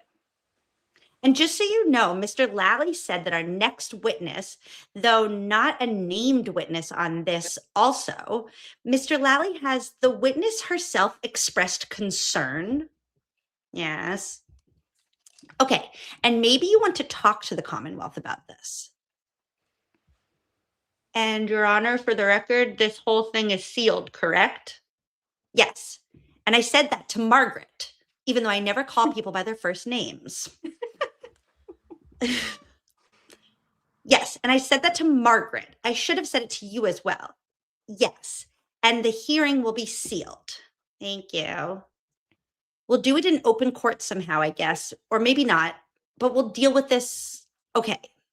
All right. I will see you in about 10, 15 minutes, Mr. Bradl. Very good. And I know you have all of your paperwork on the table. You're free to leave it. Nobody will see it.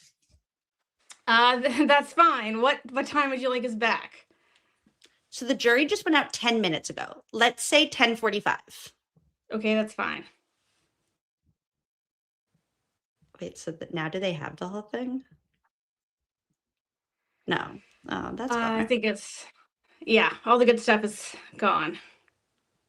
We'll never know. Yes, in the meantime, Loophole Lawyer is texting us about about the negative comments. I'm like, thank you so much, Vince. That's exactly what we needed to hear. Can you verify for everybody in the chat how many text messages you get a day from him? The limit does not exist. The limit does not exist. Okay, I think we need to break here for today because I can't see straight anymore. I think that's a good point. We covered a lot of territory. Yes. So now That what was do you fun. do? It was fun. I love going over it. I'm expecting, by the way, the next batch to be like some very substantive stuff. But I really like seeing the progression from start to finish of like the attorney's confusion at some of the court's rulings on evidentiary issues to turning slowly into rage. And I imagine it will take a new form for the second half of the trial. And then like it will be so exciting too to see the new approach like in the retrial. Like I wonder if they were even having like pre-retrial discussions as a team about like what is our like what worked the best to like tame Bev. Like when we were nice to her, it didn't really work. When we were like snarky, it didn't really work. I'm sure that they had those conversations. And the sad part is that they probably saw her name when they got the draw when she was assigned to the case initially and probably like, yes, this is awesome because she is historically extremely defense friendly. And then everything took a left turn and never came back. Yeah. Anyways. All right. Well, I will leave you to your peoples. But thank you so much for having me on as always. Thank you for being you. Thank you for getting these to us. Thank you for the ties and the sunglasses and the explanations about what in the world is going on during this mumbo jumbo. You're amazing. I can't wait to do it again. Sounds great. All right. Talk to you later. Bye. And you guys, I need to like literally feel like I can't even see straight after being Lally for this long. Something about Lally today. Last time it was Bev that got to me, and today it was Lally. It's like I can't do it anymore. I want to plug Mazza. I don't know if you're still here, Mazza, but I want to plug Mazza's fundraiser at 5:00 for Kelsey Fitzsimmons. And I hope I will see a whole bunch of you guys there. And I'm going to go, how do I like scrub my eyeballs out so I can like see straight again? Because that's what I feel like I need to do right now. I'll see you guys with Mazza at 5. You're amazing. Thank you for being here. That was really fun. Thank you, Corri. Thank you, everybody. Yay. I'll see you soon. And now, and thank you, everybody who was here the whole time. And yeah, that was just fun. Amazing. John Keefe was 46 years old. Psst, Peg, time to cry, because remember, oopsies, you thought he was 45.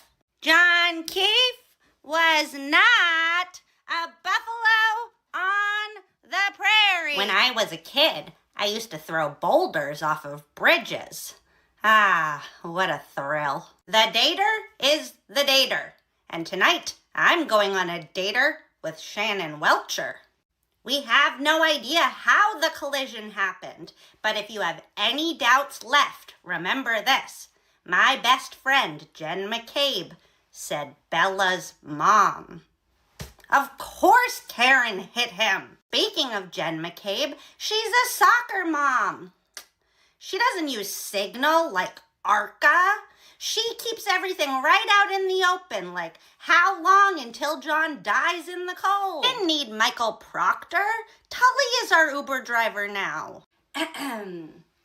As the trial ends, we remember Barrows lied not, Kelly Dever.